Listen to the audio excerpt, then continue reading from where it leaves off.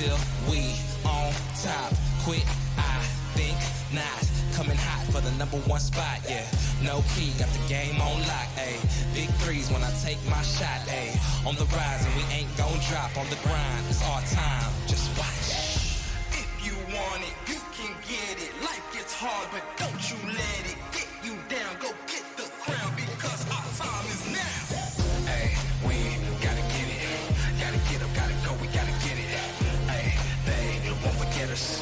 Made it happen and we all became legends. We gotta get it, gotta get it, gotta get it. We gotta get it, gotta get it, gotta get it. We gotta get it, gotta get it, gotta get it. We gotta get it.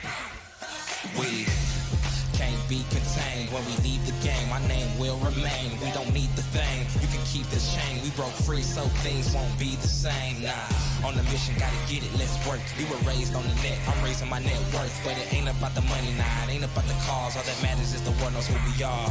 Stars. If you want it, you can get it. Life gets hard, but don't you let it get you down. Go get the crown because our time is now. Hey, we gotta get it. Gotta get up, gotta go, we gotta get it. Hey, they won't forget us. Made it happen and we all became legends. We gotta get it, gotta get it, gotta get it. We gotta get it, gotta get it, gotta get it. We gotta get it, gotta get it, gotta get it. We gotta get it. Know that our time is now. Yes, life can get hard, but don't ever let it keep you down. See, we are all kings and queens and we all deserve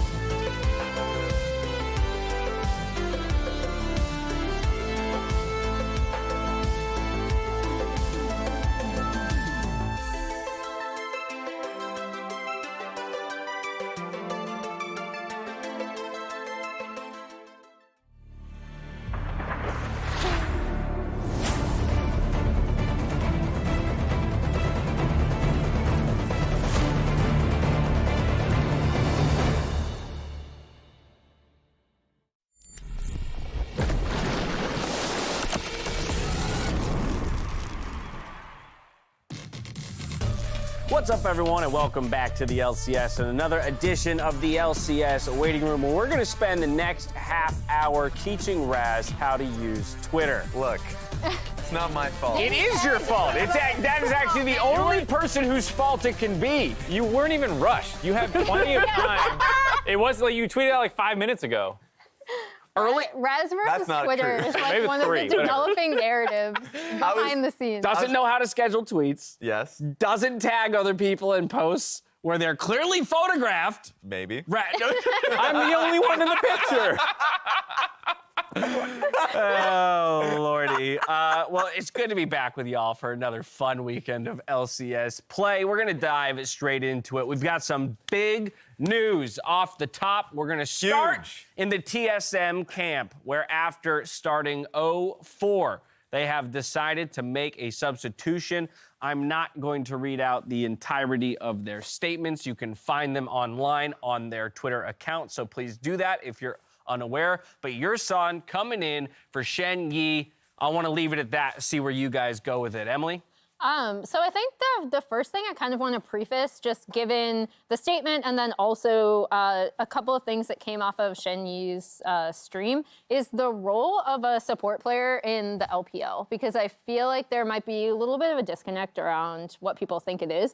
There's a lot of expectation when you're a support in the LPL. Like, obviously they favor engaged supports, and it's not because like someone like Mako, who's one of the best supports in the world, can't play enchanters. It's because that's almost always your primary engage, and a lot of the time, like, the act of engaging is part of the call, right? And I'm not saying it always works out, because it doesn't, but I just wanted to give kind of a broader overview, because maybe people are a little bit confused as to where some of the disconnect could be coming from and where some of the expectations of Shen Yi versus the expectations of TSM might not be aligned.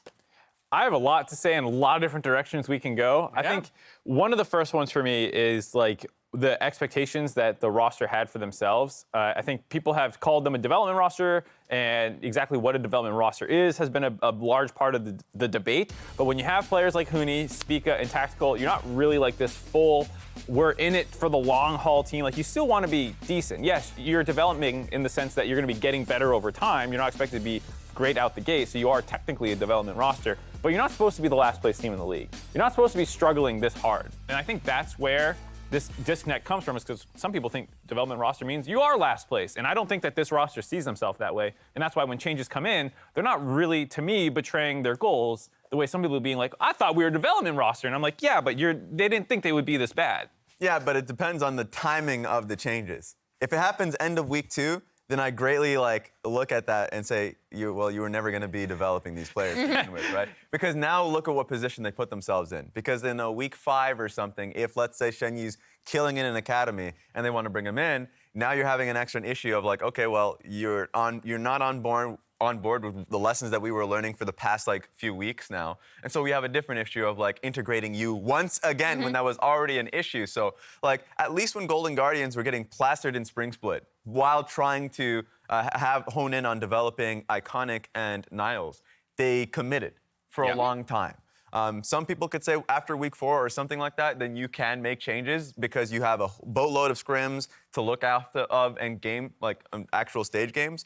But after week 2, if you're doing this, especially with the context that you weren't playing in lock-in. Right, that's a good point. You weren't playing in lock-in, you weren't necessarily scrimming at that time, so it's a very recent new thing, then yes, to your point, it's not really developing. You have players that want to win right now. Kind of reminds me of the LEC when Fnatic made those changes, having Bwipo in the jungle and developing with Adam in the top lane. It's well, now your own team has 2 different separate goals, right? Except this one, they're dead last. Right? It is in my world. Because Bwipo jungle was cases. great. Yeah, but to that point, I think the interesting thing is when you talk about Yurson and Shen Yi coming back, we don't have answers to that right now, but to that point, it does make it very difficult to imagine reintegrating him now, even if he does go down to academy and pop off for 2 or 3 weeks, then what does that mean? Or if Yurson comes in and does well, does that mean Shen Yi has to earn his spot back? Exactly what the situation is going forward is still up in the air. But I think if it is a situation where they're just done with this experiment already, Right.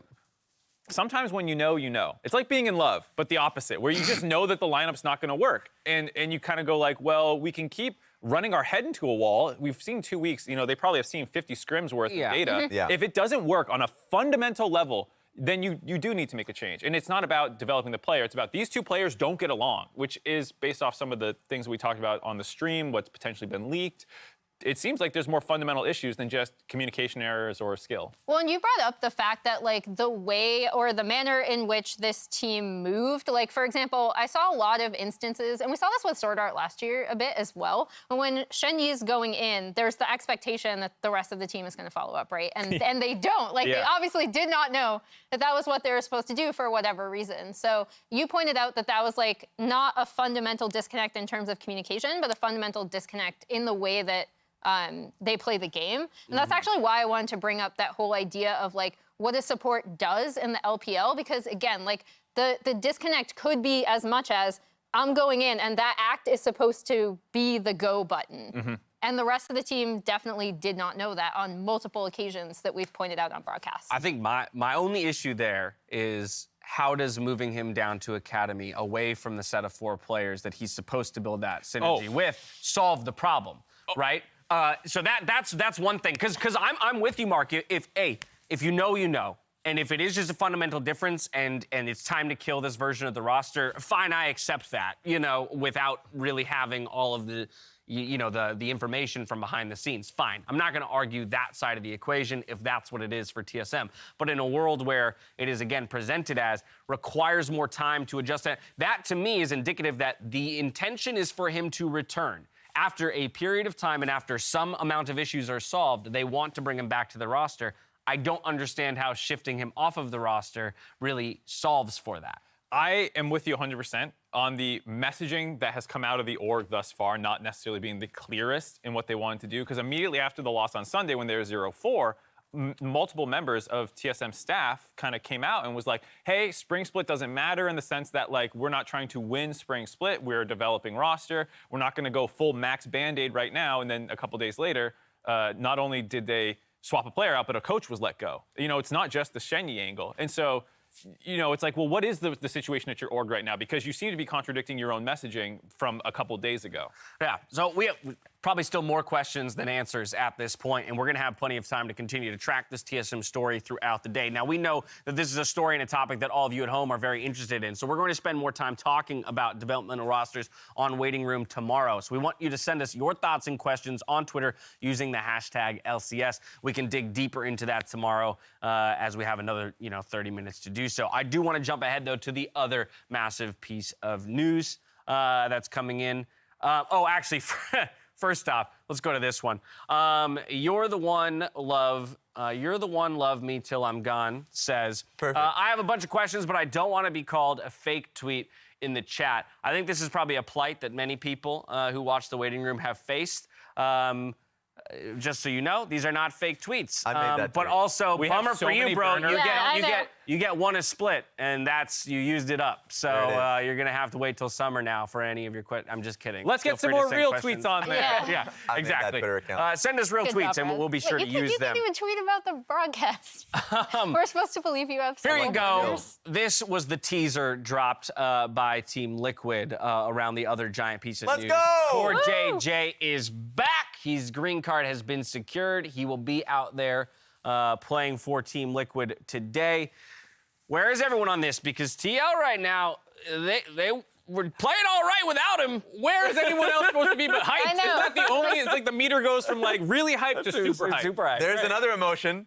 Fear. If you're the other team, yeah, that's fair. I'm a little scared now because you're right. They were doing quite well with Ayla on the roster. Of course, I think Ayla is already at an LCS level. But you have a world's best kind of level with Core JJ. I think that him coming onto the team is going to be big. I still want to see what him and Hansama will look like, since the last time we saw them was in lock-ins, right?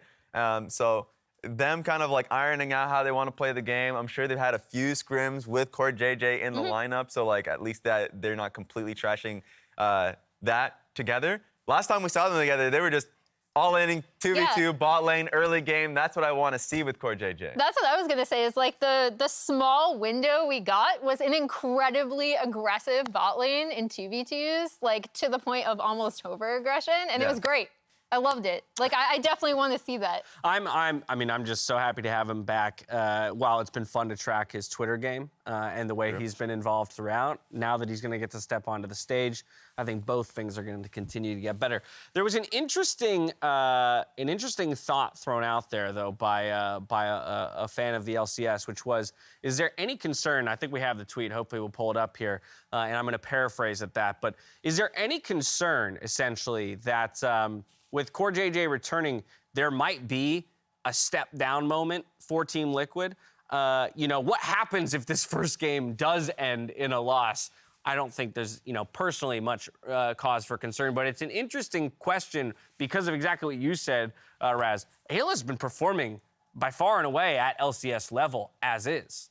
I think for me, the bigger concern would not be like performance in bot lane, but performance in mid to late game team situations. Because Core JJ has opinions and he has shot calling, and you're going to listen to him. And with Ayla, I assume it was a little bit more of a backseat, and people like Blippo and Bjerg were having a little bit more control over the game of Santorin as well. And so there could be a time period of like integrating on stage how the communication is going to go with another voice.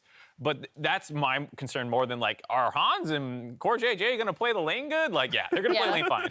Yeah, especially, I know they already kind of play towards bot lane, but if they're going to get leads, it's going to be like a strong voice of saying, this, let's dive now. You're going to have to respect that. And I think Blippo, who's already been a really strong top laner and a strong weak side top laner, is going to like now kind of get into that role, whereas it was a lot more flexible beforehand. So I'm interested. I'm really interested to see. I'm not concerned at all. Not me neither. He's just too damn good of a player for there to be issues bot lane early in this their split. A first-place team that only gets better with the addition of Core JJ. So lots of hype around Tim. We'll talk about him a bit later as well. But there was one other kind of unsolved thing when it comes to his announcement.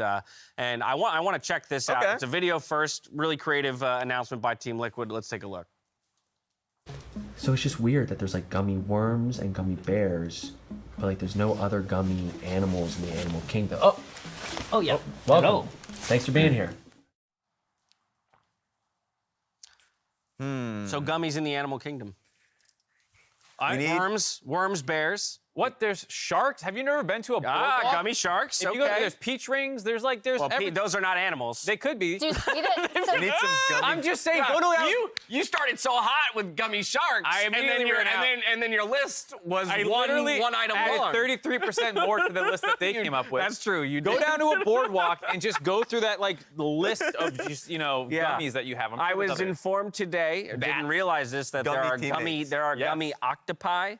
Which is news to me. I'm not a fan of gummy things to begin with. Swedish fish? This is what I was going to ask. Do Swedish fish count? Because then they're obviously fish. They're gummy and fish. I feel like that list was not extensively Swedish fish researched. is better than peach ring when it comes to... I panicked, all right? But my point is there's others, all right? Peaches are not animals. This is true. That was a dumb tangent. But more than anything, I just love that moment. I was like, you know what? They got some good script writers, creative people over that Team Liquid who understand how to build a scene, right? Something has to be happening first before somebody enters the scene. It's not just start with Core JJ entering. Anyway, moving on. LCS tweeted this out just a couple days ago. Who is your way too early pick for Spring Split MVP? So we've only seen 2 weeks of play. Who would you vote for right now? I could go immediately on this one. You go first. Yeah, go. So it's not even listed here. In fact, it's one of his teammates. So I'd go Closer. I think Closer right now has been the best jungler, and a lot of the times you won't win, Player of the Week or something if your team loses a game. Oh, you can. It's just a harder case for you. But in their losses, he was incredible. In their loss against IMT, the reason they had such a massive gold lead was based off of his Viego performance. The team fights that he had, like this was literally the team fight, I'm pretty sure, was incredible. His J4 game, where, some days Trinomir popped off. He was incredible in every team fight. I feel like every fight that we've seen so far of 100 Thieves with him incorporated is like a highlight reel. I almost said Closer as well, but then I pivoted at the last second. Yeah.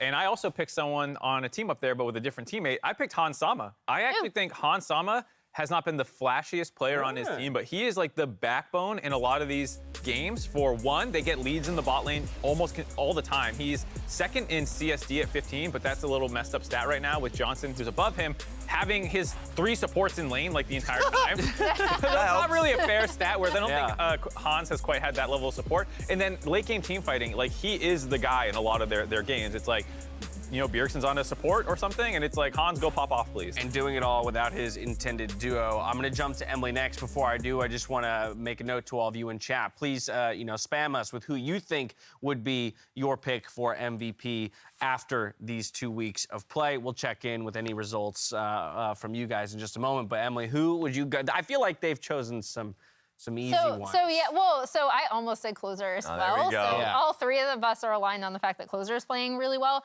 But I actually did choose one of the players up here, and it's Whippo. Okay. And the reason why I chose him is because I think that on a team like TL, where you're looking at them to play through like really, really strong laners, through a jungler that helps facilitate a lot of these things, Whippo makes the top lane really volatile, and he forces teams to react to it, right? And it's kind of a perfect addition to this team because it allows, like, I don't know, a little bit of, spiciness that you really, really have to deal with when you're looking at this team, when you're prepping for this team. This might change with the addition of Core, because I do expect that 2v2 to also be made a lot more volatile, to be like incredibly aggressive, especially if Core is on, an engaged support and really trying to make like kill lanes down there. But until now, I think teams have had to really react and plan around Whippo in a way that they may not have expected. I love the call out to his creativity, because exactly, you've seen everything from the Rengar, which is an intelligent response to innovative picks, but that Gragas game that we showed, where it wasn't pretty the whole time, but to your point, Raz, about weak side player and stuff like that, it's phenomenal to see him be able to be held down in lane, still find an impact, somewhere later in the game. Here's the results, and it looks like the fans agree. Oh, Whippo wow. is the pick. I feel like this is the Whippo. first time I've agreed. I usually You hear that, chat? I usually do not know the will of the people. So Okay, I love the fact that Berserker, though. Yeah. Yeah, well, that's an interesting call out there in second place. Mark, he's been playing you seem so not well. you seem not sold. He's played well, but not. I think he's a really good player. I don't want to, this is going to, like, when you put someone up to argue This the other just side, in, it Mark sounds like I'm being thinks that stupid. Berserker I hate is a Berserker. bottom Put tier Hans Sama. AD carry in the LCS. Like, obviously, I don't agree if I put another player in his position above him in that Totally. slot. Why would So you hate Berserker? Yeah, I don't that's know, what I. dude, Jeez, Mark. He talked mad smack to me. No, Right, what is the it? 'Cause DM. he- He is just it- DM'd me out do you of hate him nowhere. because he knows that a peach is not an animal? It's a peach ring. Get on to what's the next Doesn't thing? Get make me it out of any here. better. Oh, you want me to move Yeah, on? I don't like this. Okay, final topic of the waiting room. It comes to this. We wanted to throw out a huge congratulations to Tyler 1, who has now officially hit Challenger in all 5 roles in League of Legends. Check this out.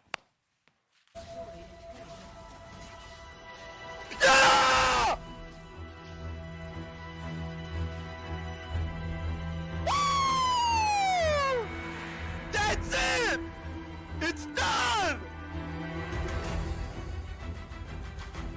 There it is! Ah! Officially! Amazing. Who put the music in? This is a congratulations. hyphy music. I was like, The music's whoa, are we like incredible. Elms Deep right He's now? wearing a built different tank top, which is the perfect tank top for hitting Challenger in your 5th role. We also have Tigris hopping in with us. Do you have a message? Yeah, What's I going just on here? wanted to say major congratulations to Tyler 1. If anybody has not been watching his stream, you definitely should. It's a really good time. I've been cheering you on every step of the way through every Challenger experience, and now the shortest run yet for support. Props to you. Shout out to twitch.tv/Tyler1 for all the fans out there. Hell yes, go check him out. I was thinking about this today. I was like, Check PayPal. How many? I know, right? How many? I'm gonna go check that. I'm gonna go check that. Okay, yeah, go check that PayPal. We'll just catch you later. I was thinking about this today. How many people has this happened? Has anyone hit Challenger in all 5 roles? We're talking from a fresh account, not being like a fill player to Challenger. How many people? Do you know of anyone that's hit Challenger in all A 5 former roles? EU Yeah. pro did, said a producer in my ear. Former One of the EU pro producers. did. Okay, so like, I mean, so just to counting on one acknowledge, hand. right, to acknowledge the kind of feat that is, to assume 5 different positions and to work your way to challenger in all of them, I think it is something that should be celebrated and rightfully is at this moment. Also, Tyler One is actually one of my favorite people. Meeting him at events, always, comes in for a hug, that kind of thing. He's a great guy. I love him. I love it. Just to answer that question, it's not an actual answer. It's a bit troll. I would say Chowster. Because in competitive, he was playing basically Because he's played it every all. role. Yeah, because he's had to play it all. Competitive. So that's my answer on that Well, one. and High is Big tried his congratulations. best, right? High with the True. with the mid jungle swap, support. Yeah, support so swap. he's almost there. Anyway, that's gonna be it for the LCS waiting room. We're getting ready for today's first match. Go ahead and roll that show open. Is TL going to be okay without Core JJ? When will Core JJ get in? Core JJ is just more than good. He's insane. So here's the deal. Core JJ is coming in. This is what we wanted to see. The star bot lane that we expected to take over this league. Reset! That's one in for Hans Sama. Will he get the second? There's Blabber going down. No ulti, nothing else to do. Explosive cast, Rocket 1. The red team Liquid fight back valiantly. They will knock down Cloud9. It does feel like a number of teams changed or altered their philosophies. The TSM that most fans remember is just Bjergsen. Now that he's gone, they're kind of just like a new team. New players, new staff. It is a new era for TSM. Stunned up for a long time and shut down gold goes to the defending MVP of Spica. 5 kills in the Xin Zhao. Cena as well changed over the years, and they have a new iteration where LS is leading the team. I've never seen anyone draft like that before, so I think it's gonna be really interesting. Oh, they just jump in, deletion. What an exciting start to the season for Cloud9. LS always preaches about purifying the center comp, but I think we might have to pull that one out and see, which one's winning. I just don't feel like TSM is anywhere near as dominant as they are hoping to be, and I think that we will just beat them convincingly.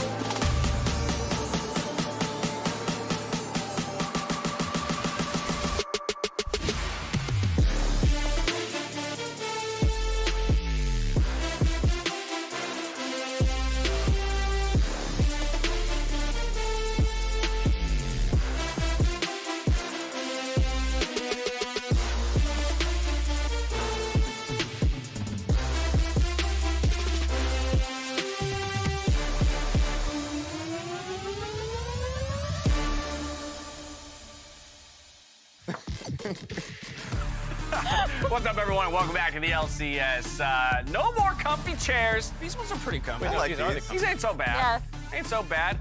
We got the big desk energy over here. That's what it is. Mark, always emanating big desk energy. Yep. Look at him. Look at his Look face. at him. So big. All right, let's take a look at our standings ahead of our 3rd week of the regular season. We got a whole bunch of teams sitting at 3-1, but nobody is undefeated. From there, you kind of trade some different records all the way down to our 0-4 teams as CLG and TSM still hunting for their first in this weekend. But on to today. Fresh off of a 2-0 week 2, Golden Guardians are going head-to-head with 100 Thieves in our first matchup of the day. TSM looks for that first one against Immortals Progressive before a big one with Core JJ making his 2022 LCS regular split debut since he technically played in lock-in. Yeah, you like all those qualifiers? Yeah, there we go. Yeah. Had to make it sound special. Yep. Against EG, their 3rd matchup of the day. We close it out with CLG versus Cloud9. Now, do you hear what I hear? Oh, I think I do. Do you, though?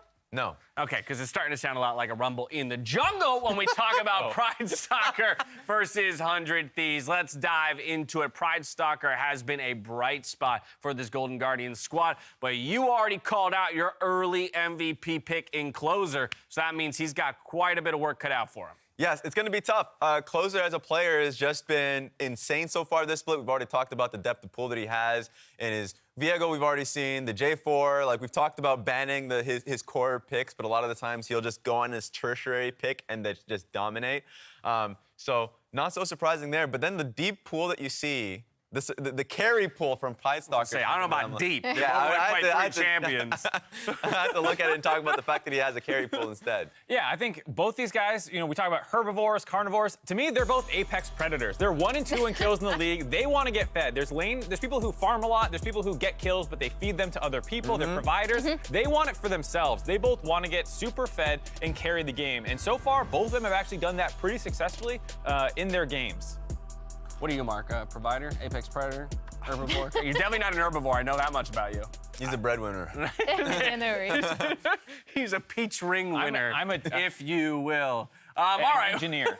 Well, they're going to want to control, or rather control closer. Golden Guardians, or rather if they want to control closer, Golden Guardians will have a lot of hard work on their hands. But last week they demonstrated that they are willing to do just what it takes, utilizing Aphelios and Graves in lane swapping that Emily's going to run us through here in a State Farm neighborhood tactics. So one fun thing I've been trying to track is, you know, in some of these games where they might be a little messier, you know, they might be not necessarily executed perfectly.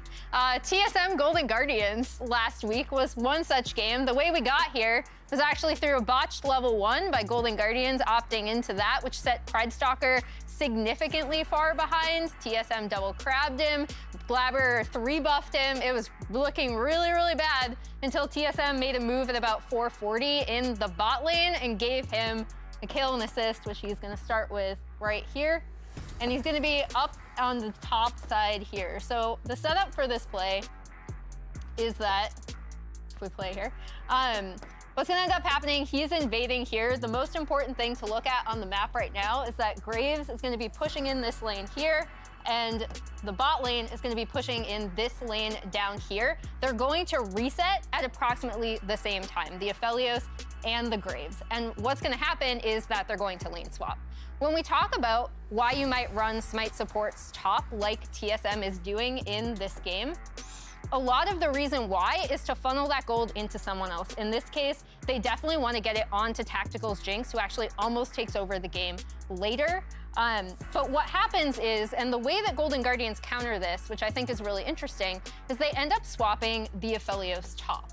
So as we go through here, he is going to end up catching that wave topside, while they're not only going to get actually a kill onto Spica from this invade here, but the most important thing that's going to happen here is, again, when you're running Smite supports top, you want to be able to funnel all of that gold onto your Jinx. But she is here with 3 people, so even if TSM end up taking this turret, guess what? Aphelios gets all this alone time with the turret in the top, actually takes down first turret here, while TSM don't even get this turret off of this play. What ends up happening is they still do get wave control, they get some damage, but because Licorice and Ale are here, they're actually able to stave this off while all of this gold ends up going on to Lost.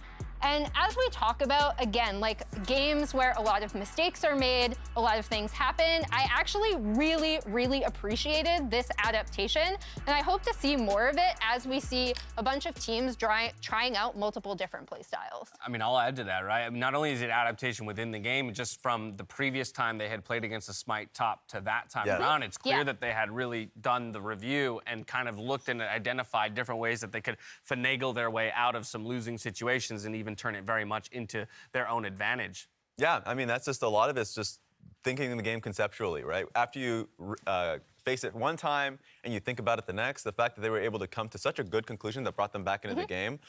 So I love that, being able to look through it, because especially in rough games for viewers, being able to find that nugget of gold is valuable for the next one. Now, that one did end up being scrappy, without a doubt. Tactical, as you mentioned, did almost carry it for TSM, but they were able to pull it out. They're going to have to put up something big today if they want to take down 100 Thieves. I want to know from the 3 of you if you think they can do it. Raz, you're in the unfortunate position, as always, of having to go first, being on my right side. So, well, there it is. In this camera shot, is a lot of red. A lot of red. Like, that's basically it was properly cropped right here above us. No, get that Guardians out of here. No, I'm kidding. So 100 Thieves across the board. Why do you have so much confidence in this 100 Thieves squad, as they've waffled a bit this? Funnily enough, I think they're a team that actually sometimes plays down to the level of their opponents, but I think that they are addressing that. The game that they dropped to Immortals, to FlyQuest and Lock-In, to Dignitas and Lock-In, I think they know that they want to start delivering against the teams that they're expected to beat. And for as intelligent as Golden Guardians is around some of their in-game decisions, you just don't think it's enough to overcome 100 Thieves? No, and I also think to re-hit on the Closer versus Pride Stalker match, I think Closer's playing like out of his mind right now. And that's going to be like a key point for 100 Thieves in this game. He's like a gummy shark in the water. Yeah, there you right, go. Mark? A gummy gorilla. Putting it all together. All right, Flowers and Azael. It's time for us to hand it over to you to get us into game one. Enjoy.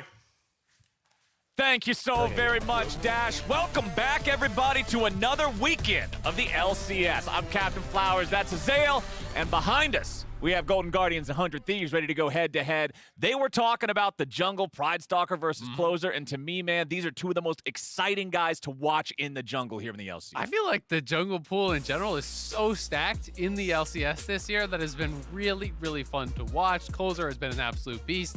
Pride Stalker has been getting a lot of respect, a lot of attention because of all his assassin jungle play. No bans towards it this time around, though. He had been actually drawing a lot of bans. You know, had Zed banned against him, has had Talon banned against him, has had Kiana. You know, all of these different ones that he has been playing. But this time around, that is going to get nixed immediately as they'll just grab Xin first. Yep, that Xin Zhao pick, we've seen this be popular, we've seen this be meta, played by pretty much everybody under the sun. Real quick going through the bans, since Champ Select is already underway, Karma, Jarvan, Caitlyn banned out by Golden Guardians, Zeri and Gwen, those permanent red side bans remain in play, as Tom Kench is also banned out by the Thieves' first two picks, locking in Corki for mid and Jinx at 80 carry. Scaling, scaling, scaling. 100 Thieves does feel like they're kind of going back towards this team fighting style. Where Someday was playing, you know, more largely on the other side of the map, playing kind of the weak side, up there to just be a rock and be able to get towards the later stages of the game where he can enable 100 Thieves big carries on the bottom side, FBI and Abadaga. Well, we've got the Aphelios locked in. They see the Jinx on the enemy team. It feels like we get this matchup between these two 80 carries quite frequently. Leona's going to be the support there with him. Oftentimes, you see Aphelios like to have a defensive option with his support, Thresh being one of the most popular ones that can help make up for the fact that he has no escapes, no mobility. But Leona could just help you lock down and blow everybody up fast. And it is really interesting because Huhi is not a guy that goes to Thresh as often as some of the other supports. So I'm wondering, you know, were they kind of trying to call the bluff and say, you know, you don't want to play Thresh anyway, so we're actually going to grab the Leona, take away something that you would have gone for. But very, very curious to see that it was actually skipped over because Olay is a big Thresh player, you know, is one of his best champions, and to see them give that away is a bit curious, but to me, I guess it just means that they want to have him be their primary engage, not really more of the follow-up, which is usually kind of how Thresh plays. You're looking for picks. Leona is that go button, and if you're not going to draft that for any of your soul lanes on the Golden Guardian side, well, it makes sense to go for Leona here. Well, we do have ourselves a bit of a mismatch here in the first half of the draft, although both teams did pick 80 carry and support. It's a jungler on the Golden Guardians side. It's a mid laner picked up on the 100 Thieves side, which means the bans are going to look a little bit different in terms of where they focus. 100 Thieves already banning out the Rise there from the mid lane. We've seen this rise in popularity. We've also got the Olaf banned out by the Golden Guardians. This is one of those champions who can just stat check Xin Zhao and just duel him straight to death. Get that one off the table. Victor banned out by 100 Thieves as well, making it double mid-lane bans here in the second half. And if they want to protect their jungle more, you know, I think a Trundle ban could make some sense here as well. It's not really a Closer special, but that is one of the matchups that a lot of junglers do like into Xin. You can actually duel out very effectively against Xin, and even, you know, in the later stage to just pillar him out of fights, make it very difficult for him to play. Instead, it will be the Poppy, and Trundle's going to get locked in. That was instant. As soon as they see the opportunity, jump on it. I mean, this is just one of those champions that when you talk to a lot of junglers, like Kobe is always talking about this as his go-to matchup. When they see Xin, they lock Trundle, and it's just kind of an instant duo they want to be able to kind of have. It also pairs very well, I think, with both Thresh and Corki. You can set up with the pillar for hooks. You can set up for Corki rockets and poke, you know, with that pillar as well in the later stages. It can be very difficult to actually deal with You can even just start kind of dipping out of your Q and W max early and going extra points into pillar if it's going to be a team fighting game, because having that slow is going to make it very, very difficult on the other side. But pretty interesting picks, Zilean as well as the Gnar. So more Zilean coming in. We got to see one from Fudge. It's more than just Bjergsen. It's interesting because still globally, it is not that popular as a mid lane pick. And it's not that popular, period, but it is becoming very popular in North America. And sometimes this is one of those things where, you know, one person can kind of push something to the forefront because Bjergsen is showing people how strong this pick really is in competitive play. A lot of people are going to be going to it. And Zilean's great in multiple roles in solo queue, so it makes sense that more people are putting in the time to learn the champ. And even in the context of there doesn't seem to be an answer found here in North America to it, Bjergsen keeps bringing it out because his opponents are unable to answer. Well, that just means that, hey, Bjergsen's already done the scouting for you. He knows that other mid laners in North America in the LCS can't answer this. So, hey, even if you can't answer it, why not just play it yourself? Why not just put that pressure on the enemy teams yourself? The Gnar there in the top lane locked in for him too. This has been a staple pick in top for a long time. Just feels like one of the default go-tos. That'll be up against the Jace of 100 Thieves. Yeah, it's going to be really interesting. And globally, you know, as far as the major regions, you know, if you're talking only top leagues, there's really not that many plays of the Zilean so far this year. And Bjergsen has 5 of them, so it's going to be interesting to see how it does exactly work out here for them. Yeah, mid is the only reason. Like he's the only one that has actually played. Him and Fudge are all 5 of the major region mid lane Zilean games. So Blaze Olive going to be jumping in, adding that 6th play. Still all of them in the LCS, and it's becoming kind of this LCS special pick. And that's fun to see. I enjoy seeing these regionalized pocket picks that end up just becoming something else you got to keep in mind when you're talking about that region specifically. Let's see if Golden Guardians can do it, man. Currently 2-2 in the standings. 100 Thieves sitting on a 3-1 coming into week 3 here.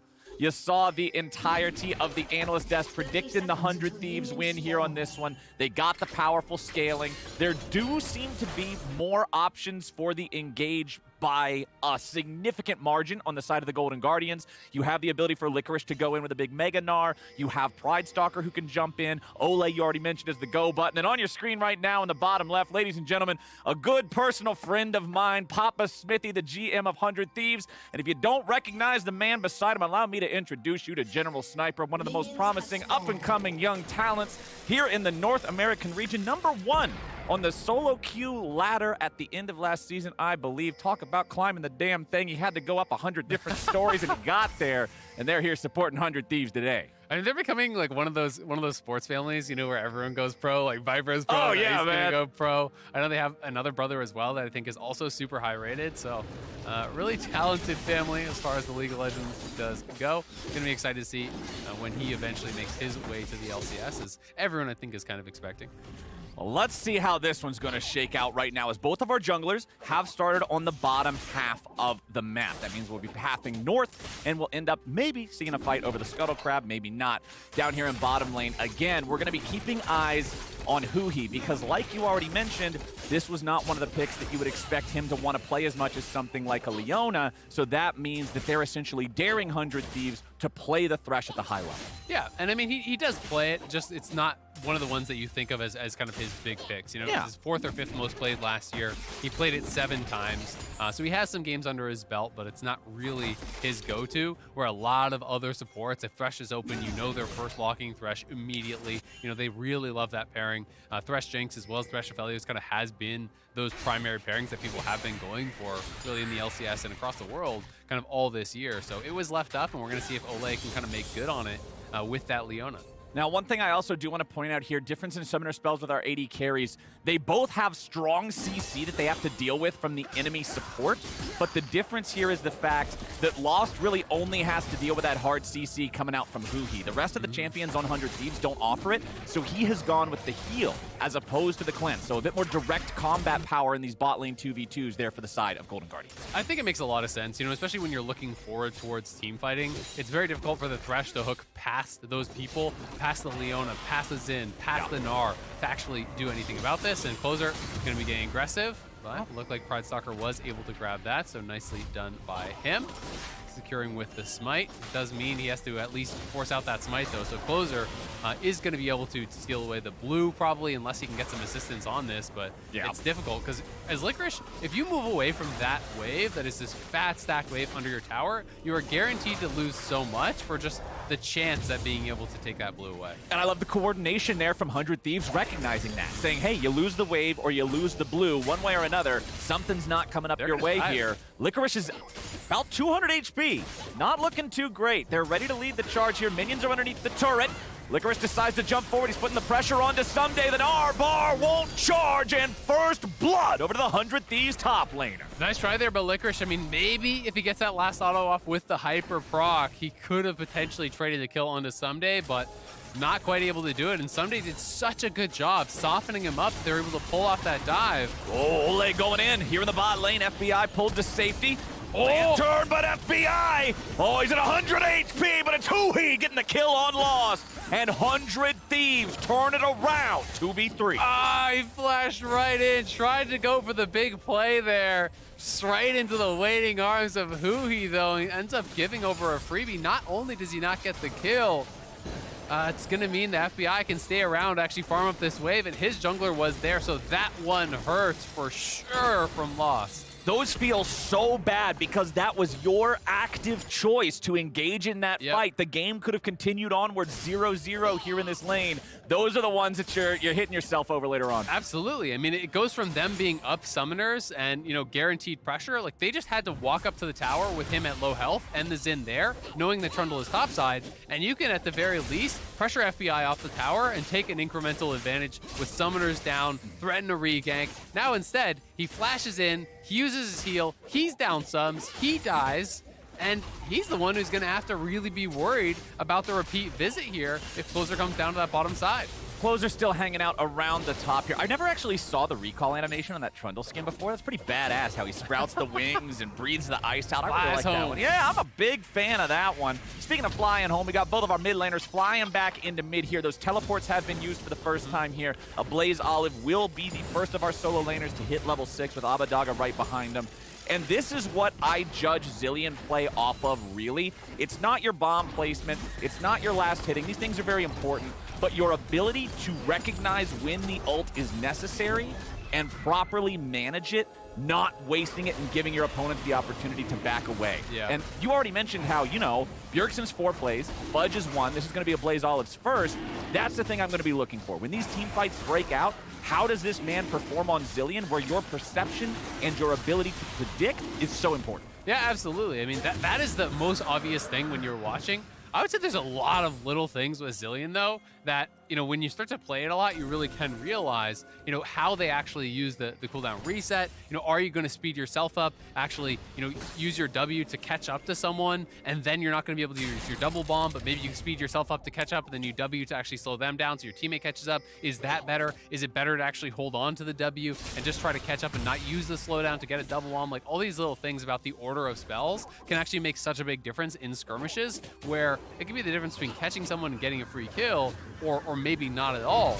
Because if you use the reset and offer double bomb and purely just for speed up and slow down, then you get counter ganked, you can lose these fights. So there's lots of little things and lots of little tricks that really good Zilean players make it look so easy because they're constantly making the correct decision over and over and over. Well, Closer goes after his own blue, but the Golden Guardians have him figured out. A quick 3-man invade to put GG on the board. Nicely done. A good kill there. They're going to be able to actually take away this bottom side scuttle as well. And while there was that kill on top side, it was Pride Soccer who's just kind of farming it away. Is going to be feeling pretty good about his position in the game already. Yes, Lost did die earlier, but he got a kill back here, and the wave's going to be pushing towards them. So he's going to be up in gold over FBI, and they're going to be really happy about where that gold did go. And back here in mid lane, talking about gold, and back to your previous point about the small things with Zilean, one of the minor things that I mentioned when I was talking about it's not as important as the ultis is just last hitting on this champion. He has a clunky auto attack animation. He has a big AoE as his main spammable skill. it's really easy to screw up your own last hits. But when we're looking at the farm here in mid lane, a Blaze Olive 75, Abadaga 78, that feels good. Absolutely. You know, and he did get to see what Abadaga was playing before he picked it, you know, so he wasn't picking it into a strong early game champion. He's playing it in Corki, and then Corki said, all right, I can't punish you, so I'm going Cull, and I'm just going to use scaling as kind of my weapon. Both of them are playing Gathering Storm, so it's not going to be, you know, the most action-packed slugfest mid lane there. You know, it's Gathering Storm, Tier, Cull, Corki. So, you know, you don't have to, you know, kind of really knock Abadaga for not creating a CS advantage in this lane, but definitely credit to Blaze Olive for clean farming. Because if you don't know the damage thresholds of the bombs, especially when you're getting pushed in, it's very easy to mess up your last hitting under tower. Right, because we know the minions are designed in a way that it's like, hey, the tower gets them down to last hittable, but if the bomb screws it up, well, all of a sudden you're going to find yourself out of luck, just like Abadaga is here in the river. 2-2 tied up with the Golden Guardians finding another one. And, my friend, that is just the cherry on top of the cake that is the Rift Herald they'll be able to secure now, too. Ole goes in, looking for a potential engage here in the bot lane, 2v2. Wants to get the Q, and he finds the stun. Follow-up ulti coming out from Lost, but it ain't going to lead anywhere. A Blaze Olive with the flash over the wall. Got no and mana for Closer's ult. ready to follow. There's no way out. The man has no mana. Closer gets the kill. Man, and they still haven't even killed the Rift Herald. It's We're been going not forever. done. Someday is now trying to stop the Golden Guardians from securing the Herald, and Closer has made his way up to the fight now as well. I said they were going to have the cake, but no, it's 100 Thieves eating dessert. Closer picks up the Herald. Oh my God, it's crazy up on this top side. After all of that, 100 Thieves actually ends up way ahead. You know, up 1.5k gold as well as the Herald. That is a really big deal. It seemed like Golden Guardians just didn't respect the fact that 100 Thieves could actually potentially contest there. And as a result, just kind of haphazardly were trying to collect the wave, take the Herald, do all these things at once. And they end up getting punished big time for it. You know, Blaze Olive just not keeping track of his mana there. A few too many spells used. He flashes over, but Closer, he had his eyes on the mana pool. When Zillion has no mana, he's not going to be able to ult himself. So ends up using the flash, does end up going down here. He's very low on mana, and does he just use Double Bomb probably on the wave, Double Bomb to himself to clear the wave, and now he has no mana whatsoever. And I guess he must not have been on cooldown, or maybe just had to regen the mana, but yep, the ulti in there, the red buff, challenging smite coming through, does get the kill onto him. And he was just trying to be able to push out the wave plus take the Herald, but obviously not respecting that Closer could have killed him off there, and now they kind of lose a lot because they lose Herald, they lose blue buff, and they have a death.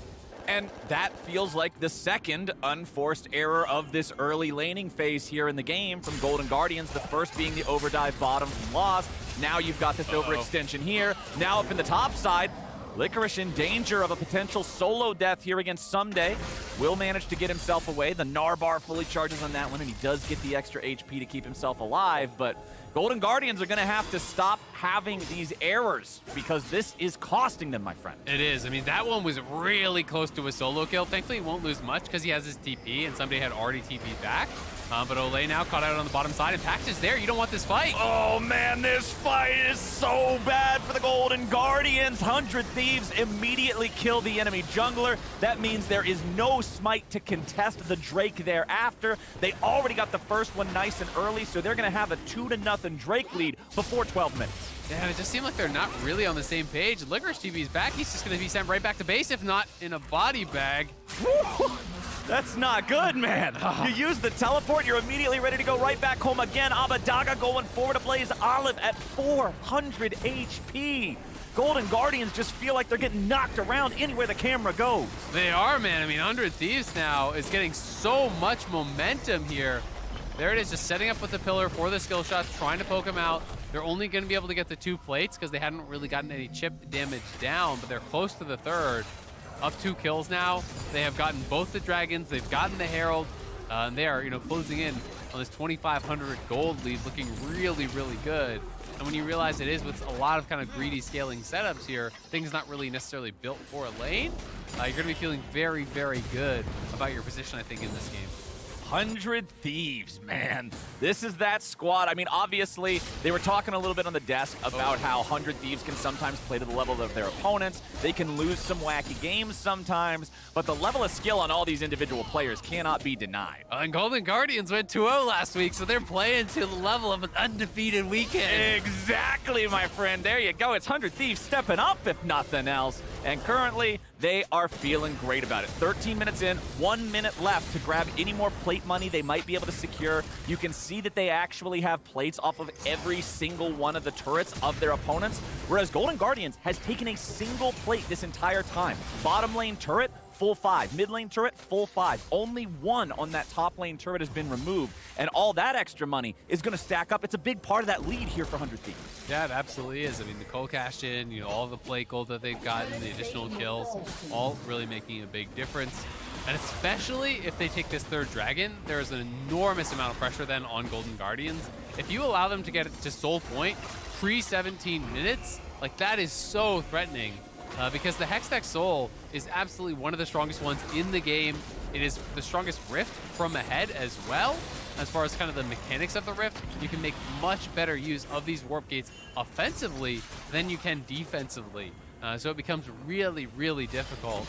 The additional poke and damage that's going to be thrown out there with this double marksman scaling comp is really, really frightening. And I'm getting pretty worried here for Golden Guardians. So let me ask you then, under that segue, what do you want to see from Golden Guardians here? Because we know that 100 Thieves has the scaling. Does it need to be a bunch of playmaking like it looks like we might get? Ole immediately jumps in over the wall. He's got backup that he might be able to get away with, but Ole is just too far forward. Golden Guardians try to force it, but it does not work out.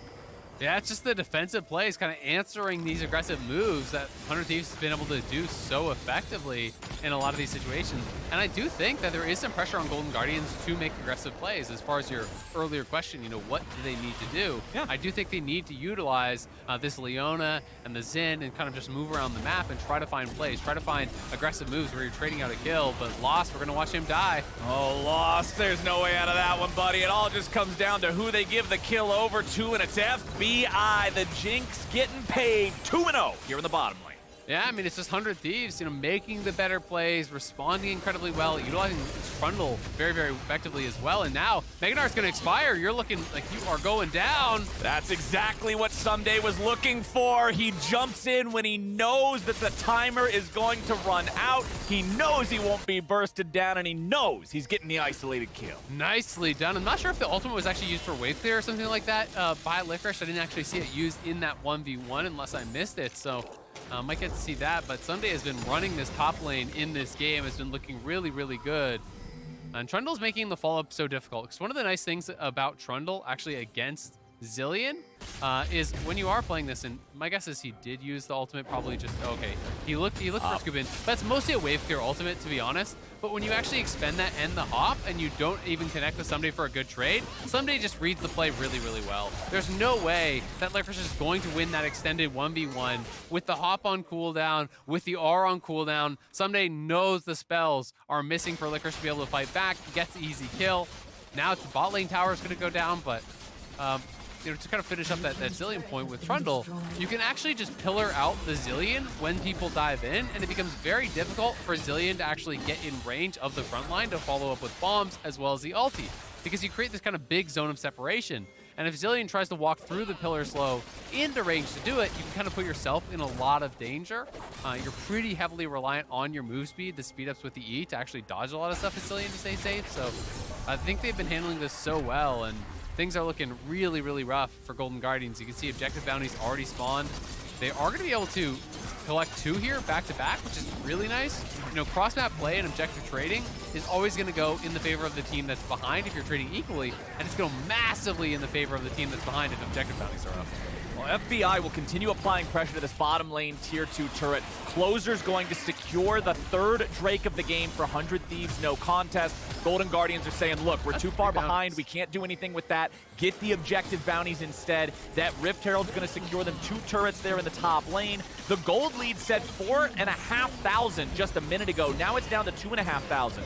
So Golden Guardians have done a good job making use of those bounties, collecting on those turrets. They bring a Blaze Olive into the bottom lane just in time to save the tier 2. But that means Abadaga has free reign to shoot these bullets into the mid lane tier 1, take that one out instead, and bring that 100 Thieves gold back up to more than a 3,000 lead. Yeah, they do eventually collect those additional towers. And not able to get the tier 2 bot, otherwise it would have been much closer to even. Still, Golden Guardians going to be happy to have picked up a lot of those objective bounties, but the entire game is now going to come down very likely to this soul fight because they gave over that dragon for free. 100 Thieves are running away with it. They're massively ahead. When you look at the soul lane gold, it's 1,500 ahead top, it's 1,400 ahead mid. The marksman's a good 1K, and you don't really care that Xin is equal on gold with the Trundle. It's just not really going to be as relevant. When you're looking at the carry roles, that's what's super important in this game. And 100 Thieves are just so much stronger, and that's going to start showing itself in the additional item completions. So the big question for me is, can Golden Guardians get to 2 items prior to this next dragon? And can they keep 100 Thieves away from another additional completion there to try to have that fight at least be competitive to where if they execute well, they can maybe start to bring the game back off of, a big team fight win, take a dragon, hope you can move that into a Baron or something, because they got to get something going here. It's such a tall task talking about can they get those items online in time, because 100 Thieves is continuing to press forward. The bottom lane tier 2 turret that was barely kept alive last time cannot survive another push from the Thieves. Ole now caught out in a very poor position. He has to flash over the wall, but that's a very important summoner spell that will not be available for the Soul team fight now. Yeah, it's going to be really tough for them to actually find that perfect engage. Without Leona having flash, I mean, FBI has cleanse, so long-range ultimate is not going to do it, right? He's going to cleanse the ulti every single time. There must be follow-up. You have to be there to be able to flash on him, Zenith Blade him. He cleanses, the Q stun right into an ulti stun or something. And since that option is now off the table, you're pretty much looking at a TP flank, and that becomes really concerning when where's the furthest ward? Look at this area. It's just 100 Thieves. It's Guess pretty what? dark out there. This area too. Just 100 Thieves. So I guess this is your jungle right here. You get that little spot on the map. Well, that's about it, and that's tough. Unfortunately, that is on the opposite end of the map from the Drake pit where this whole fight is going to go down. There. Abadaga gets away. Ole tries to land the solar flare on him, but Abadaga is fast enough to get out of that one. 100 Thieves still with this 4,500 gold advantage. Closers coming back out onto the map with those hex gates that you mentioned. Get yourself right back in there. You're not really afraid of being anywhere because you control so much of the rift.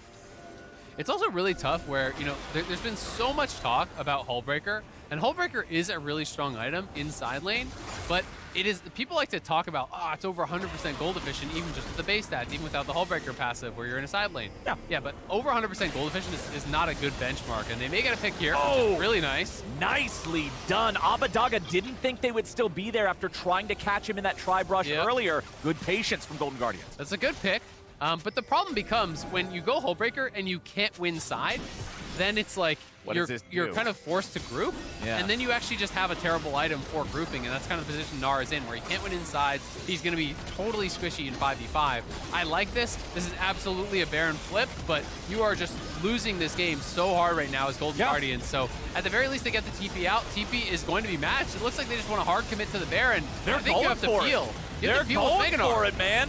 Licorice is in here. He's got his flash. He's got his Mega Gnar. He jumps over the wall. They're not going to find the ulti on anybody, so he just goes right back in instead. Golden Guardians committed the Baron. Baron down to 2K. Ole's nearly dead. Baron is stolen by Closer, and hope dies in the Guardians' eyes. FBI gets a killing spree, and a Blaze Olive is on the run. They went for the flip, and it came off tails. 100 Thieves demolish Golden Guardians in the Baron pit. Here comes Corky for one more rocket. Oh man, they call him Closer because he ends games, and that is the end of the hope for Golden Guardians in this one. They just hard committed to the Baron. I actually liked the initial play, but I felt like they could have actually turned with Flash Mega Gnar ulti from Licorice when they had the initial 5v4. You look at the damage there from FBI, just free firing on him.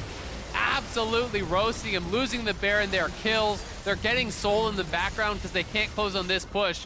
But this is going to be 10K plus, and that Soul is worth thousands of gold on top. So you're really looking at like 14,000 is the real gold lead at 22 minutes.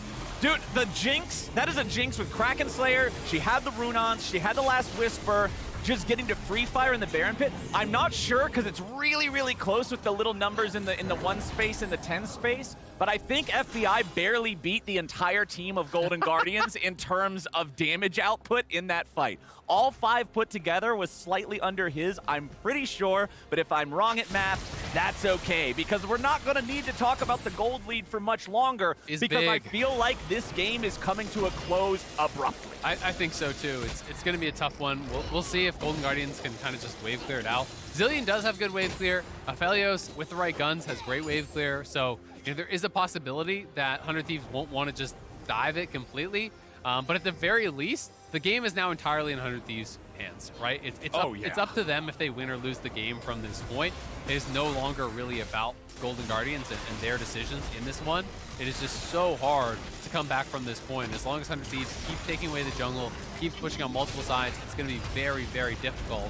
You have some really nice setup for the poke. You have Jace and Corki now at kind of a later stage of the game where they're on 3 items, and you set up for that with the Trundle Pillar. You walk forward, drop the E, massive slow, and he actually has the Pillar Max that I was talking about where you just put some points in W, but it's going to be a dive. There we go. Ole is stuck. He will have no way out of that one. Tier 2 turret is gone. 100 Thieves just pushing straight into the base here.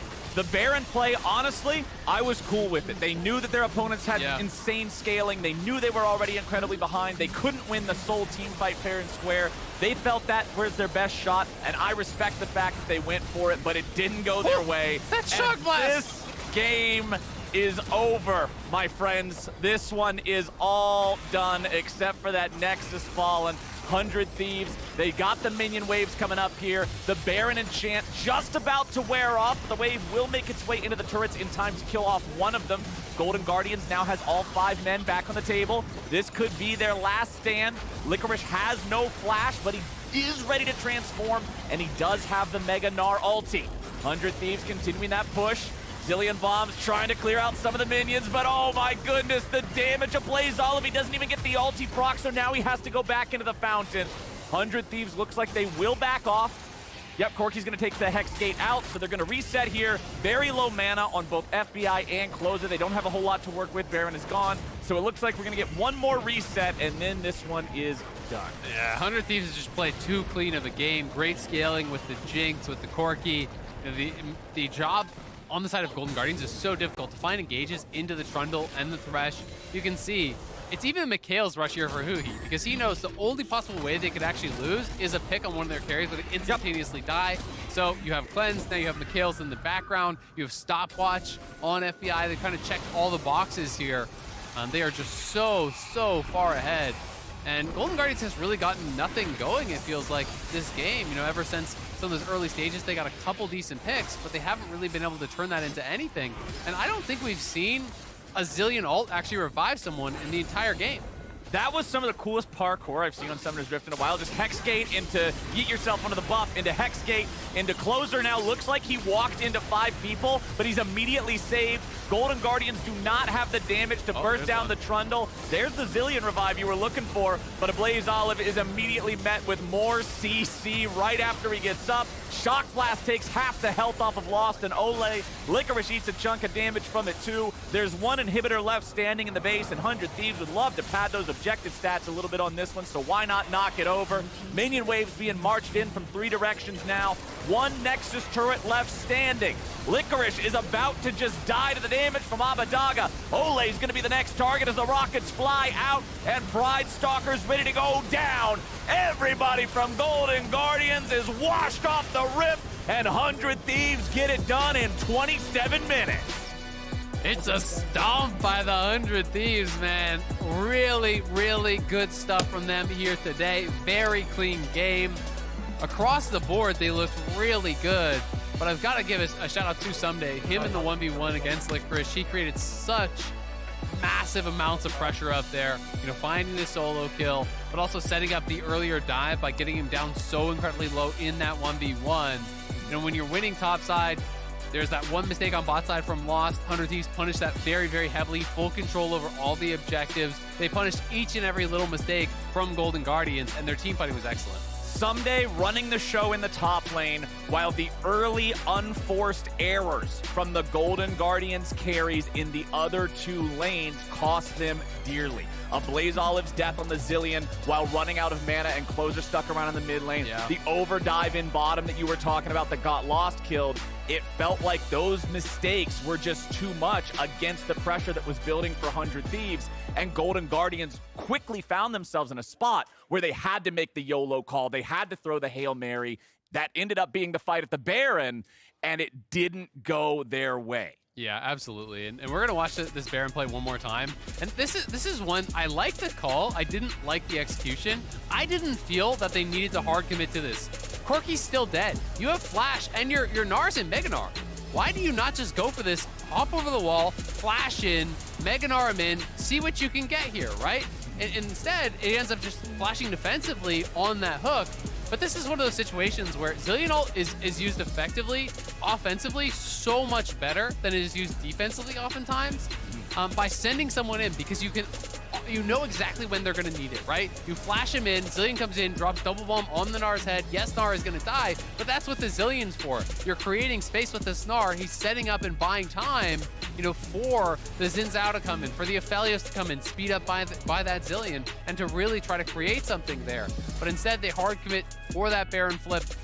Even if they got the smite, it would have been better, but they still would have died. They still would have, lost out in that 5v5, and that's why I would have liked to see them try to turn for the fight, but they just didn't seem fully comfortable and coordinating with the Zillion pick. Well, with everything done on the Rift, it's time for us to join La Tigris and 100 Thieves Abadaga for our Verizon post-game interview. Thank you so much, Captain Flowers. We have quickly made our way to the Verizon post-game interview after that 27-minute game over a 9K gold lead established for 100 Thieves. What were your thoughts going into that game compared to how it actually played out? We practiced those kind of comps a lot, so it felt really comfortable just going into the game, and everyone knew their role really well, and we even were already winning in an early game, which just made it a lot easier to close out this game. How much time did you spend this past week working specifically on finding everyone's idea of what their role is to have such a strong start, right? Pulling off of the 1-1 week to come through with such a strong starting performance. It took a rough scrim week and some losses, and everyone kind of pulled themselves together, and we worked on the foundations, I think. And yeah, I'm happy that we could come back strong this weekend. Yeah, strong performance. You just mentioned being very comfortable in these comps as well. You faced off against Zillion. We have seen that now from Fudge, obviously a Bjergsen Classic. How much more often do you think we're going to see this type of matchup? Ooh, hopefully not too much. I think it's not too fun playing against Zillion, but the champ is definitely pretty strong right now. I think his numbers are looking pretty good. I think you have to pick it in the right situation, and I think this one wasn't too good for the enemy, which made me feel pretty comfortable just knowing we're going to easily win the later game. So hopefully Riot nerfs it. We'll see about that. As far as 100 Thieves' performance today, very strong from the start to finish. I know that you all seem to be feeling pretty invigorated. When it comes to the teams within the league, what team gives you the most joy to defeat, whether you've faced against them already or not? I don't really take joy out of defeating anyone. It's more out of being satisfied with my own performance, I think, and the team's performance. I don't care who's Smash. I'm just happy that we're more consistent and beating the teams that are supposed to be worse than us. I think everyone in the team wants to show more consistent performances and not taking losses to like the bottom tier teams. So we are all focusing heavily on that. So with that in mind, with FlyQuest being your next opponent, how do they stack in your idea of good teams versus not great teams compared to 100 Thieves? I think all their games have been pretty clown fiesta, and then they've been the better late game team. The other teams just didn't know what to do at 60 minutes into the game. I guess they had some good scrims, a lot of experience, but I think we are gonna focus on not having a 50-minute game. I think we just try to finish in 30 minutes or less, and we'll be comfortable. confident in your game plan and trying to take them down tomorrow, it seems, Abadaga. Thank you so much for stopping by for the interview. Congrats on the dub today. Thank you. We do have our players getting all set up for the next match to come. We're kicking into a break, but on the other side, the desk is getting you ready for TSM and Immortals. Catch you there. To jump forward, he's putting the pressure on to Someday. Then R-Bar won't charge, and first blood over to the 100 Thieves top laner. Golden Guardians committed the Baron. Baron down to 2K. Ole's nearly dead. Baron is stolen by Closer, and hope dies in the Guardians' eyes. FBI gets a killing spree and a Blaze. Olive is on the run. They went for the flip, and it came off tails. 100 Thieves demolish Golden Guardians in the Baron pit. Here comes Corky for one more rocket.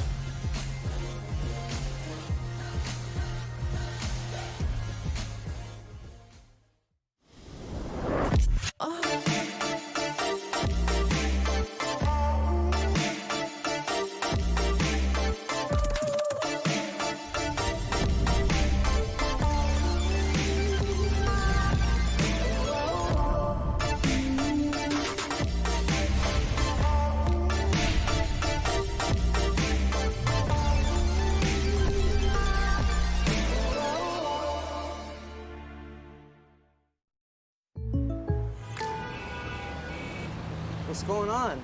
Jake from State Farm, the perp just confessed. I think. I don't know. What? Oh, can't afford streaming anymore, so here we are. Oh, don't give up what you love. State Farm has options to personalize your policy so you get a rate that fits your budget. Oh, that's great. The subtitles would be nice. For surprisingly great rates that fit any budget, like a good neighbor, State Farm is there. Call or click to get a quote today.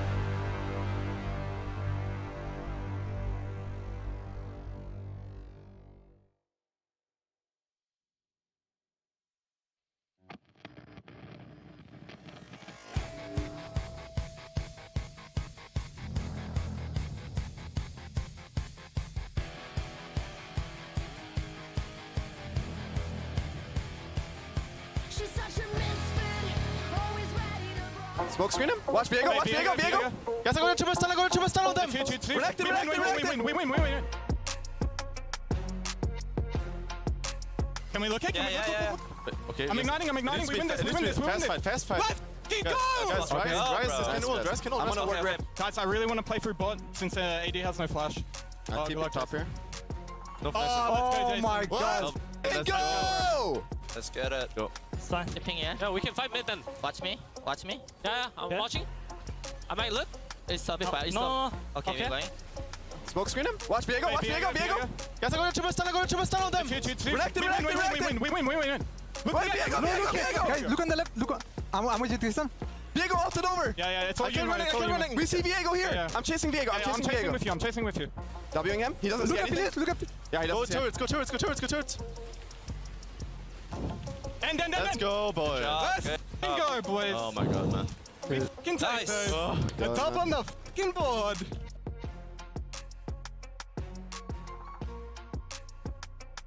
We're on the board! They are on the board, baby! Welcome back to the LCS and the State Farm Analyst Desk, where, yes, Immortals are on the board after picking up their first win just last week against the likes of 100 Thieves.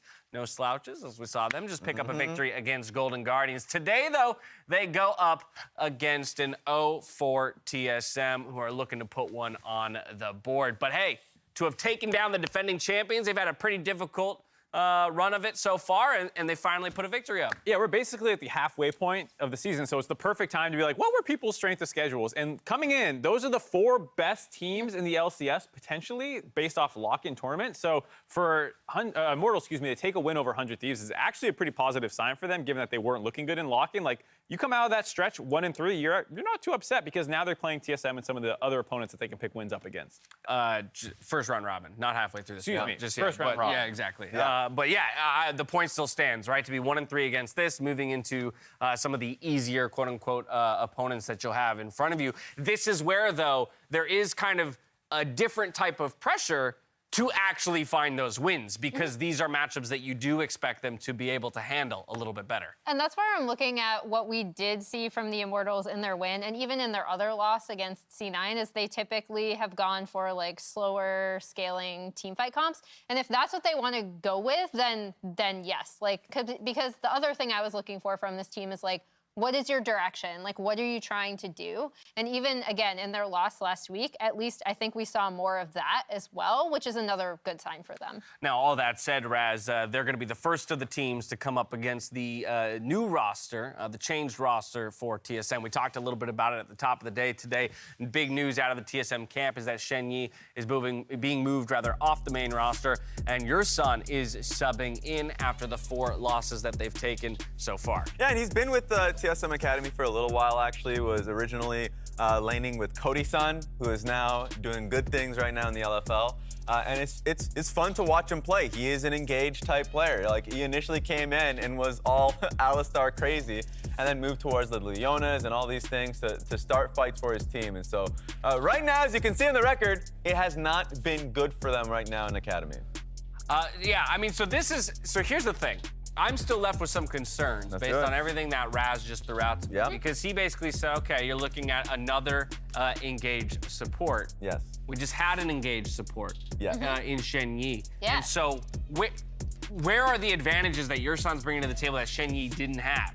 So here's what I'm gonna bring up, just again, the idea of the support role in the LPL and the LDL as a primary initiator and someone whom your team is rallying around by the act of going in, right? And again, this doesn't always work in LPL either. You still see a lot of supports that are sometimes ahead of their team. But by initiating, it's almost like, it's kind of like a rock star role for across the board for a lot of LPL supports. And I think if they're making this change, then maybe it is an internal communication issue where bringing Yursan in, he doesn't have that same idea of the way that support is going to be played, and so he's going to be more willing to follow other calls on the team, possibly. Yeah, and this is the beauty of Champions Queue, is that, like, we got to see what Shen Yi was able to do and how he communicates with the team there, and he's pretty straightforward on what he wants. He's very clear. So it's always tough. You never know behind the scenes what the concerns were for TSM and how they were playing the game. and it seems like they need to get that sorted out. And if they think that bringing in Yurson is going to make things easier, then that's not the case. So that's going to be a big question for them coming into this weekend, is if they're just saying, okay, we're losing games, we need to make changes, this is not what's going to make you win more games. Well, but see, that to me that's the conundrum. If it's not going to make you win more games, then it kind of flies in the face of the idea of developing the roster and giving it time, right? To me, Mark, this feels like a very direct pivot away from, hey, we're rather in approach of let's give time and look to be strong down the line. And it's now a decision to say we need wins now. Yeah, I think the idea that they are fully a development roster was never the case, and I think people have gone too far with that idea. When you look at reigning MVP, maybe the most storied top laner in the West, potentially with Pooney, who has made World Finals and had so many successes. You have Tactical, who's made Worlds the last 2 times, sometimes up and down, but he's no slouch. When you look at those 3 names, this is not a 10th place development hard commit to being near the bottom of the standings. They clearly wanted to actually have good performances, while understanding that it's not going to peak right away. And I think that's where there's this disconnect from fan hearing development roster and maybe what the team is feeling internally, especially if the performance is not good. If the performance is just terrible, then you don't need to pretend like, hey, we're a development roster, because it's just straight up not working. And I think that's the other angle potentially, was that there was not just what does Shenyi bring versus what Yurson brings, but how does the team play with Shenyi? If it's just a fundamental problem, like Emily was highlighting with how they perceive the game, then you're not really going to get over that easily. Yeah, and I can't kind of undersell the idea of the breath of fresh air, which is something that could just be coming in with Yurson, who has not been a part of the five-man core. So him coming in could provide a different perspective, and I'm sure that he's already been trading ideas since they are in the same office space, I believe, right? So I'm interested, and I'm excited for him and his opportunity now in the LCS. So that's one aspect of it. All right, help me out here. Let's set some metrics by which we can evaluate this change. What would we consider successful? Does it have to be a victory? Because when the team is already winless, it's hard for me to say, you have to have a victory in order to prove to me that it was the right decision. If you've not even put one up yet, is there something, before that we see out of Yurson that we feel like is going to start to assuage concerns, or at least give us more justification as to why he's in? Well, the thing I want to highlight to you is the 2 plays that were just on screen. Top lane, the fact that you have your 2 players who played together last year who speak English, messing up a dive that hard. And there, the 2 LDL prospects in the mid lane, one dropping his ult for pre-fight poke onto a Rift Herald situation, then being followed up on with an ult, shows that people are not approaching the game the same way, even despite language barrier problems. And so for me, when I want to see what they do now with Yurson, is at least get on the same page with your plays. I don't need you to pick up a win right now today in the middle of an extremely volatile week, but I want to see some steps towards progress. Yeah, that's what I was going to say, is more coordination around where you're playing, right? Even in the clip that I was showing in the TSM Golden Guardians game, before the play I highlighted, you have Shenyi going in on the bot side to try to dive that turret before Spica's come around to River. And there was just a lot of fundamental disconnects in their team fighting and when they were going for plays, and also paying attention to stuff like wave management and what was going on elsewhere on the map. So even if they lose today to Immortals, if they look more coordinated around these dives, then that's an incremental step in the right direction. That's why I'm looking towards their mid-game coordination, because IMT as a team so far have let you go through early game. So if the early game seems pretty uneventful, great. We get to see look at TSM and how they're doing with their new lineup, I guess. Well, Immortals, Progressive, TSM, both teams very hungry to pick up the victories here today, see if they can put them on the board. But at the very least, looking for TSM with this roster adjustment to give us a reason to believe in the synergy, give us something to believe in. Flowers, Azale, we're back over to you for the call. Thank you very much, Dash. I believe in a good game. That's what I want to see, Mr. Azale. Immortals and TSM, they've both got a bit of a ladder to climb here in the standings. They can both look at each other as a solid opponent to be able to take down. You're not up against one of those top dogs right now. Let's see it. Yeah, I mean, TSM had never started 0-3 in the LCS before this split. They're now 0-4. If they lose here today, they're 0-5 and they're playing Cloud9 tomorrow, which is pretty tough as far as the opponents do go.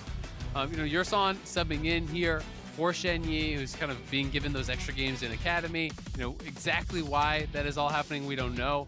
But TSM Academy is struggling a lot as well. Your son was 4-14 with them in the Academy scene. So this is not as though this is someone who's dominating Academy and then being moved up to the LCS, which is why it feels like more like a demotion to a lot of people who are kind of talking about it, and more like Shen Yi being knocked down rather than Yurson being brought up.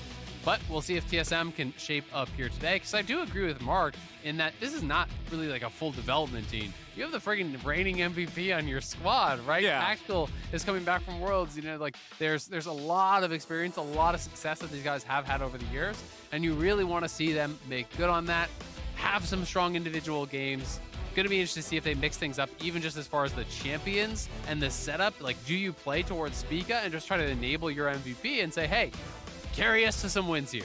Well, let's go ahead. Let's get through it a little bit. Champion Select is already underway. It's Corky, Caitlyn, and Tom Kench banned out by TSM. Zeri and Gwen remain banned on red side. Karma's going to be the third one. First pick Jinx for TSM. Answer from Immortals is Aphelios with the Thresh this time. They wanted that pairing, with the response being Orianna and a Lulu on the side of TSM. This could be roaming top Lulu again. Remember, Huni actually did already play that for them once, so they're picking it early here, but it's a flex. And we might get to see PowerView playing the Ahri. This should be really exciting. Let's go. The new Ahri is very, very powerful with the kill reset, giving you the additional charges on that ultimate. In extended fights, can get a tremendous amount of value. And PoE has actually tweeted about this reworked Ahri a lot, about how he's doing well on it, and obviously some fun clips with it, and just like, he clearly likes the pick. He's playing it a lot. It has been banned against him previously, so gonna get to see if he can perform here. And now the jungler's starting to get focused. J4 banned away, expecting that Immortals would grab that as their next pick. Olaf, the response here for Spica, who has been good on those dominating style champions. And it's also a pairing that is really strong with Lulu and Ori, whether it's top Lulu or support, doesn't matter. I might expect to see something like a Xin Zhao ban as well. I think that pairs also really, really well alongside the Olaf with these enablers. The question now becomes, where does Spica take it if you want to go for these aggressive picks? Because you can go Lee Sin, but Lee Sin doesn't have the kind of consistent damage that you're really looking for with that style. Right. You can go Poppy that he's already played, but again, that doesn't really fit into that same kind of benchmark. So now you're more in, if you're going towards the traditional junglers, maybe a Viego or something could fit into that as far as someone who's high damage. Hecarim locked in here A lot of for the dive. side of Immortals. Yes, some powerful dive.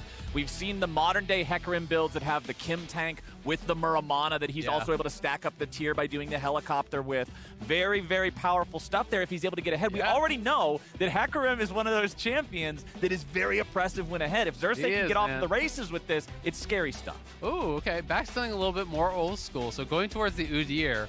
And if they do go for the Nautilus here, I believe this is the most played. So yeah, it's going to be roaming top again. Okay. And we'll see if they can actually make it work a little bit better this time around. Most played for Yurson in Academy was the Nautilus. So he is getting comfort here. And we have to find out, can they improve on what they actually showed last time, where they lost in this kind of awkward base race scenario. And honestly, Huni did not look that good on the Lulu top. And I really like the Camille pick here from Immortals as the answer. Camille is a powerful split push option, the ability to always have the Sheen item. She loves prioritizing this, how effective she can be knocking down turrets with it, along with the fact that her ulti is a no, you're 4 levels under me and it's time to die button. And that means that if they ever manage to catch Huni out of position, which can happen sometimes. We know Huni plays it a little fast and loose here and there on League of Legends and Summoner's Rift. He's been known to do a little trolling. Maybe known for a little trolling here and there. It means that the punishment is guaranteed. Yeah, and I just think that you're going to play Cole Camille. You're going to scale to infinity, getting free plates in the side lane. Being able to have that, as a last pick is very, very powerful. The engage tools, even if you group with Hecarim, Ahri, Camille, is very, very strong to lock down someone like the Jinx, have the CC of that Hecarim fear, Ahri flying in over top, trying to burst them down. But I don't think you need to group. I really think people are getting baited into grouping against these roaming enchanter comps. Yeah. Where if they create a massive advantage through walking down side lanes, and then they think they're far enough ahead that they can group, enchanters don't care how far ahead you are. That's the game they want to play in 5v5. So if you get way ahead by playing side lane on the Camille, I would like to see them close the game through split push. I agree. Don't group. refuse to play their game. Just kill the towers, force them to respond to you. Because when you're talking in the later stages of the game, if Camille's on, 2 full items, there's just no one on TSM that can answer you in a 1v1 whatsoever. So you're gonna have to send multiple members, and then that opens up opportunities for your team to make cross-map plays if they're overloading the side where Revenge is. So it's gonna be an interesting one. Really gonna have to track what Huni is able to get done. Oh, yeah. He started a pink here, defensive pink, plus the Spell Thief, so pretty standard. A lot of people will just skip the pots. But how he wants to play this out exactly is going to be interesting. I think they might go for some sort of an invade. You can see Huni off the recall heading towards bot. I think they're going to try to enforce their will, utilize Udyr, Jinx, as well as this Nautilus that has really strong level 1s to try to start their blue and set up for a 3-quadrant play. Exactly. Udyr's always been one of those junglers that has fast pacing early. He can be scary to deal with, and with this strategy enabling him even further, I would hate to see TSM not take advantage of that early on. Here we go. Delayed invade coming out in the enemy bot side jungle here, and you can see the audible being called from Immortals. They're moving Xerxes and Revenge into the enemy jungle. They're not trying to contest this. I think this is absolutely the right call. He was spotted though, so they have full knowledge of this, and the question is, where will they go from here? Because, he actually got spotted on that river ward. Yep. That was pre-placed, so this ward spotted him moving in. They know that he's going to be doing this 2-camp start. This is pretty standard stuff from Hecarim. If you're going to be starting on that side of the map, you pull the Gromp as well as the blue together. You can kind of do that double camp style. You do get a little bit low, but nice early hook. And, they just want a level 2 dive here. They're going to push it in and just go for a dive right off the bat. Crash the wave and go for the 4v2 play underneath the turret at level 1. Turtle with the flash away. The flash follow comes out, but it's still first blood over to Immortals here in a 1-for-1 trade so far. Destiny falls. It'll be a 2-for-1 for TSM. That is super worth. I love that adaptation, knowing that Hecarim's going to be on the other side of the map. They just force a play instantaneously. Hard shove here at level 1. Nautilus walking past the wave. I'm going to direct your eyes to one number on the screen. Let's see it, sir. And it's that one. Oh, it's a big old donut. It's a donut. There's no farm on Turtle. And now they're going to proxy the wave here. Hex Flash is being threatened by Urson, so you can't even walk up. Another wave is going to get denied. I like this. Will be free farming, but I love this. This is smart stuff here. Just circumvent the whole situation. This and is at the beautiful. same time, Huni's gotten up towards top. So you have Huni up here collecting farm. He needs to do that just to get the experience even. Yes, he doesn't have any gold. Who cares? They're just basically playing a 3-man bot and trying to really screw over the Aphelios. It will put Spica down as far as his pacing. Yeah. But because the Hecarim had a weird start himself, it's not like he got to do a 6-camp clear, right? He got to do 3 enemy camps with a baby leech from his Camille and then walk back to his own blue quadrant. So really, really cool stuff. I like this adaptation. But I will say, it kind of gives me that sick feeling in my stomach. I'm like, oh, it's actually just lane swap meta, isn't it? Yeah, a little bit. It's actually just lane swap meta, where we're playing lane swap meta, and the top laner forgot that he can't lane 1v4. They stayed, and they just said, well, we're just going to play how you used to play an old school lane swap. You overload one side, and if they don't leave, you dive them. And that's exactly what happened to Wild Turtle and Destiny. And this is giving me absolute deja vu and throwbacks to when we saw lane swap evolve on stage, and it was like, what if you just defended with less people? And then it turned out, well, they bring one more and they dive you, and then you're like, what if I just didn't lane till 10 minutes, What's that old school quote? Those who do not learn from history are doomed to repeat it. We've lost those old VODs so far back now that it's not fresh in players' memories, so now they're able to be blindsided by it. Really cool. It works out great for TSM, man. This is the kind of thing we wanted to see. The desk was talking about how they wanted to see a more coordinated TSM. Yep. Well, 4v2 diving 2 dudes at level 1 is coordination in my book. Yeah, that is great stuff. And yes, they are going to lose one person to it, but who cares? Huni died. You gave over first blood. That's not the greatest, but it went to Thresh. So again, who cares? Yes, right? doesn't matter. It doesn't really matter. It just kind of equates in boots. Power of Evil, though. Nice little chunk there on K2O. Yep. Huni roams over to help him, but hey, it doesn't really matter too much. Yep, exactly. Huni's just going to be kind of walking back and forth here. And Spica's going to be looking to fight anytime he can find someone. But I think Xerxes is doing the correct thing. You cannot contest, so you cross map. You just go over here, you steal these camps. This whole section of the map is no longer yours, right? You cannot play, let alone just into the Udyr. You lose that 1v1 every single time. Oh, yeah. But when there's extra people there as the Hecarim, your only option is the cross map. So I think he is doing it pretty intelligently. They're going to look to try to set up another dive here potentially, but oh my goodness, nice little bit of fighting back coming out from Destiny and being Turtle. pushed, man. But there comes the blast cone. Turtle and Destiny still holding their own, still trying to defend themselves here. It will coming down. We'll see if that Orianna can get involved here and make anything else happen. But it looks like they don't want to go for a full-on another dive. Instead, they're going to continue focusing on everything early that they can. The first Drake here being started up 5.5 minutes in. Yeah, and that's smart stuff. I mean, Xerxes was down there to cover. That dive would not have worked at all. They're going to try to contest this, so Spica is getting pretty low, and Xerxes trying to threaten with the E plus Smite combo. So more TSM members need to get over, but Spica's getting so low. Spica is down to 100 HP. That one's going to be smited and secured by TSM. Nicely done. Yeah, using the double smite there. Good job by Huni as well as Spica. Just coordinating to actually finish off that dragon. Make sure nothing went awry. And Huni right back to pushing on this bottom side, trying to harass. We'll see how good of a job he can actually do it, proccing the Spell Thieves, because getting that early Sight Zone upgrade is pretty important.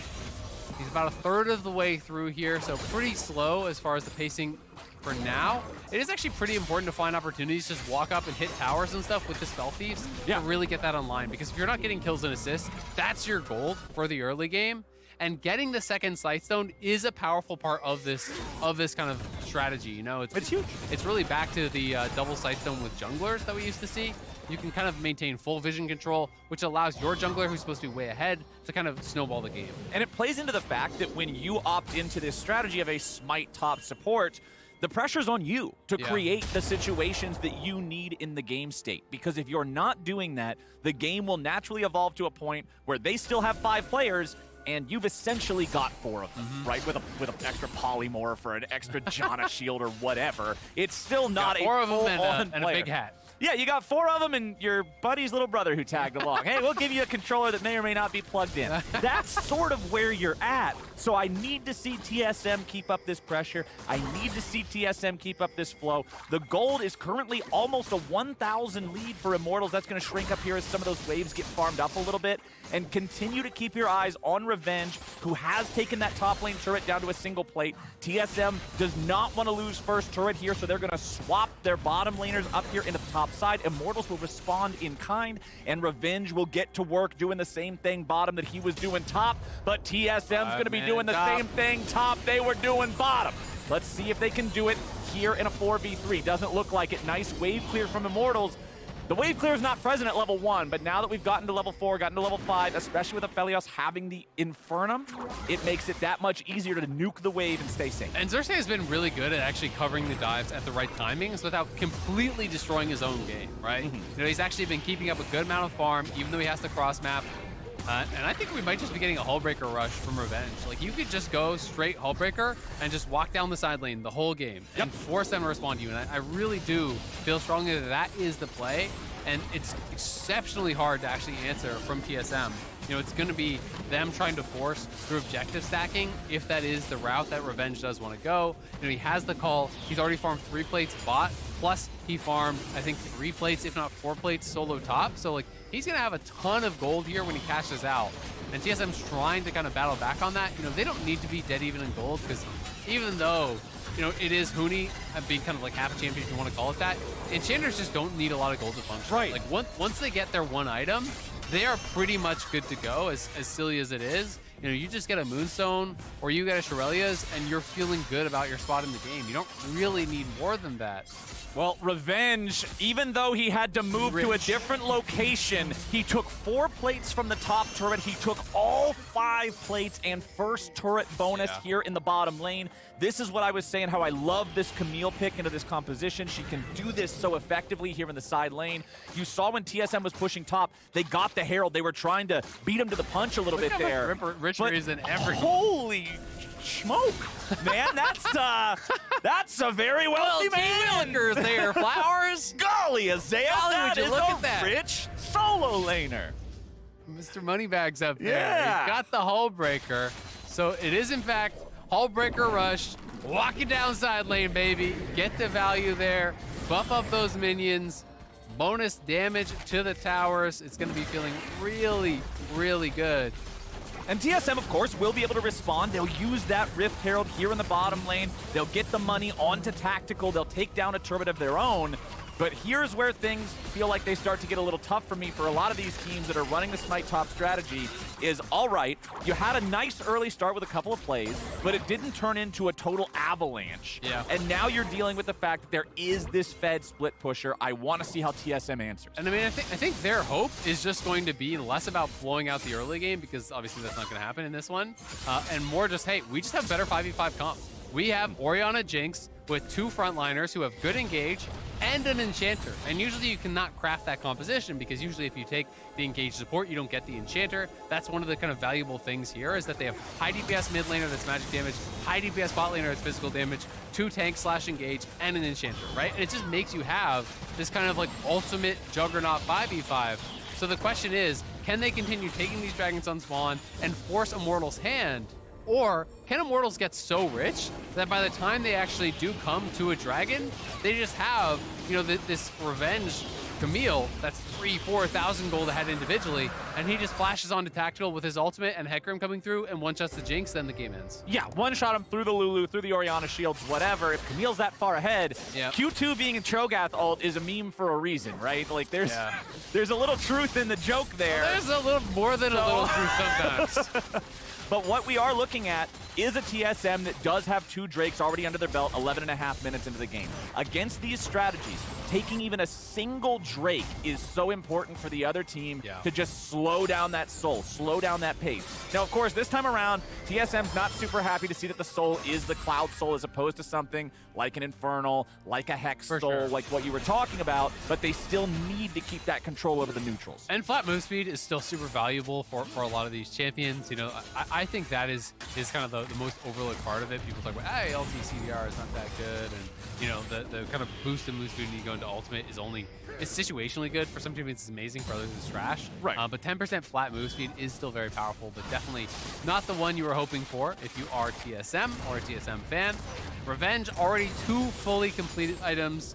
So, you know, it's kind of fun playing these games. Like, you just get to be Thanos, right? Yeah. You're just stomping ants when you're playing the 1v0 game as a scaling champion, because you're not supposed to be allowed to have a 12-minute 2 items with 0 kills, right? No, it's not. It just doesn't happen. The normal path. So we'll see what he does with it. This is where I think sometimes people get in trouble, where it's like, you have all the gold, so you start feeling pressured. You're like, that 3rd Drake's coming up. Maybe I better make a play. Maybe I should go group. Maybe I should do something. But I really would just like to see them get vision on a side. You know, they already have a fair bit on that bottom side. So, you know, look towards this quadrant of the map.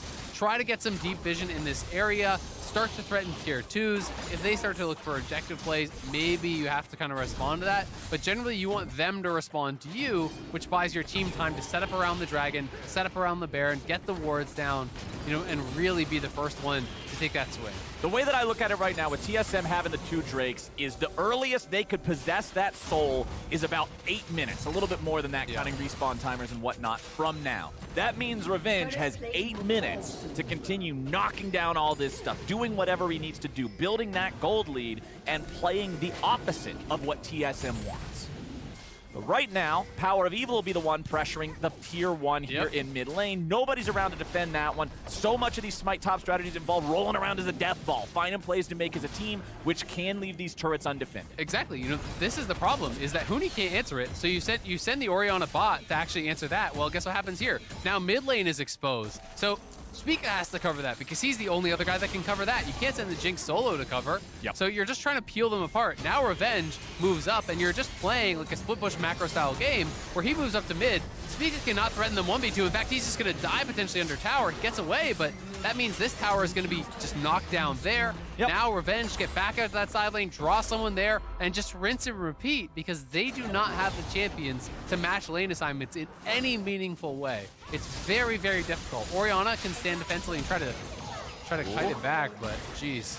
Flash away there, immediately getting that summoner spell. And this is what I mean by the threat of the Camille. Not only is she a good split pusher, but the fact that when she joins the team, she immediately poses that, no, you will die if I ult you type of a threat. Yeah, absolutely. And I mean, you look at the itemization, you have to respect it as Kato. You know, he's high on health. You might say, well, that was kind of a silly flash. Yeah, but he doesn't even have an item, and the guy has 2, right? Like, yeah, you've got a lost chapter, dude.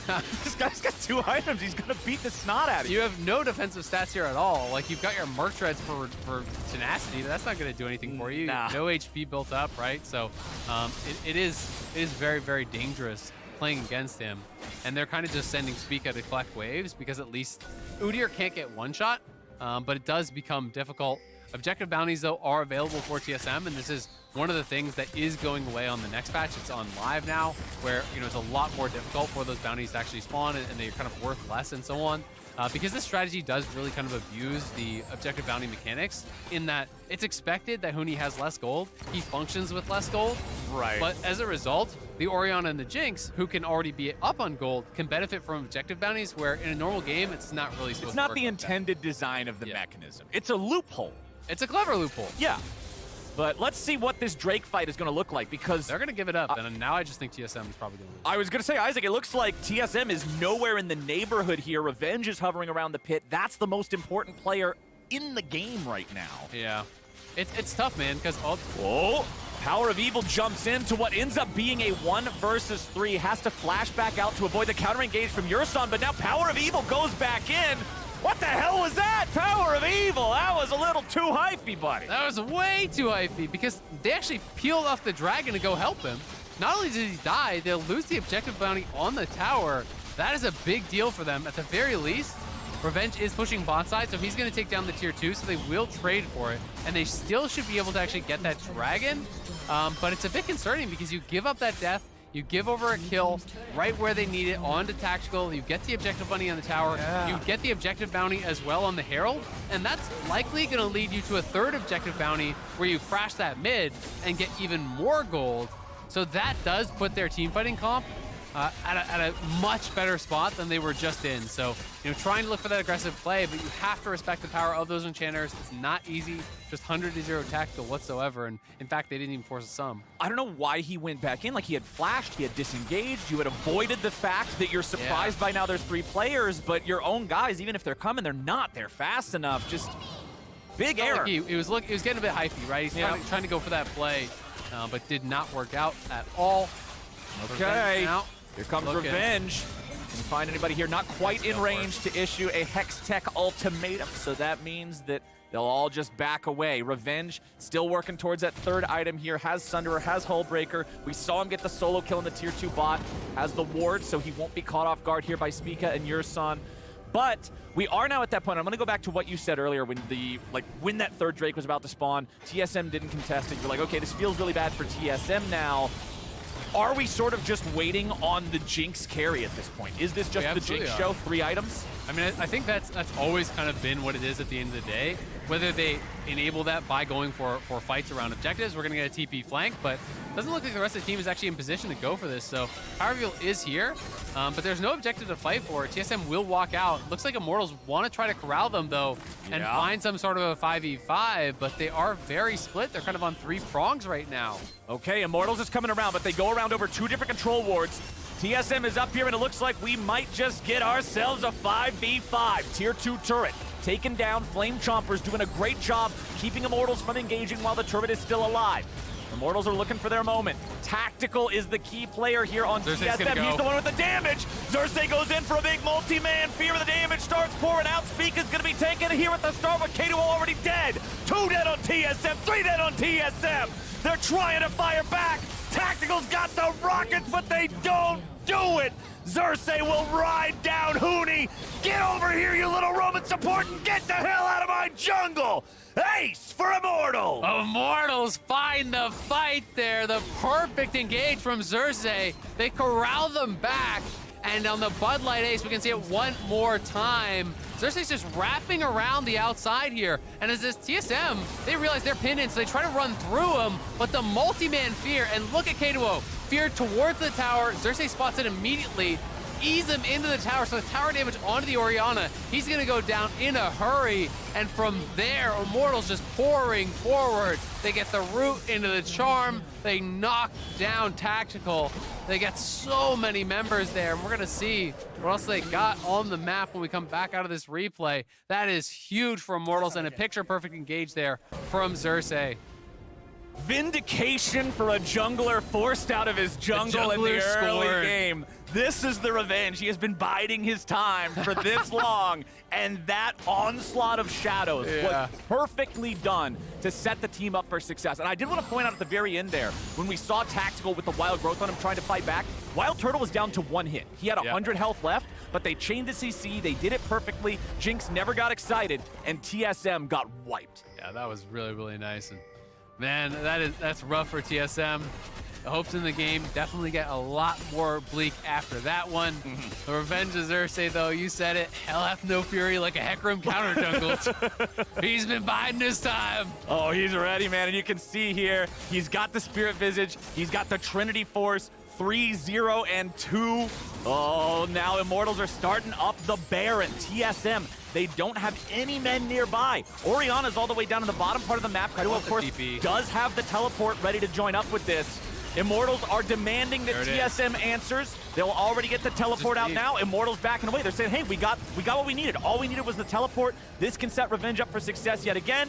We'll see if they really want to go for a fight after this. They don't really have a whole lot of vision in here. Wild Turtle will be the one to clear out that ward. Don't put anybody else in danger. Immortals now has the faster path to the mid lane. That means they'll get the tier 2 turret there. So nicely done, Immortals. They may not get a single kill. They might not get a whole lot of battle.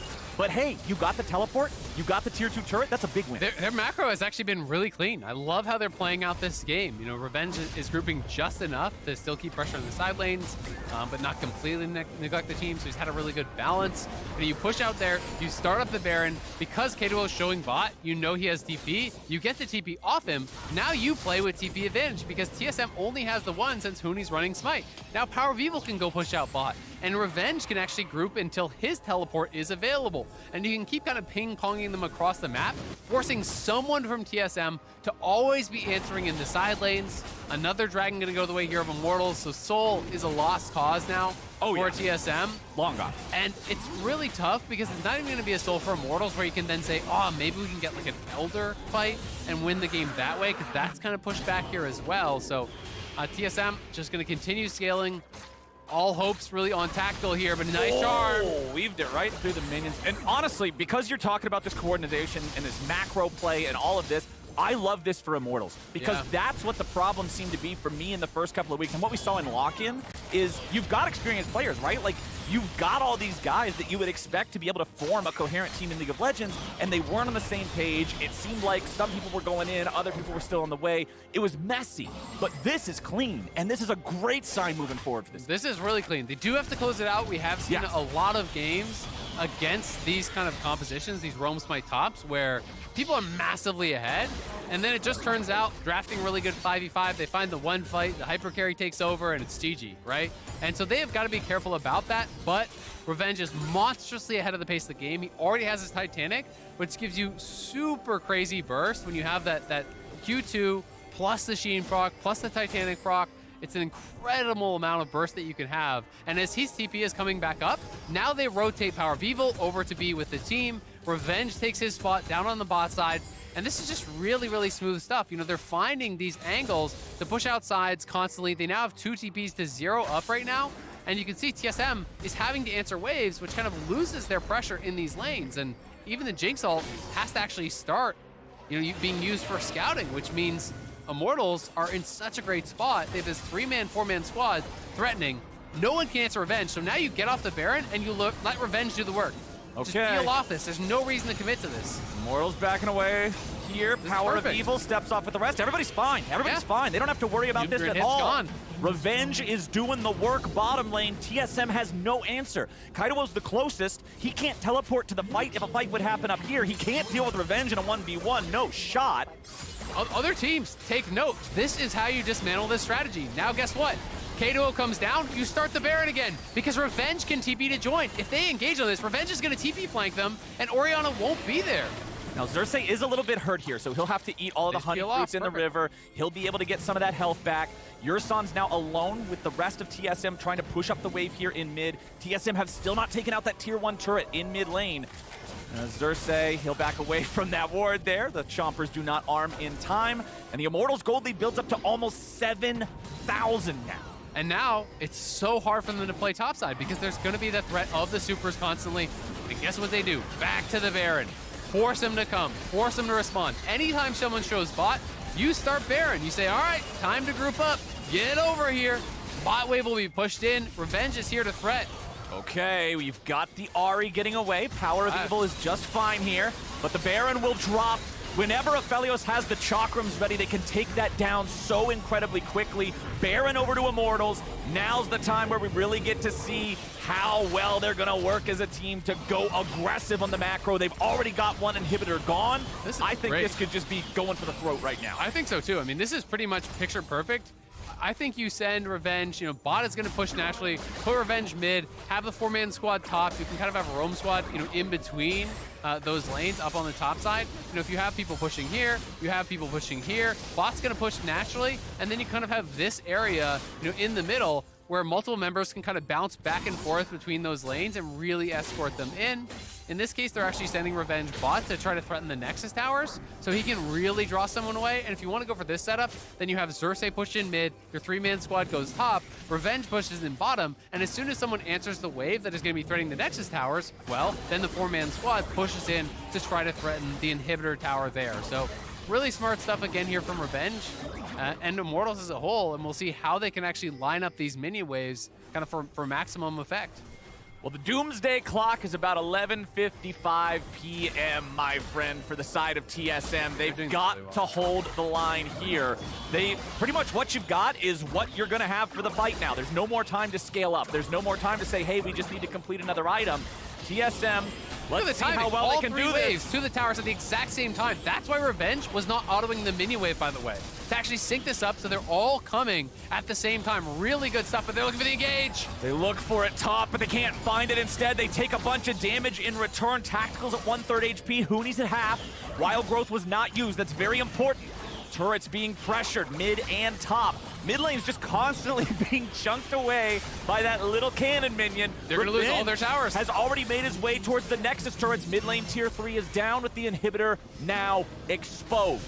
Power of Evil will put the last bit of damage into that, and then you're going to have 2 lanes of super minions spawning. Tactical moves over, but even the cannon minion alone doesn't require Power of Evil's auto attacks to take down that inhib. Meanwhile, hope y'all didn't forget about Revenge, because he's still leading the charge here bottom lane. Kaidoa will do whatever he can to try to clear this out, but now Power of Evil is freed up to join in as well, and the first Nexus turret falls. 2 turrets left in the TSM base. 1 guarding the inhibitor top that's half dead. 1 guarding the Nexus, still mostly full HP.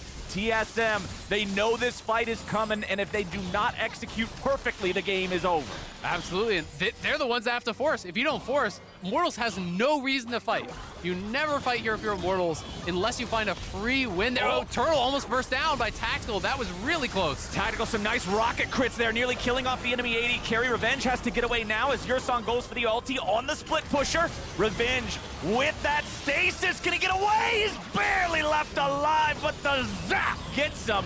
The shutdown, the first death of the game on Revenge, will save TSM's life for now. Buys him a little bit of time there, trying to dive Spica.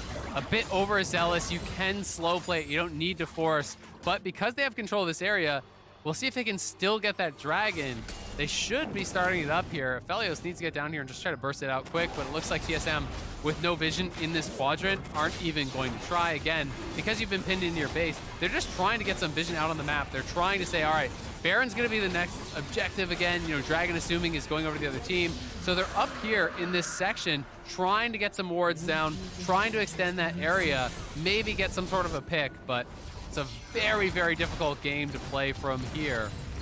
Man. When you talk about Cloud value, some of the best champions in the game for Cloud on the other side. Hecarim gets his damage from it, and also the move speed boost off of your ult is great. Ahri as well is so slippery with that additional boost of movement speed. You can R forward, have the move speed boost, actually sidestep a hook to close the gap for a charm. Things like this are really, really powerful. Okay, TSM, they're trying to push back out of the base, get these waves as far out as they can get them.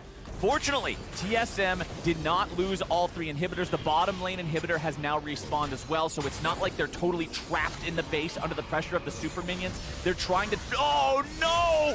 Power of Evil one-shots Huni with the combo. Let him know with the thumbs up, and it's 5v4 for the next 30 seconds. And that is really great patience. He waited for so long.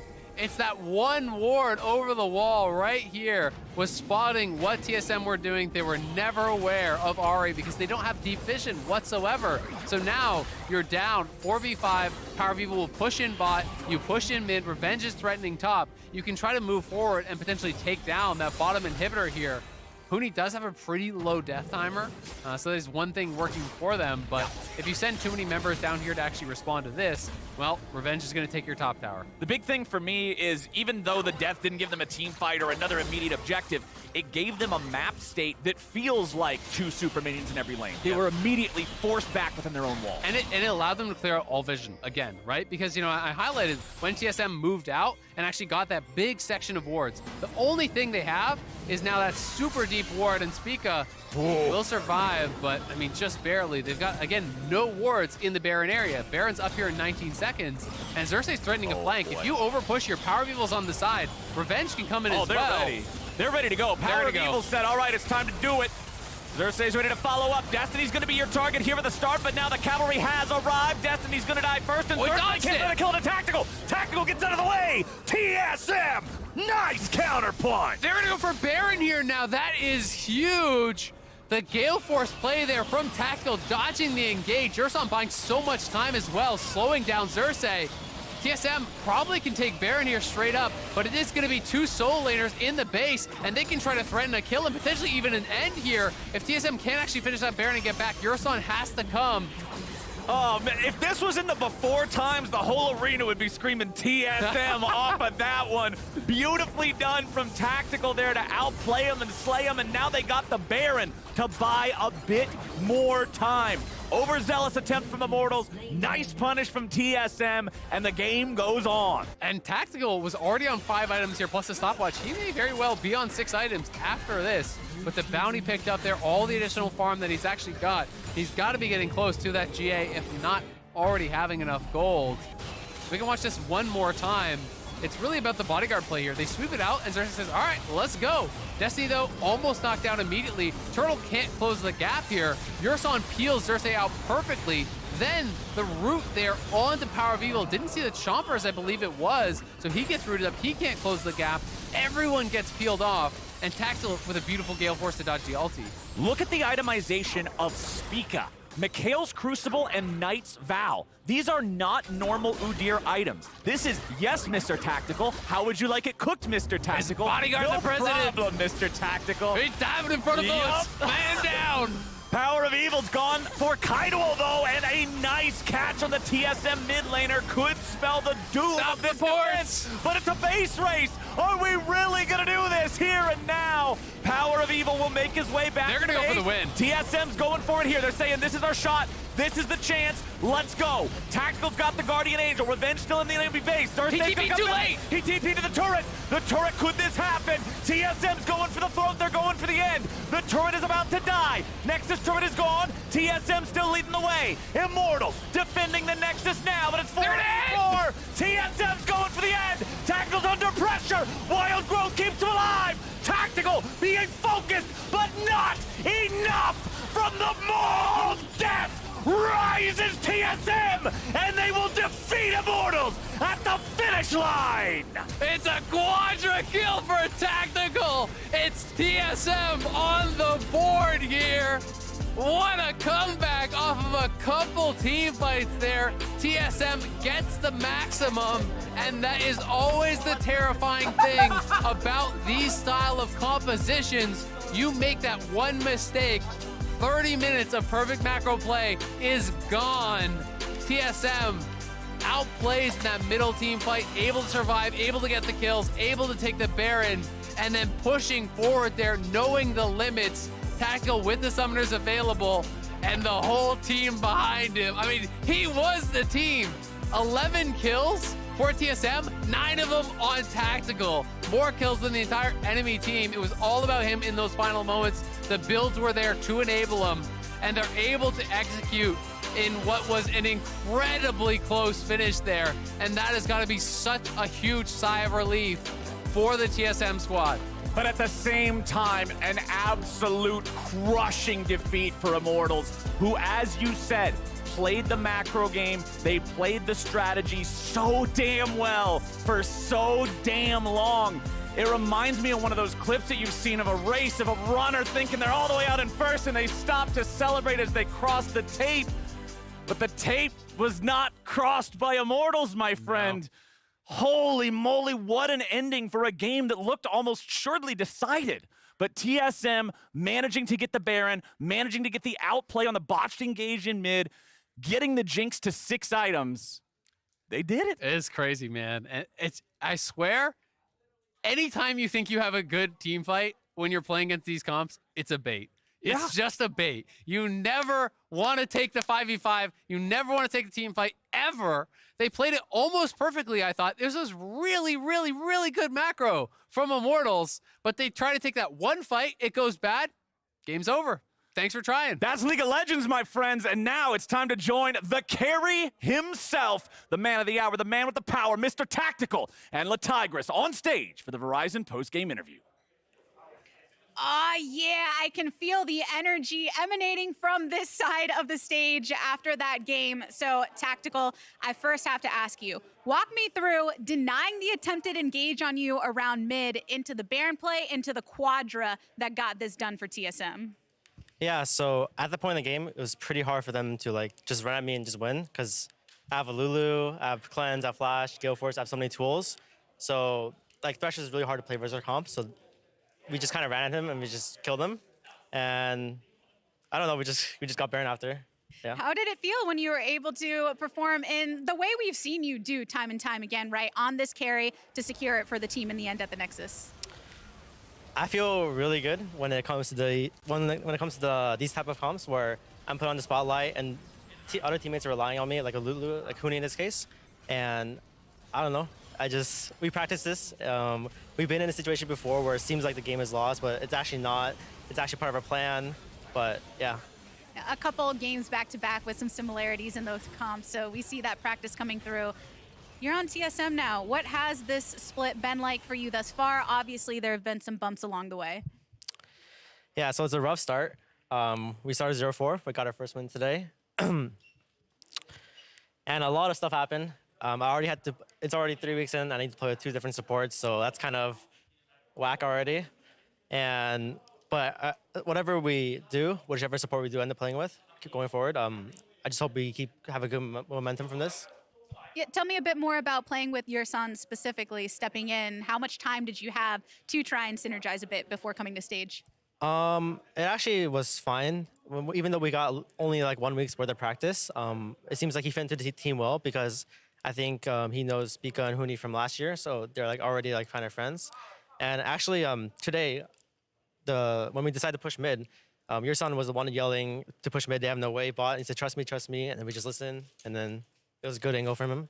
Yeah, always great to have that coming from the support in those moments. It sounds like there's a bit of uncertainty, moving forward and what things are going to look like. But looking at match by match in the coming weeks, then what are you focusing on in terms of this team growing together and the successes that you hope to find? So probably what we have to work on first is our teamwork.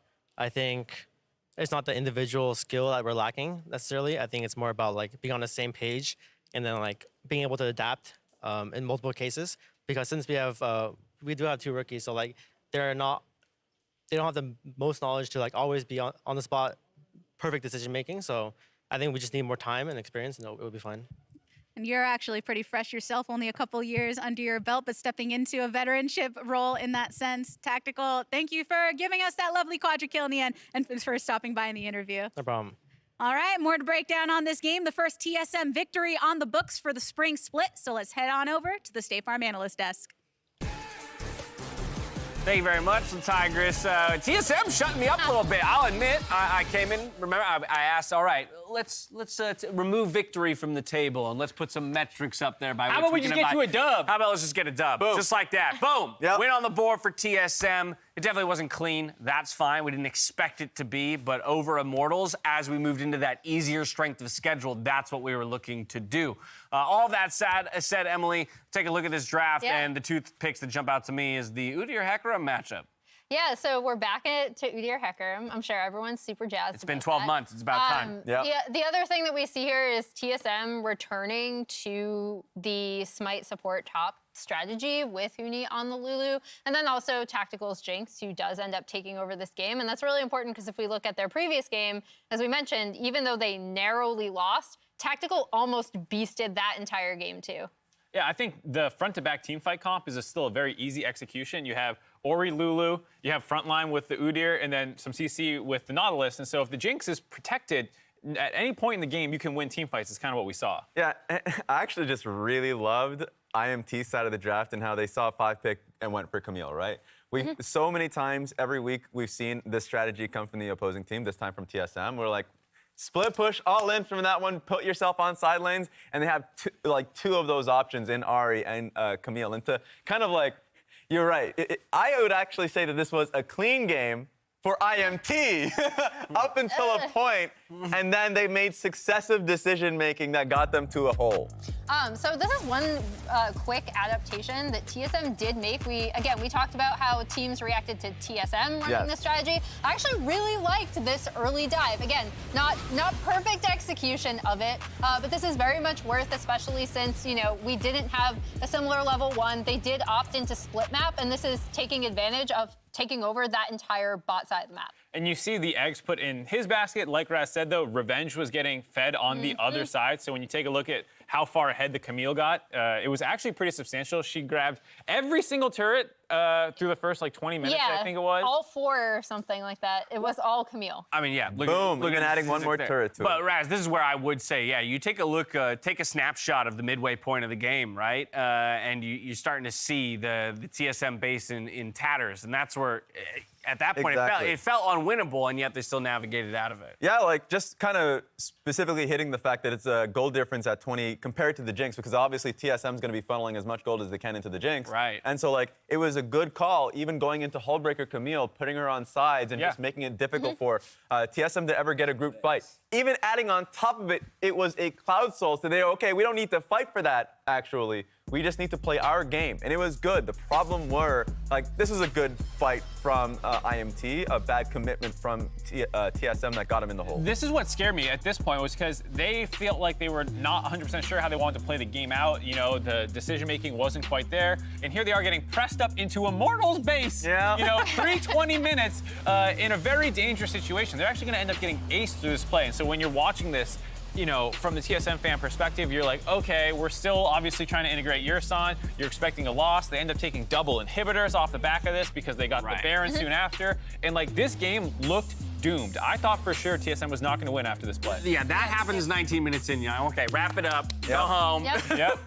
I was actually saying that. I was like, all right, when's TSM? Let's get this out of here. And they actually managed to come back. Tactical, heroic. So it all comes full circle to Tactical here in the final fights on the Jinx with the support from the squad. I'm also glad that we got that little insight from Tactical that Yursan was a part of this play, just being like, you know what, we can push and win. There are a lot of mistakes from IMT that we saw that led to this point too, where again, miscommunications in team fights, someone going in one by one and kind of dying instead of regrouping and taking the time to pull off those team fights to make sure they're picking off the Jinx. And then here, we just see Tactical is untouched and doing a lot of damage. Yeah, so let's iron out the 3 specific moments in which IMT literally threw the game. So there was the first one where, they were diving the Nexus turrets when Turtle already had died, so they lost that one. The Hecarim ulti mid lane, that one was also played poorly. And then the last one is, of course, trying to go for the split play. Yeah, so that one... Split second decision at the end there, that one's tough. Without the minion wave, so exactly. that one blows. Through. They could have been an easy one, man. Mark, we need to acknowledge the damage graphs that we just saw. Now, I realize there was a Lulu in the top lane, and so that's going to aid some of these numbers. But as Tactical picks up player of the game, he also sported a 70% damage share, which is the highest ever damage share that we've had out here on the LCS stage. So yes, there was a Lulu there helping in that by also dealing less damage herself, but still 70%? It's insane. You have the tank Udyr not doing that much damage, so it's, like you said, inflated by the comp a little bit, but I do want to give credit to Tactical on one of those throws in the mid lane one in particular. Destiny went in first and got absolutely chunked out so hard. The top lane dive that was forced was, again, Tactical Gale forcing on top. to put pressure onto Wild Turtle. And so I think Tactical in all these plays also made something to make the enemy make a mistake. And this is off the back of, sure, a loss versus Golden Guardians, but they could have won it off the back of Tactical. So 2 games in which he's coming out as the hero for this team. We asked for TSM to show something that would give us faith, and I think they delivered with that victory just then. On the other side of this break, though, the core of North America returns to the arena opposite his fiercest competition when Team Liquid take on Evil Geniuses. We'll see you here. 2 dead on TSM, 3 dead on TSM. They're trying to fire back. Tactical's got the rockets, but they don't do it. Immortal defending the Nexus now, but it's 4-4. TSM's going for the end. Tactical's under pressure. Wild Growth keeps him alive. Tactical being focused, but not enough. From the maw of death rises TSM.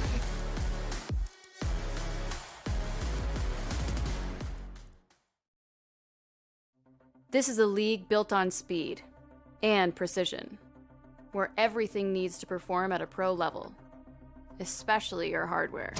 They block the road. They want to complete the final piece of the puzzle. They don't have enough damage for it, but who cares?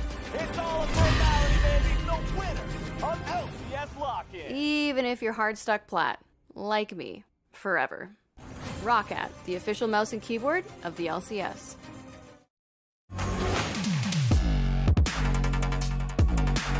This is the sort of pride that gets you in those big moments, allows you to take down giants.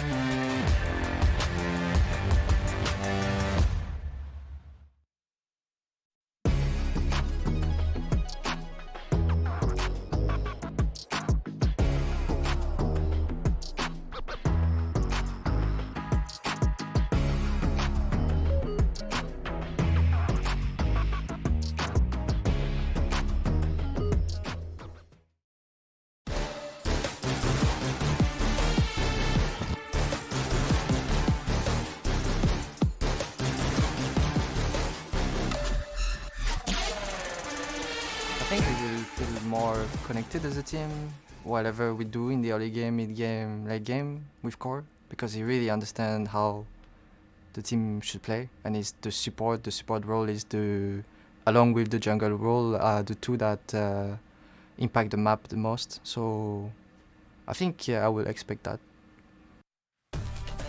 Welcome back to the LCS. Rahan Sama is affirming much of what we believe we can expect from a player like Core JJ as he steps back into the lineup. A vocal part of any roster with a kind of macro-oriented mindset from that support position. That's it. That's the story of today. Core JJ's back, Emily. Well, and also the reason why a lot of these players wanted to join this team is because Core is here. Like, he's known not just in the LCS, but across other regions as just being, having an incredible understanding of the game, really caring about the region, just being someone that you want to play with. He's a complete package of a player in terms of mechanics, game understanding, shot calling, communication, being a good leader as well, it feels like, in terms of having a good attitude most of the time. And it has shown over the course of his career how good he is. He is one of the most accomplished players in the world.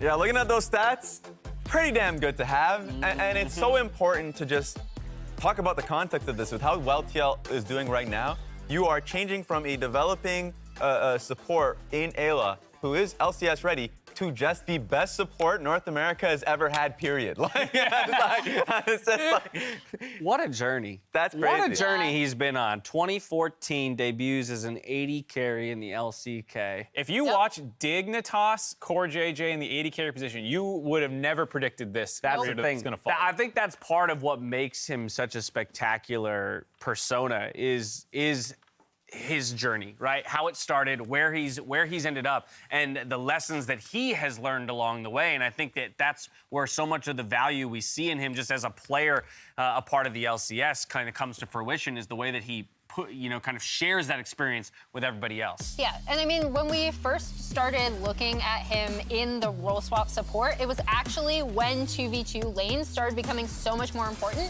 because they had just eradicated lane swaps. So that entire Samsung run where he did become their starting support, took them to Worlds Final, is actually what I think of when I think of him like as this just insane laning support, and I'm really, really looking forward to seeing what him and Hans do in the 2v2 because of how aggressive they were in this one game in Lock-In. And that's the thing, Mark. The 2v2 that they have today is against none other than Vulcan and Danny. And so as much as we talk about Core as an individual, Vulcan, no slouch in his own right, and holistically over their careers in the head-to-head, these guys are razor thin. They're close. Yeah, Vulcan and Core JJ is probably the most storied rivalry in the support position right now. Core and him go back and forth a little bit on the All-Pro voting. For the most part, Core has got the better of him in those, but in the actual games they played, it's super close. And funnily enough, I bumped into Vulcan in the bathroom and I was like, you ready to go back up against Core JJ? He goes, you know, I've lost to Team Liquid a lot in 2022 already. The one time I won was against Core JJ. So he's actually excited it's not Ayla. Yeah. He's ready to get another W right here. Okay. I love that so much. And I mean, like, both these supports have had their journeys throughout this, their time in the LCS. So just being able to see them go at each other. Vulcan, who's breathed a fresh breath of air in Evil Geniuses and how they play through bot lane, I think is gonna make this an exciting debut this split for Core JJ. I don't generally like to show too much bias on the desk, but with those win columns being 19-18, you gotta know I'm rooting for the EG win today. Let's even that up. Symmetry. Yeah, let's just even that up for both symmetry purposes, but also because I think that's just gonna continue to fuel an exciting matchup between these two guys when we think about that second round robin and going from there. One other thing that we, of course, have to note is what you see popping up on your screens right now. Impact right now is 2 away from 3,000 all-time LCS assists. So we'll see if he can get it today. Another top karma game? Hey, if it doesn't get done in a top karma game, then I I don't know if it No Trinamir. He's not going to be around anymore. He just stays at 2,999 for the rest of the time. Either way, for this beautiful third game of the day, we are also being treated to a TriCast with Freak, Kobe, and Azael. Gents, enjoy this one.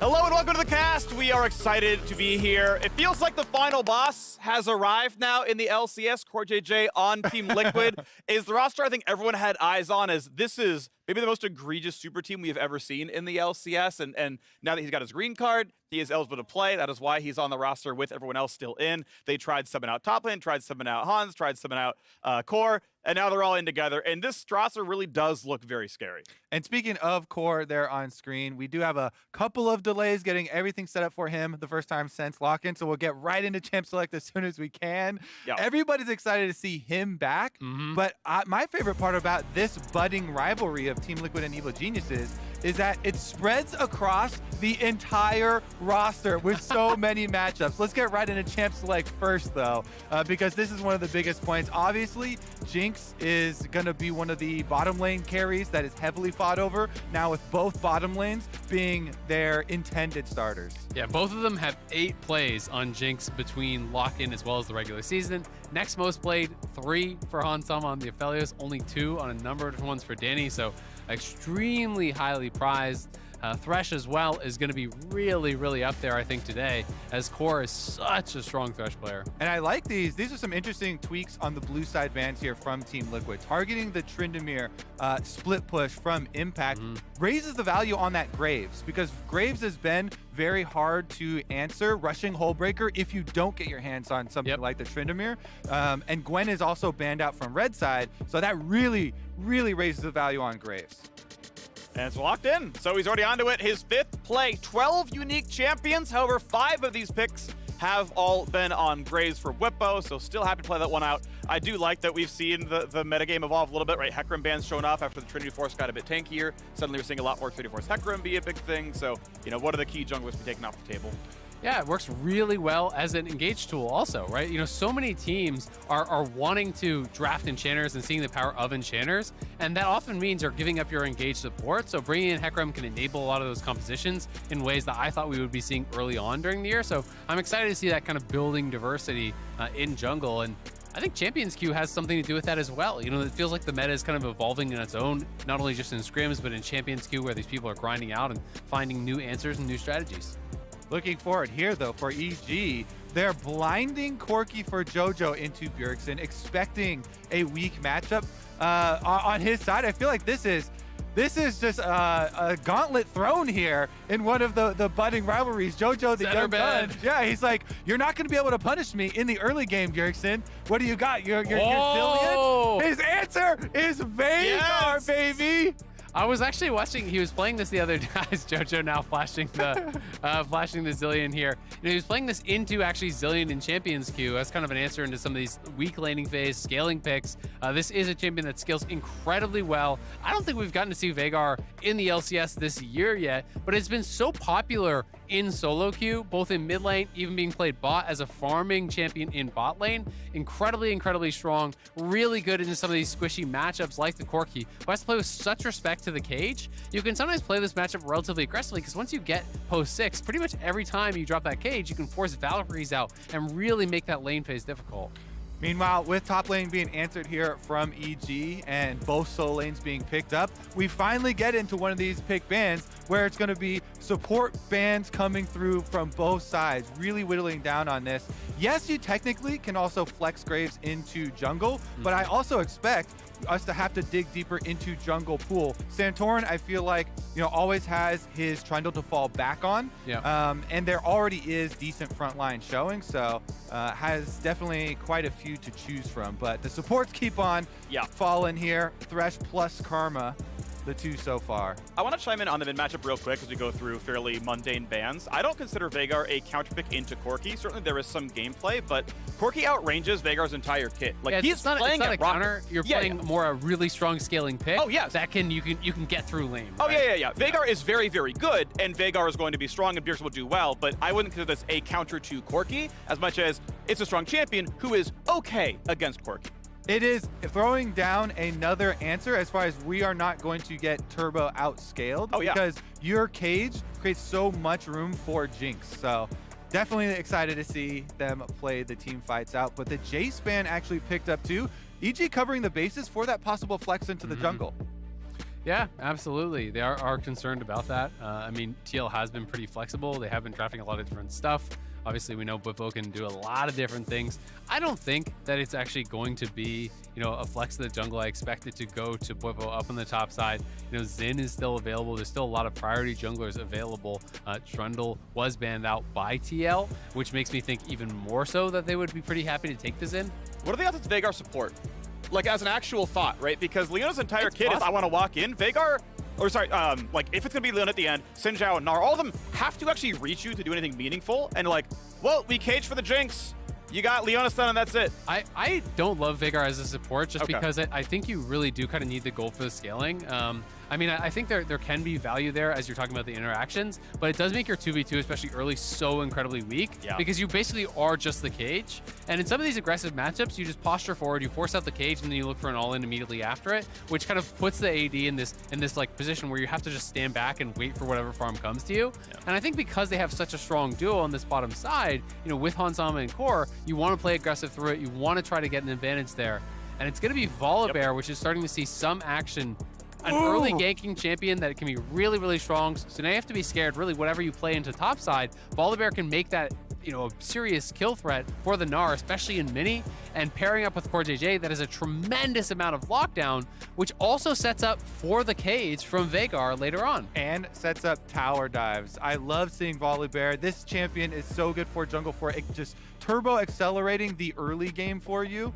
Definitely does fall off. Not a good scaling jungler at all. Becomes just a ball of health later on, but the power of the ganks and turning off the towers for those possible dives is so big. It'll be interesting to see if because we are uncompetitive, we just get like Sunderer or even second items Zonias, because that has been really popular for Volibear a lot in competitive play, because that gave you the survivability to kind of get in the back line, stun someone up, create this zone of threat that they have to respect you, and then just go into that Zonias. And that was kind of the meta build when we had seen Volley a lot in competitive play.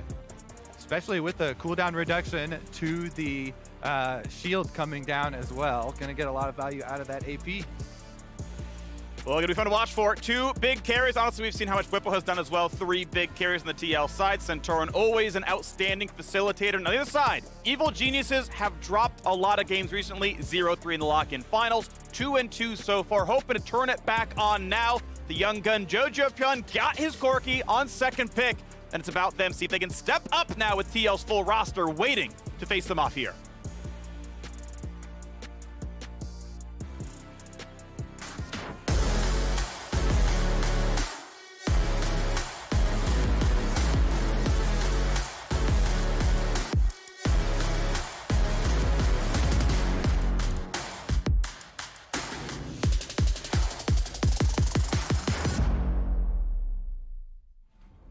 Man, I love those intros, looking so nice. And this is going to be an interesting game because we do have the Predator for the Veigar. So he is looking for more of that engaged threat.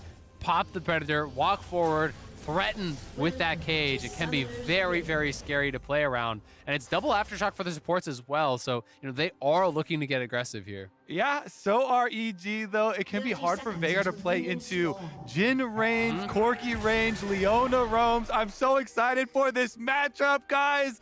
Welcome one, welcome all to the hottest new rivalry in the LCS. Yeah. Team Liquid versus Evil Geniuses. Yes, a lot of the focus is on this mid lane because it feels like, Bjergsen fighting Jojo is like Morpheus fighting Neo. Currently as well, Morpheus is 3-1 versus Neo, with Team Liquid winning 3-0 in the lock-in finals. So there's also added revenge factor here for EG wanting, to get revenge for that defeat. Seeing all the ones and Jojo's seeing all the zeros. Jojo's he's learning to read the code still. he's getting into the matrix. But I also love when we have, the ex-teammates like Hansama and Inspired going up against each other as well. Inspired always looking to have an influence on that bottom lane. And since we have 2 melee supports, playmaking supports, as good as Vulcan and Core JJ, you want any little bit of help from a jungler there, will spark a fire. They are into the lane. Of course, again, you mentioned the double aftershock, so both supports can kind of walk up, take the scrap. It's very reliably easy for them to trigger aftershock on their respective Qs, or in Leona's case, Eve, she needs it. Not going to be much of a problem, but we got to see what the fight turns into. Waves are pretty close together on that first meet, so the second wave is the important part, and it's actually going TL's way. First hook, and that's actually good. Backing off of Vulcan means he can't get the stun back, can't get aftershock on, you get the damage to stick. CoreJJ still got it. Is that that's our read? Shocked. Shocking.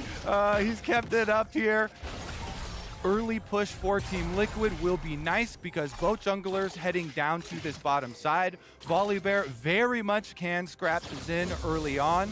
You can stun him into staying within range of the E. If you get that E slow and the shield, you're going to win out. Yeah, that's how I feel about almost every jungler for him. If you can hit the E and be in it, they can't really fight you anymore. And that's kind of Volley in a nutshell, whether it's top or jungle. You have to pay so much respect to that zone of power. And that's why it's often about trying to bait it out, scrap a little bit longer, a little bit slower to try to fight him outside of it. Also, I do want to point out that even though he is Volibear, which is definitely an early game jungle, he's not skipping camps. So this is a straight, full clear, efficient path here from Santorin down to the bottom side, not wasting any time, whereas Xin kind of has to wrap around back up, left up the Krugs there.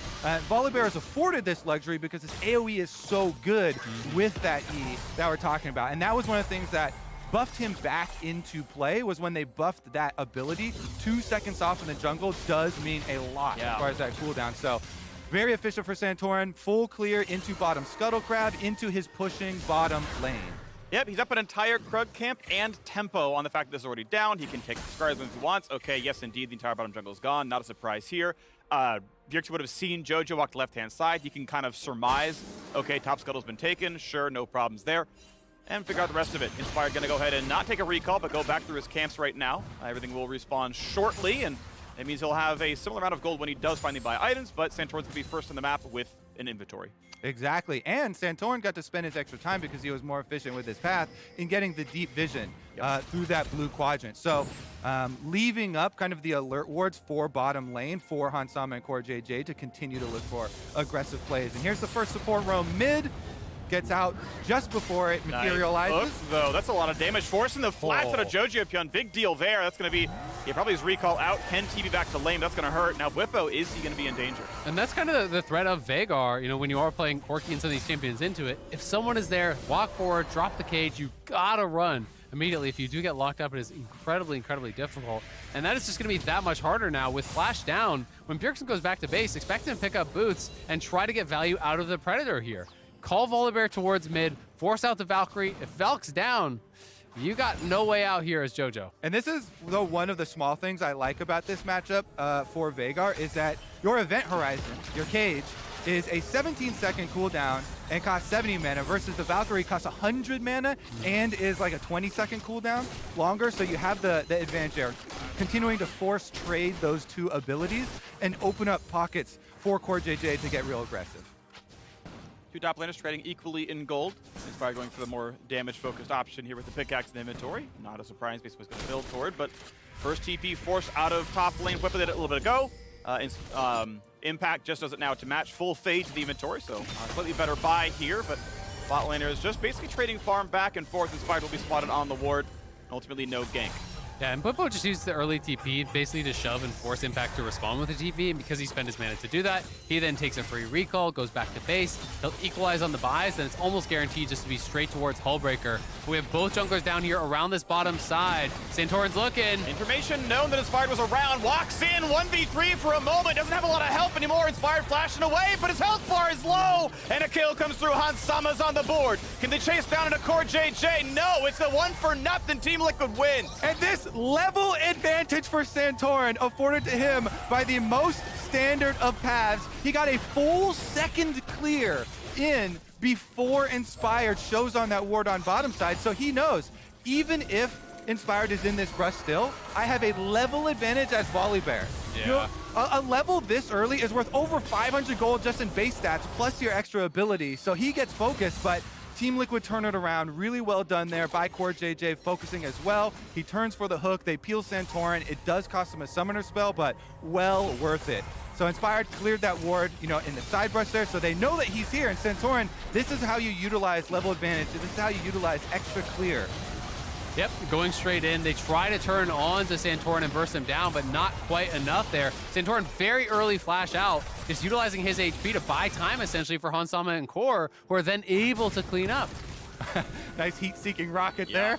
They did see him walk into this position with that ward that just expired. Thank you, observers. That little red dot there means a ward just died from Evil Geniuses. I also want to compliment the focus fire, though, because sometimes that gets lost. You know, especially when you're bringing a player right back in. They all, no hesitation, every single bit of damage is into Inspired. No wasted damage there. You focus fire the under-leveled enemy jungler, because if you focus fire the enemy support, you know, Vulcan does have Aftershock. He's more tanky. Xin with no ultimate is the squishiest target, and they barely did eke out that kill. So every little bit counts with these small efficiencies and focusing. Yeah, you talk about little bits here, right? The first recall, Centaur, double root crystal. You still get Inspired, pickaxe, which is not wrong, but just means he is indeed squishy, and hard to get stuff done to that one as Whippo takes a big chunk, does land the ulti damage, so damage back going to impact there. But yeah, target selection was great. Level lead, itemization, all that helped knock down Inspired's first blood. Really well played, and we'll try to continue maintaining his experience advantage. He's almost a full level ahead.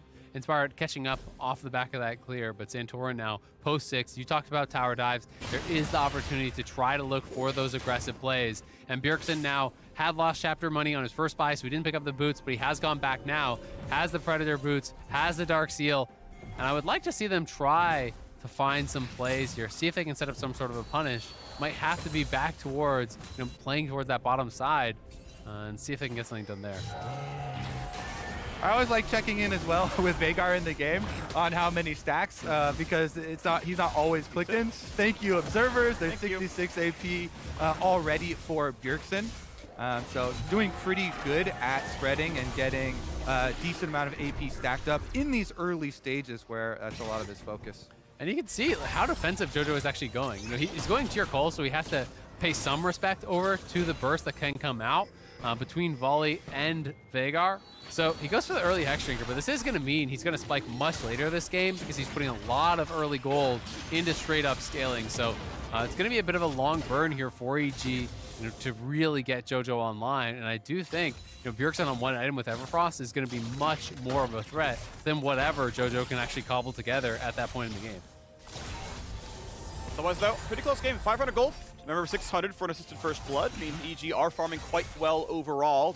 The early pathing from Santorin has equaled out to both of them having 16 camps done. So nothing too meaningful going on. Top lane's also very close together.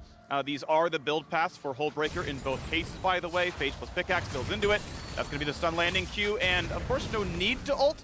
You could burn it for damage, but keeps the cooldown. Yeah, again, this is the safety that supports you by kind of diverting your build and getting an early Hex Drinker. Yeah. Even if you get stunned up like that, you know you're not going to die. Yes, some good damage chunk there from Bjergsen, but JoJo shrugs it off, and EG move into the river with a forced reset on TL's bottom side.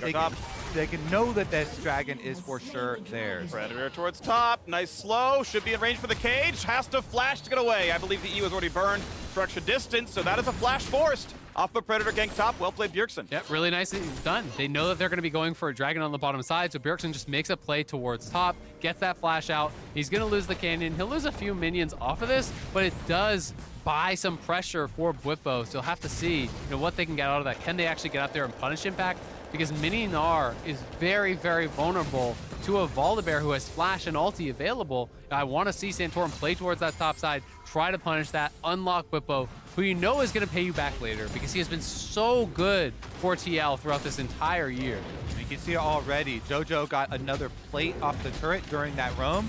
So the cost is kind of twofold there. He is richest in the game with his money also being invested in payoff, basically, abilities here with a early pickup on the tier, taking away, so that'll transform right over once you get Manamune. Also worth noting, it's not going to be a Sunder or Volley. You know, he's just going pure tank here. He has the Turbo Chem tank, has a magical footwear that's going to kick in here pretty soon as well. Perfect timing. You know, that's one of those things. That's a different rune, actually. You know, that's one of those things where I think it makes a lot of sense because he has a lot of strong carries here. You don't need to be the damage dealer with Veigar, Graves, and Jinx. And thank you, Freak. I knew you. I'm still smiling, man. That was really good. Yeah, I think it's for sure the best Volibear build because you want to run off of that early move speed, and the power that Chem Tank does give you still works really well with all these move speed champions. You know, it doesn't rely on the dash for charging it up there. So Volley gonna head down towards bottom side as well, just to allow the push in here. And Just good instincts. Hey, is someone in Tri-Brush? Yes, 2 people in fact. Okay, good to know. Inspire takes a bit of damage, doesn't really matter, but all right. We're not going to go hard on the turret because we know we're going to get answered. Not a big problem down there. We'll wait to see when it gets cashed in.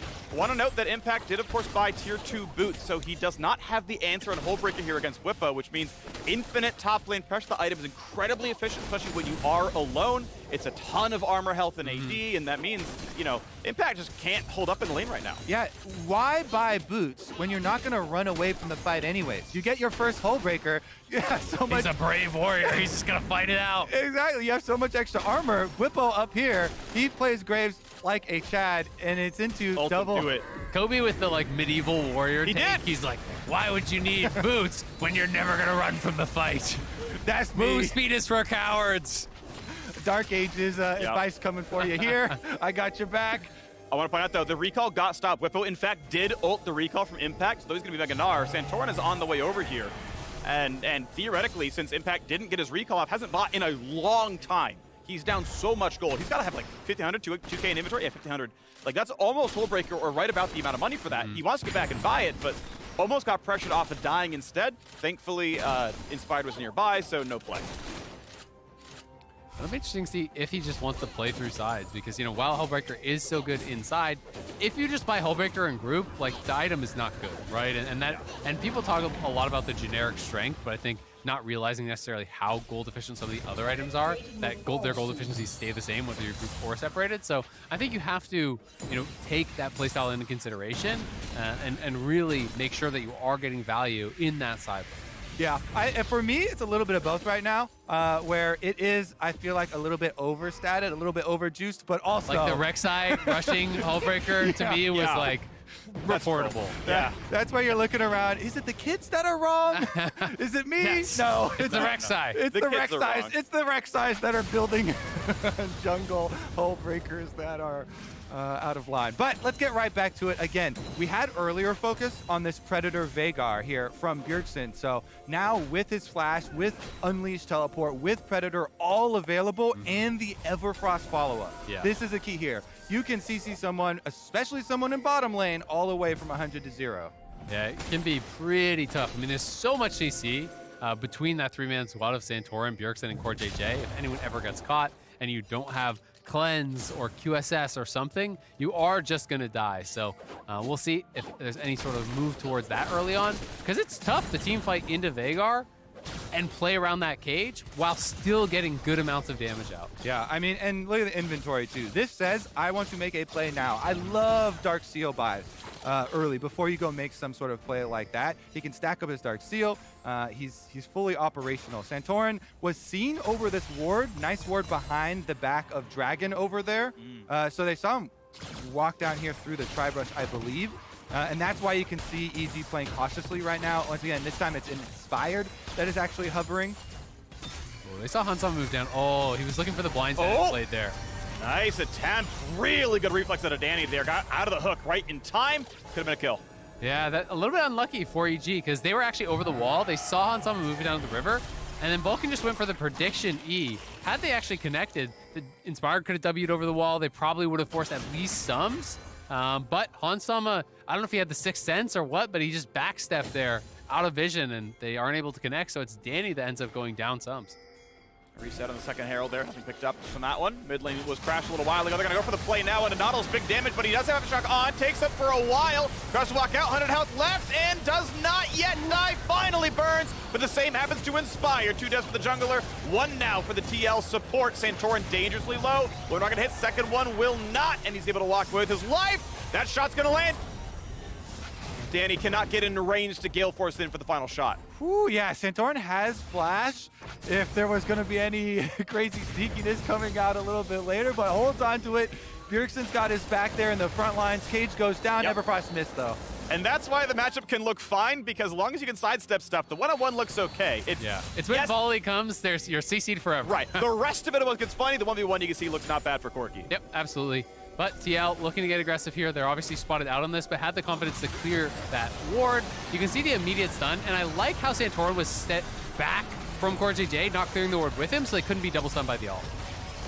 Yeah, then you got the flash out there from Vulcan. They barely chased down the last kill there, so for Hansama to get excited, and you can't follow the chase, cutting off the corridor there with the AoEs. But the reason you go for that deep ward there is because the rewards for that deep ward are so big with Dragon number 2 here, and the fight over vision behind this objective really meaning a lot. This same ward tried to place again there from Vulcan, but CoreJJ sees it placed this time, so they can clear it right back out.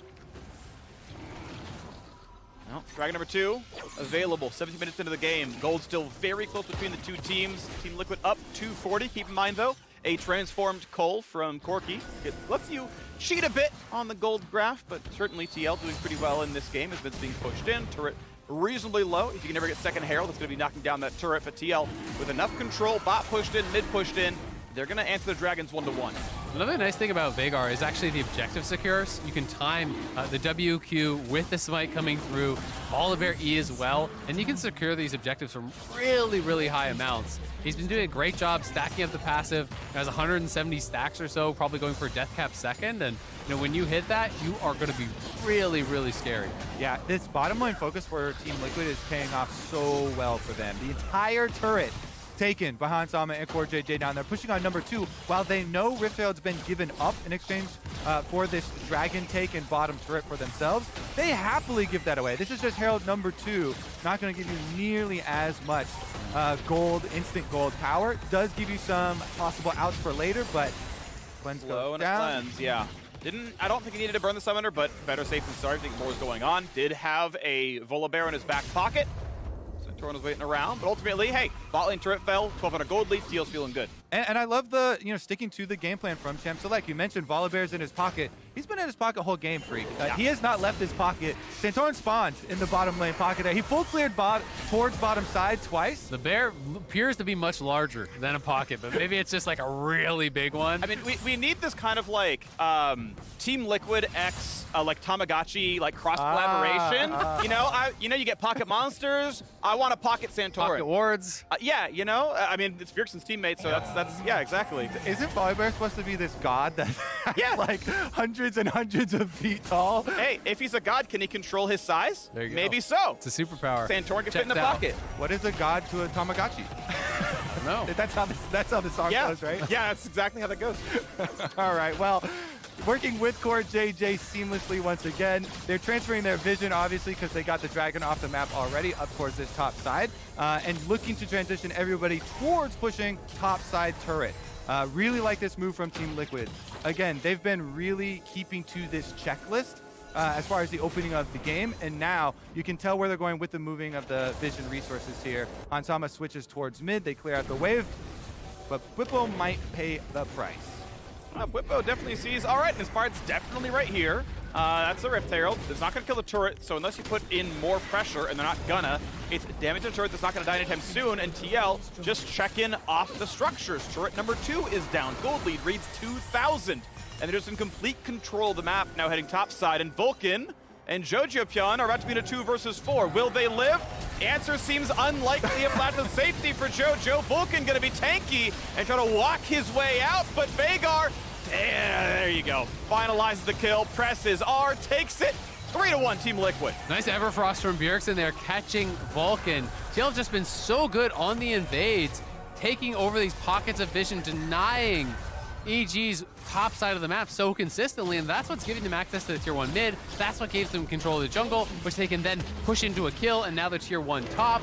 They are just slowly grinding EG out of this game. And I'm checking in on the Veigar AP stack, 237, fellas, with the extra kills adding to it as well. And that's death cap. He's nearly at 700 AP. He's closing in now. And it's just 4 stacks on that Dark Seal that we mentioned. So efficient. Everything is going, according to plan for him. But Jojo's got the package. Corki here trying to wield it. There's no real great timing for this, though. No, objective that you can actually force on. So Baron, but why did you grab this? I guess he's just looking. He thought there might have been some sort of a fight. If you're not going to fight the next dragon anyway, then that would be the only cause if they've already decided that they're not going to fight dragon number 3, which, to be fair, is a fairly inconsequential dragon. Yeah. This only gets you to 2. You're light years away from a soul. I think, honestly, since they've been struggling so hard to control the topside jungle, they may have taken package to stay safe pushing out top and say, hey, if TL actually invades to try to contest for vision here again, we can try to come and look for a fight. Yeah. Of course, in the end, won't be very consequential here. They're not able to get anything from it. But TL is just bleeding EG out, controlling their jungle. Good stun, decent damage. Ultion for everybody at this point. Nautilus may drop, Locket pop, there's a kill, and no rocket to hit Vulcans. How about the rest of this one now? Sidestep it away. How's gonna be slowed, but the cage lands, and the flash means nothing. Impact dies. 1-for-1 in the fight, and Whippo snipes down a second. Jinx chasing, stun to the turret, cleansing away, one hit, and a flash in for Danny, takes one down. He'll die for the play, but at least you made Hansama die. Hansama's positioning was so good in evading the attack by secondary turret, but then you can tell at the end, Danny gets so fed up, flashes in execution style, force shot right in his face to make sure he's going down. This is illegal! Well, turns out it's not illegal for TL. They get to do what they want. They get the turret and the dragon after. Yep, Danny wanted to get that punished. They do get the engage here on a Core JJ, but he is a very tanky man. The W is up. He procs the Aftershock here pretty early, and Bwipo is there on the collapse very, very quick. And this ult whipping from Impact really hurt. Didn't have the patience on it, because if you just actually walk up to Hansama, even if he flashes, then you can flash follow and vault for the guaranteed ult. So just impatient on the play, and Hansama makes him look a little bit silly with a bit of a backstep. Yeah, Hansama dodged 3 abilities right in a row there. Really well done from him, the patience. But then Danny says, dodge this! And you can't, but he's gonna pay his life as well. And unfortunately, trades Summoners for a 1-for-1, which is actually, I mean, pretty much EV negative. So letting him actually walk away was honestly the better choice. Unfortunately, looked cool, but now he's Summonerless for the next team fight when Hansama was already going to be Summonerless. But who was dead there, huh? Both Well, of them. They both, yeah. Yeah. Yeah. And all of Danny's friends as But well. who killed And all who, of Danny's huh? friends. Danny killed him. Danny killed him. There you Yeah. go. Damn, Daniel. But 4,000 gold puts Team Liquid ahead, and there's no Summoners for the outplay. I mean, every single flash is down, so Veigar Cage is gonna stick from Bjergsen. TL Except for has that been relentless in this top side, constantly pushing in, utilizing this squad, Santorin and Core JJ, and the Volibear E. They just use it to check every brush, so they're not getting caught off guard. Now they have Hansama here behind them, so they move forward, front line first, and they're gonna hook straight in on. Pretty good damage on a Vulcan, has the W, has the Aftershock, Volibear ulting away, Vulcan will die, and now it's time for TL to find a route, walk into range, hook him up, and Inspired. Hey, got a pretty good Gore Trigger heal, but still, Bjergsen holds the ult, waits it out, lands the snipe, another 2 on the board. Team Liquid will not be stopped, another flash forced away from Jojo Fyun. And TL have really good turn off of Baron too. The cooldown here for Bjergsen with his Event Horizon will come right back up. He's almost level 16. They can start up this Baron. If anyone gets too close, you get caught with a cage. They can try Impact, about to be Mega Gnar, stunned up several times in a row. Ults one backwards, and there's assist number 3,000. Finally 2 on the board for him, but it's still Baron gonna fall. Team Liquid in control of the game. Well, fellas, they get the burn and the turn for this Baron. Trading 1 kill there. Picking up the Baron, though, means that step number 3 is moved right up the list. They can return to their split push. Mr. Bwipo, he's done his job all game long. The camera has not been on him for the majority of it. That does not mean it is any less important. He can get right back out there with his Hullbreaker, push on bottom, 4-1 for TL to push into the inhibitor turret. Here's another look at the pick. Good ult out there from Santorin. Doesn't take any extra unnecessary damage while Hansama is able to finish up the kill. And then Bjergsen stepping in and out of the Xin ultimate, holds onto his ulti for the execution kill on enemy jungler until the very end. And then you know you can start up this Baron. Corki now has no flash. They get a turn as well, and the kill comes through. Yeah, and Bjergsen going for fairly common, not the W second max. He did go for E max second here. To be able to have those additional cages, getting so much value on them. And EG just feeling like they need to defend some of their vision. You can't give over 3 quadrants of the jungle and still win the game generally. But TL have been fighting better in these areas, and it's so hard to fight against Veigar, who controls so much space in your own jungle. Just walk up, cage the tower, and start sieging. Exactly. So good for these sieges. Even with the range of Corki rockets, difficult here for EG, trying to struggle on some of the wave clear. And at the top of your screen, constantly. Whippo pushing away as he's done all game long.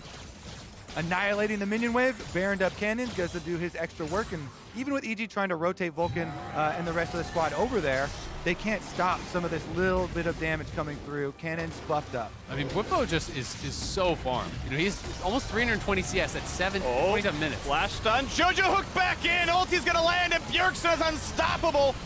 Quick stopwatch for Core JJ. They'll tank the skill shots. They'll dive for a second. Inspired once again, left alone, goes to the play, finds the kill into Hansama. Nicely done by the Xin Zhao. However, he is still left alone. No further resets. 3v4 in the map. Can't find the kill on the Core. That turret, thankfully, is hitting Santorin. Oh, They're looking for the end. That shield was enough, though. 4 versus 2 to end the game right now. Next turret number 1 gonna fall rapidly. Thank you, Demolish. Adding it up. The flash play for Vulcan finds a stun, but they've caught one, and that's gonna be Impact in the dirt. Next is gonna fall and picking up where they left off. Team Liquid crushing EG in under 30 minutes. Team Liquid, the team to beat in the LCS. Morpheus now 4-1 versus Neo for all those keeping track as well. Man, Bjergsen looking really good on the Veigar. TL in general playing really, really well as a coordinated squad, taking over Vision. To me, that was the biggest thing, was how well Core JJ and Santorin played together in the enemy jungle, constantly pressuring EG, forcing them to respond to try to maintain some semblance of map control, but they just couldn't do it. TL looked like a well-oiled machine, and you can feel the difference that Core JJ makes, man. This looked so easy for them. Absolutely smacking down EG, was now lost to all 3 of those top teams they have played against in this split. Yeah, I mean, to be fair to Ayla, they also beat him 3 times in a row in finals with him as well. To me, this the #1 word that comes into mind for TL, especially for these games, is control. Yeah. I mean, they set themselves up all the way from draft phase with Whippo on Graves, having pressure on top side. Santorin still full confidence, full clears all the way to bottom. Scuttle Crab, deep vision for his pushing bottom lane. They've already got control themselves. They're pushing up. Second, full clear all the way through bottom lane, and they have the vision of Inspired on the ward, so they just force it with the advantage that they have there, and they keep chugging away. It's these small incremental advantages that slowly just crush you. They are such a scary team, because they're just kind of winning in all sides, right? And almost when you're looking at their players against most matchups in the league, you expect them to win in isolation. So when you have a team that's that skillful, that then has incredible teamwork, they are so hard to beat. Yeah, they dropped 4 kills and 1 dragon. 0 turrets the entire game, completely in control over EG. Well done. And it means Core JJ is now up 2 games against Vulcan head-to-head. We're joined with Tigris and the returned King Core JJ for our Verizon post-game interview. Thank you, Freak. Welcome, Core JJ, back to the LCS stage. Can you tell me about the moment that you received your green card allowing you to make your return? You know, I felt a little bit disappointed that I couldn't be there in the locking tournament final, so that it felt a little bit sad. But I know the bigger for us, our bigger core is above beyond the locking tournament. We're actually looking for Wars, doing well in Wars. So I'm so happy. I'm glad. I'm so happy that I'm finally back. And then my first game was not disaster, so I'm glad. It was far from disaster. Such a strong performance through and through. You didn't get to play EG in those lock-in finals, but you did play them here today. Were you expecting everyone to be as coordinated as you seem to be already? Yeah, I don't know. So far during the practice, I mean, we were doing really well, and I don't know, my teammates are too good. So only thing I need to do is doing my job, and then everyone else is really good. And naturally, if you have so many good players, our game is good. What has that been like with so many good players, not just the 5 we saw on the stage, but Ayla, for instance, stepping in and performing well? I know you have all been practicing together too. Yeah, even when team played with Ayla, I played with a team a little bit, we played the split. It make me turn into the team easily. And then the one sad thing is I feel like there is no better support than Ayla in LCS. So I don't know, I'm sad that I can play in here right now, but I'm sad that I can't play against potentially the second best support player in the LCS. I like it. I love the support from the team. Many people did have a lot of strong words about his performance, maybe even getting overshadowed a bit because there is so much, focus on him being the substitute for you. But this is the core, no pun intended, I guess, that we've been waiting on with Team Liquid. Now you get to progress forward. Do you feel that you have stepped into a good stride already in terms of dominating the rest of the league? I mean, we just started practicing as a team like a week ago, but I feel already really good. Past years, I always start thinking, when I was thinking about my team, it was like we always had the potential to be the really good team. I don't feel like that anymore. I feel like we are already good team, and then it's not a potential anymore. Potential is gone. The reality is here. Thank you, Core JJ, and welcome back to the LCS stage once again. Thank you. For more on that game, let's head on over to the State Farm analyst desk.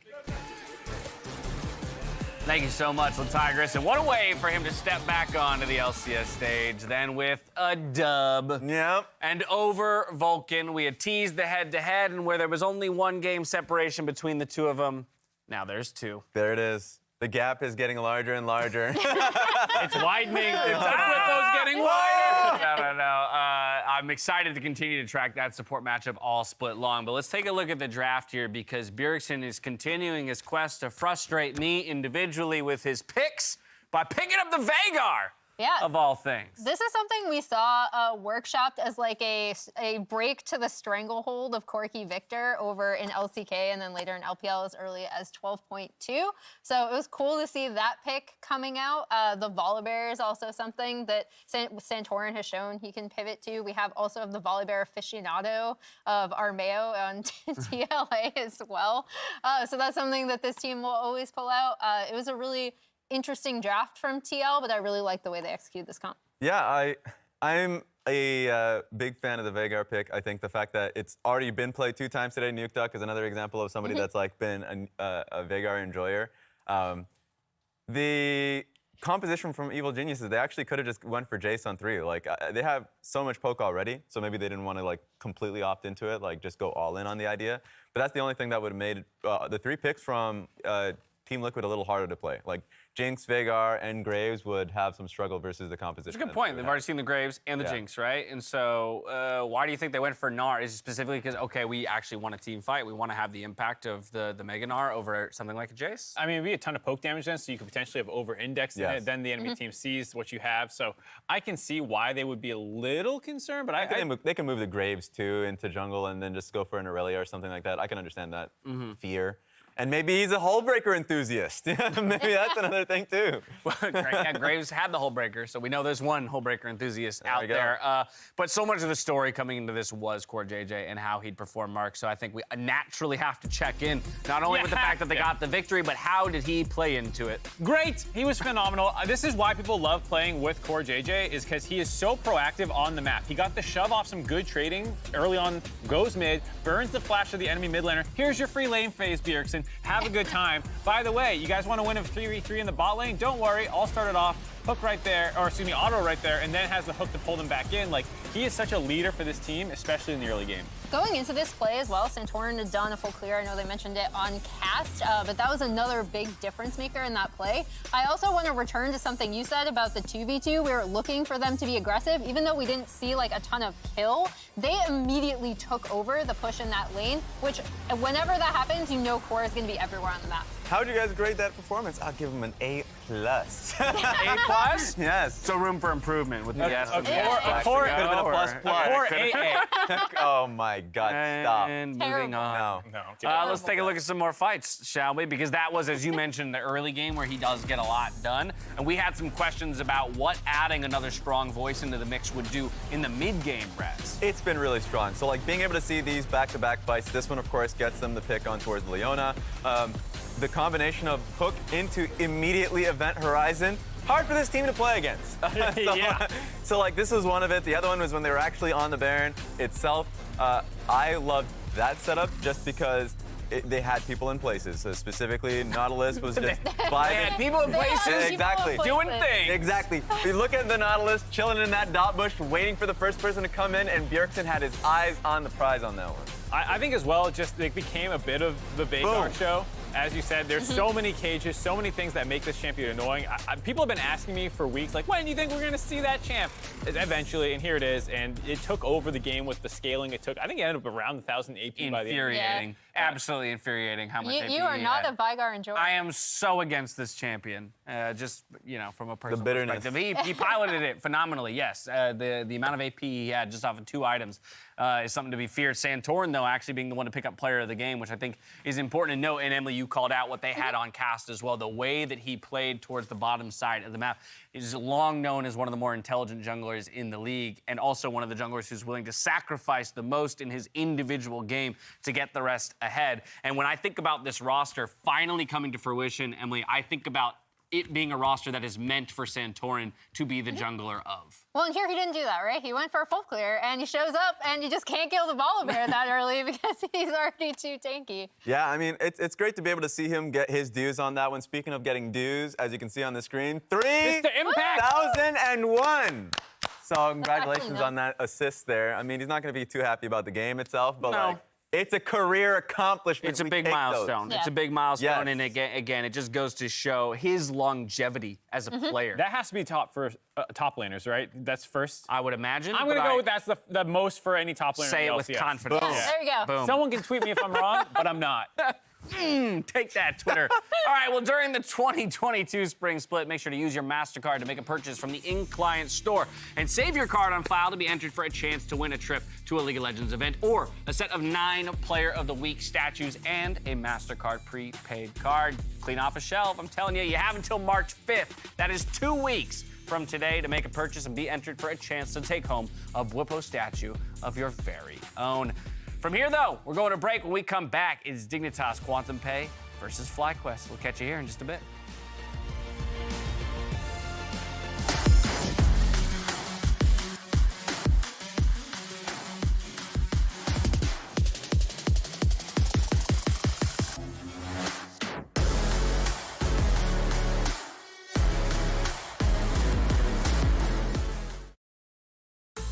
Welcome back to the Dragon Pit for this Assist of the Week presented by State Farm. For this assist, we jumped 30 minutes into CLG versus Dignitas with Ocean Soul on the line. CLG was well in position to force Dignitas into a fight and lost focus on River, who was the only one not in the river. With a swing of his hammer, the verdict was laid down, securing both Drake and Baron for Dignitas. Already gonna kill the enemy top laner.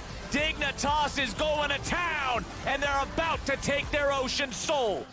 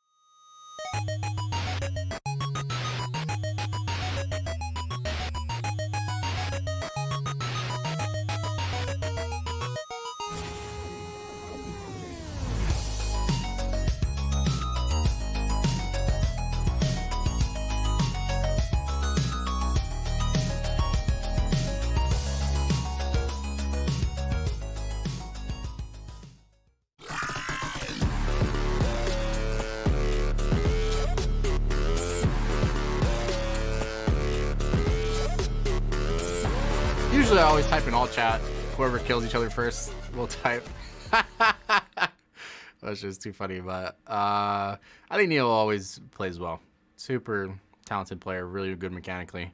I just gotta, show him who's boss. That is the most classically Afro quote that I've heard in quite some time. Got to show him who's boss. As promised, it's Dignitas here up against FlyQuest in our 4th game of the day. I feel like at this point, though, Afro, again, as a long-standing veteran who's had to play a part in kind of ushering so many different 80 carries kind of into the league, it's not surprising to me that nothing phases him. And he's like, I gotta shut these kids up. I'm talking how to play this game. He's also so complimentary of Neo too, though, right? Like when I interviewed him previously, I was chatting with him just about a bunch of ADCs he's played with, and he's just like, I think Dig are doing really well because Neo's just really expletive deleted good. So, like, that you can see it from the stats. You can see it from the stats. Editing right there. Real time. Expletive, boom.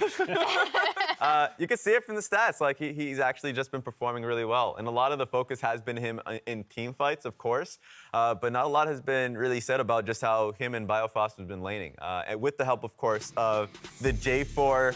I keep saying enthusiast, but for sure the enjoyer. The one tricker, no. And River. So like the team's been doing really well early, and a lot of it just has been how good the laning phase has been for this bottom lane. And I feel like a lot of people sometimes criticize players for getting resources put into their pockets. Oh, they play around Neo. That's why his stats are good. Yes, but because he's a good player, you're happy to invest into him. And then he carries in mid to late game team fights. And so I feel like if Biofrost and Neo hadn't been playing as well as they had, this would have been a much different story for this team. And as you see from this clip, too, they do a really good job of bringing Blue in on these plays. Dignitas are actually really well coordinated around setting up Neo for success. So it's just another, harbinger of how well this team is communicating around what they want to do and executing it. I'm also just wildly excited about this matchup because I think it is 2 organizations and 2 rosters that don't carry a tremendous amount of expectation around with them, right? Just by virtue of who they are, but then also you take a look at the offseason moves that they made. For both of them to be sitting at 3-1, somewhat surprisingly, and at times in different fashions because of the Smite tops that, of course, have been pulled out. I think you could just as easily turn to the FlyQuest side and talk about some bot lane focus like you do with the Dignitas side. Yeah, I wanted to bring up the fact that FlyQuest have been quietly bot lane focused. We talk about how you want to execute these Smite support top compositions, and you're almost always funneling those extra resources into getting your 80 carry ahead. And I actually think Johnson has been very quietly performing quite well for this team, especially in team fights. And again, to Mark's point, when you pour resources into someone, you want them to be able to deliver. And I think Johnson has sneakily delivered. Yeah, like we said, it's a little weird because you're always talking about, I feel like the Smite or the jungle or all these other things that are going on in the early game with these Smite top laners. But Johnson actually leads the league in CSD in the bot lane by 30 CSD. It's absolutely insane. Now, is he getting that through raw laning? No, but it is to that point. They are putting Johnson ahead of the enemy 80 carries so that he can become a bigger threat in the mid to late game, and he's been executing. And that's why it's like the battle of the X's, Afro was with Johnson, then he went to Neo, then he's like, no, I'm getting back with my ex, he's back with Johnson. We're writing a rom-com script. Yeah, I love it. I will mix up the drama, I don't care. Need more of that. And the other thing, too, is that this team and what's made them really good right now is just the fact that they're having a really solid, stable first 10 minutes of the game. But you can't say that in the previous splits, right? Where a lot of the times there's so much volatility. We've either messed up Rift Herald or the first Drake or something goes horribly wrong in the first 13 minutes of the game, and you're like, damn, if we had just either traded sides when we felt like that was the best decision to and just not opted into fights that were unneeded, then we could have gone further. They are just consciously trading consistently that is making it so by the time they get to the mid game, they're in even footing with a lot of these teams. I feel like part of that comes to individual laning mechanics, and coming in for both these teams, their mid laners were heavily criticized for being imported. Tukui from coming in from the LFL, and obviously Blue for basically being bottom of the standings in the LAC, but I think both have shut up the doubters pretty quickly. They both look pretty competent, and that's why they're not falling behind these early games like you're saying, Raz, because they're not getting outclassed. We see the J4 ban go down immediately. I only want Get it to out. call it out. I only want to call it out just because that we've been seeing that more recently. We know that River will just counterpick himself to go on that pick and has still absolutely beasted games. So FlyQuest have done their homework. You know what? They've Nope, done their homework. We don't want it. I'm kind of expecting a Thresh first pick just because Dignitas is one of the rare teams that, like, if you give them the option of Jinx and Aphelios, they're willing to trade. Because like, Neo is an incredible Aphelios player. We've seen that in the previous week. So they're just going to go Thresh and try and get the best of the... I was gonna say they might go Caitlyn Lux, but then it gets banned out as well because they're Not one of allowed. the few teams that feel like they really exploited Caitlyn Lux correctly. Yeah, they actually know how to, A, get that bot lane ahead, like we talked about, get the push in bot lane, but then also rotate the Caitlyn around to take turrets. I also want to point out, taking away the Karma, not only is she great laning support, but additionally, she could have been part of a Smite support top. And Raz, you thought they might take the trade. I lied. So the Jinx and Caitlyn now off the table. One ban left to go for FlyQuest. They'll remove Hecarim of all things. But this does make me both very curious in what the ADC matchup will be. Are we going to see that Jhin come through across from an Aphelios? Will we see either of these teams go somewhere else? Well, Zeri is probably the answer to my question. Yeah, right off the ban list. So the fact that we're going to be able to see the Zeri, first Zeri of the day, Forgot is that champion a existed. huge plus. Got nerfed in the most recent patch, but of course we were a patch behind that. Right. Yeah. So Well, it's going to be nice to see. I think we all forget it because I think it's been pretty much permabanned. Yeah. Yeah, exactly. recently. So Yes. the fact that it got through here, they're basically saying, Neo, we don't know if you're going to play it. And the answer is, well, we're not going to give it over. And of course, you get the incentive pick into it. It has such a range advantage on that matchup that you often see it deal with it, as well as the healing poke that can come through. And I'm expecting this to be a farming Kench just because of the nerfs that we already talked about to Senna. So it's going to be really fun to be able to see just what the strategy is for FlyQuest. They've been, as a team throughout this split, the type to try and basically focus bot lane. Try anything. Bot lane dives. Obviously, they had the Smite top lane, so I want to see what they're going for. I just want to bring up, in the Yuumi hover, Dash is just sitting here absolutely Oh my God. his eyes. I mean, there's probably still going to take She something might like that. still get locked in. The Zeri-Yuumi combination is So toxic. absolutely nuts. She just zooms around teamfights. She zooms around the map. Udyr, another pick that is starting Another to zoomy creep champion. in. Yeah. And here we go. The trio of Zeri, Udyr, and Yuumi. Gotta go fast. Yeah, they're just gonna be going everywhere. The thing that surprised me was also combined with the Hecarim ban. That feels like some real advanced scouting. I don't know if they, like, River was telegraphing this on his solo queue play or something, because that is not River's playstyle thus far. I was a little confused by that too. Yeah, he's been a very gank-focused jungler, teamfight focused, and these champions really want to focus on clearing quickly. And that's why it's a little surprising. I mean, Udyr is still team-oriented. He's not going to 1v9 the game. Sure. But that's some smart looking ahead from FlyQuest if this was kind of their read. So, and sussing out perhaps the Yuumi as well, right? Because that's a classic champion to be paired up with a Yuumi as well. Yeah, and it's just great to see Udyr kind of make a resurgence. We saw it initially coming in from Is it spot great? 9. Well, it's great until I already it's have the one only jet pick. on my desk, okay? It's great until it's the only pick in the I don't meta. need two of them. Per month. So another thing to look out for Dignitas, I mean, they'll always try and put Fake God on a weak side champion, something like Gragas, and try and just focus more on team fights. So would be surprised if that's something that's given to Dig. So with Victor off the table and Corki already locked in, Emily, my big question that still remains is, are we going to see, for example, the Zoe come out for, no, never mind, that is FlyQuest side, so he'll be playing the Corki. Zoe won't be coming out for Takui. I mean, but Blue's got a good Zoe too. Does he? Yeah. As good as Takui? He stole Baron with an injured finger with That's- Zoe, remember? Come on, With an man. injured finger.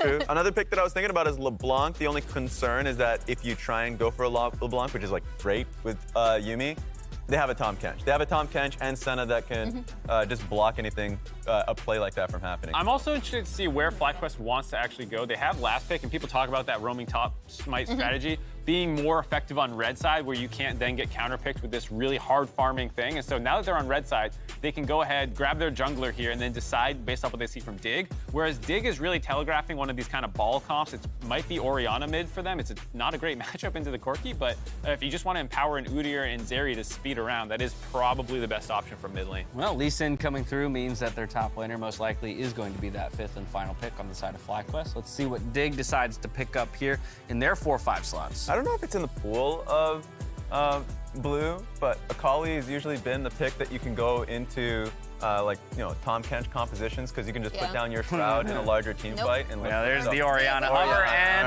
They're called the And the Orianna. Gragas. And there it is. No. And No! Funny No, looking you Gragas. have to. So, all right. What I was gonna say is the thing that's annoying about when you're on red side versus the Smite top strategy is if you pick a safe blind, like the Renekton's, the Gragas, these things, those are the exact things that get punished by this roaming top strat. So you kind of forced into taking a Graves blind or something so that you at least have a little bit of threat if they do want to go that strategy that you can actually mow down turrets. So you like this approach, though, from FlyQuest then to put Dignitas in that position, to have to take the Graves, and now you at least get a choice in whatever your perfect response is to that pick, and it looks like Aurelia will be it. All right. Yeah. I mean, Kumo has been playing a lot of different strategies, but he came up as an aggressive assassin type player, the Akalis and things like that, so it's cool to see him on the Aurelia here. Yeah, I was gonna say, you kind of forget what type of player Kumo used to be, because previously we saw him playing weak side, and then this split thus far, he's been what, Ornn, and then 2 Smite top lanes. Yeah. And so, I mean, this is a really interesting call. I kind of like it from FlyQuest because I've been waiting for more North American teams to have faith in their top laner and just be like, you know what? No, we're going with a counter pick that they're comfortable with. Yeah, and so for me, I personally like the Dignitas composition. I think they can hold the Aurelia on side lane decently well, and I think their team fight comp is incredibly strong. So I would lean it over for them on the draft here. Well, Raz has answered the question before I asked it. Small favoritism towards Dignitas, actually, contrary to what Twitch chat there believed right at the end with 53%. Emily, I'll give you the final word before we head to stage. I also favor Dignitas just because I think Zeri is still broken here. I actually predicted FlyQuest for this game in our predictions that we submitted them, so. Same. And I like their draft too. Okay, fair enough. A glowing review from Mark Z on the draft phase for FlyQuest. Either way, comps are locked in, teams are loading onto the Rift, and we're out to freaking Kobe for the call. Thank you very much, and I'm excited to see this game here. 2 teams at 3-1. They have both had stellar splits so far in the LCS. Dignitas, I am seeing a lot of belief behind them. River has been outstanding. The players look really, really good. FlyQuest have had a fairly easy schedule, but to prove they are top teams, hey, beat Dig like this. Yeah, I'm seeing some belief in Dig behind you. We've got a fan sign. I know for a fact though the fan's gonna be a member of the Dignitas organization, so a little bit biased there. Let's get into this one though. I'm so excited because FlyQuest, you know, it feels like Kumo has done his homework and done all of his chores, and now he gets to play an Aurelia. This is a champion that benefits so greatly from having jungle pressure and looking for kill pressure. I'm super excited to see what FlyQuest's design is around this, because while they have used, you know, like Ornn top, Graves top, not always going with Smite Roamers top, they haven't given a lot of attention up to that side of the map. And if you do that to an Aurelia versus a Graves, then things are going to go much worse than previously, especially because River here on the Udyr with Ghost is a very potent ganker. You can full clear from bottom side up to top, so no surprises here. It's going to be a very, very threatening top side of the map for the side of Dignitas here, and Udyr full clears so quickly, plus with the low cooldown on Ghost, you can just spend that as soon as you move up on the Aurelia. 4 summoners start to get so much pressure in favor of the Graves that if left unattended, this could be very, very scary. So we are seeing fasting Senna here, support Senna if you want to call it that. This is pretty much the best way to play it ever since they nerfed the soul drop rate. I think you should play her with a melee champion, play her as support, let your other champion get the farm, and going fleet, which gives her a lot of sustain to make sure that she goes equal in the trades. The one thing I do want to bring up as some Senna tech, Airy Scorch. It'll apply both on your Q, which you're going to get through minions. It's really, really, really good poke. You can actually wear down teams with low sustain. Yeah, I also am a fan of the speed up from the fleet footwork though. And we've seen be pretty effective too. The matchup obviously versus Zeri is quite nice with the added slow on Q now, and you can position through minions where she can't shoot through the minions. You get your harassment, you continually farm up souls as the support style that you're highlighting, which is very easy to see by the patch notes which ones you should play, because every time they change the soul drop rate of minions that she kills, it's by an order of magnitude like 10% at least. So big swings and indicators of which one you should play. Currently right now, swinging much back in favor of the support range. This one's definitely getting a bit more spicy than usual here for the mid lane, so that's going to attract some jungle attention. We see Lee Sin there, Jose hovering a little bit, but Blue's got his wave a little bit easier on his side. There was, by the way, a hashtag dig win sign behind us. Unfortunately, we never got the camera shot, but there was the dig win sign. That's what Kobe was alluding to when we were talking in the pregame. That's the same sign that they just showed there. Yeah, as let's well. bring it back. I want to see, the metagame kind of develop in other dig win signs. I would like to see other takes on it, maybe different outfits, who knows? Just, I want to see that get spicier over time. We were seeing Tukui go for some rather aggressive trades, ultimately takes a pretty early recall to get second longsword, burn the TB back in a lane, and Blue's only going to be on tier for this one, so not bad to be on tier, but obviously, you'd love to try to get Lost Chapter if you can help it. I believe TP cooldown will not be back up by the time you get that much money, so we'll see what it looks like once those come online, and if the recalls get any special. And this is something I want to re-highlight for junglers, is the focus on upgrading tier 2 boots, especially for tank-oriented junglers. It is such a DPS clear speed increase because of, yes, the cooldown reduction is so good for champions like Udyr and the majority of tanks, but also the move speed is really, really threatening. That's why you see no hesitation after his first full clear into Scuttle Crab. Go for the deep ward drop off, then recall for your upgrade of your boots, big power spike here, and you can seamlessly full clear again up towards the top side of the map. This is one of the reasons Udyr has come back into the meta. Very prolific for both of the Cloud9 junglers, actually, have both been spamming a bunch of it with the Ghost and power clearing and trying to get that level lead over the more gank-heavy junglers like Lee Sin.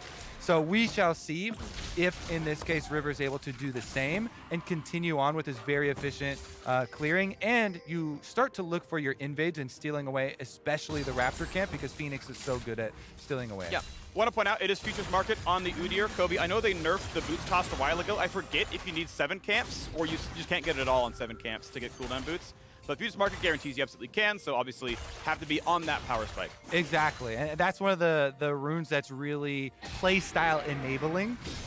So love to see the use here because it really does have a big influence on how he's going to actually operate here. Scuttle Crab on top side too is very good. Second Scuttle Crab gives you full experience, so should be able to control that one as well as move up on a... Whoa, he's actually not sticking around for it.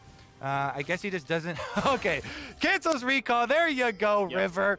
He's going to stay in place with the extra vision as well secured for the constant pushing for Graves on top side. Where he has to start worrying, though, is this level 6 mark? That's where Aurelia starts to have kill pressure, and you have to wonder if Lee Sin starts to get up here, if you get any early vision on him, then, the kill pressure on Graves is actually very real, even with 2 AD champions.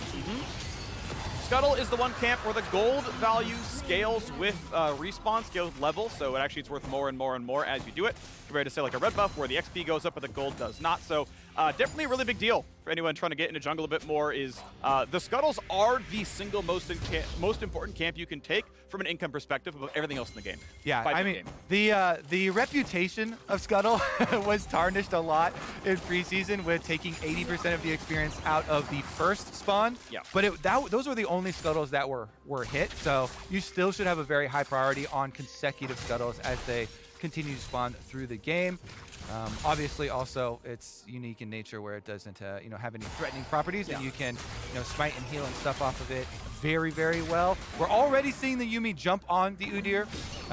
This is something where you can have very, very aggressive positioning. They're moving in and trying to clear out this kind of highway around towards the bottom side of the map. First, Dragon was given over to FlyQuest, but they don't want to let that start stacking. I want to shout out, very smart choice. Johnson Executioner's calling first item. I think it's actually very intelligent against champions who heal. Keep in mind, Neo has 700 heal. Maybe running for lifesteal runes as well, no guarantee, but obviously there's a Yuumi on your squad, and very frequently Graves buys lifesteal as well. So a pretty relevant pickup here. And we otherwise check in on the lanes. Blue has actually been winning lanes so far. We heard Mark talk about how the lane shouldn't look that good for the Orianna. However, Blue is doing just fine over there. Top lane skirmishes going pretty close to equal. I think Kuma has more to farm. I want to shout out this jump over the back of Baron Pit here from Jose. He's going to get around this ward as well. in position for that level 6 Aurelia. Then the ult hit. Ult backwards, kick, flash in a range, flashes away from the ulti. Kumo hit the button late and gave Fake God the chance, and now there's a regank. Jose's W gonna be up right now, gets over back towards the wall, Shockwave pulls him right back in, and Blue roams and finds first blood in a red. I feel so bad for Jose. He does all this work getting up there to try and play off the Aurelia kill pressure. We've been hyping up all game, Freak, and then they don't get the kill in time. They get roamed on, and he pays for it with his life. That not only is going to be the kill over to Blue for the roam on Orianna without giving up the minion wave, by the way, because he had a push, but also the Rift Herald picked up so many rewards for Dig here with just one little bit of counterplay, and the third scuttle also on top side of the map. So well executed just to get around here. They know with the Scryer's Broom being popped, they don't have a lot of time. So you can tell as soon as they do this, as soon as they miss ult, they know they got to get out of there. They start trying to run, but it's just too far away. Stun being used there onto Fake God means he's got nothing for River, who actually has the stun and walks in there with the Shockwave and even able to give over the kill to Orianna, the best possible position. Quite nice there for Dig.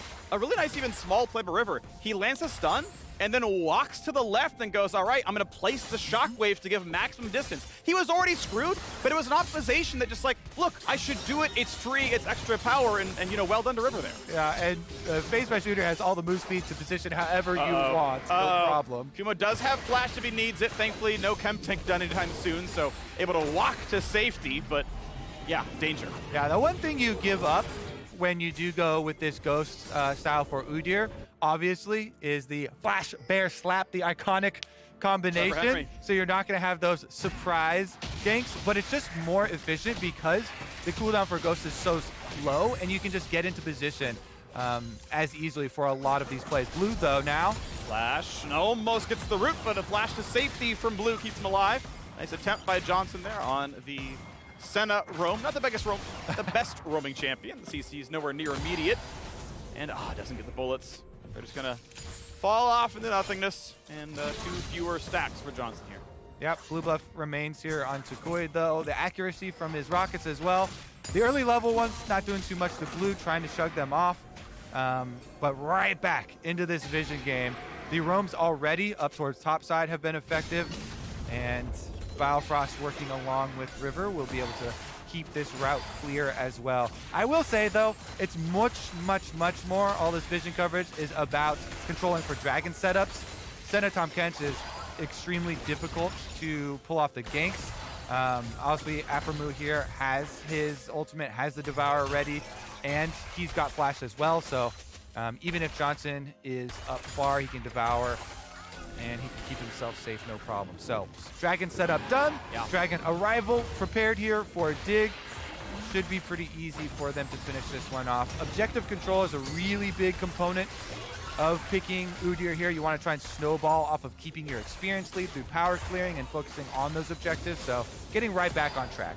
Yeah, looking pretty good right now. Dragons 1-1, gold basically tied. Flag was a momentary lead right now, and as the team comes down, this could be a big play. It's going to be root onto River. This could absolutely be a big play. Ult comes in from Zeri. Ulti across the top. Package hits couple right now. River getting low, and otherwise Neo trying to run away. Tanks the rock as best he can. They're rocking out, and they're going to stay alive for a moment. Will there be a dive, though? They can push the wave in, and they could go for round 2 here once they get the minions down there. But Neo, all the way back to full HP. Thank you to a summoner heal. Thank you to Biofrost, and it's going to be Dignitas staying alive.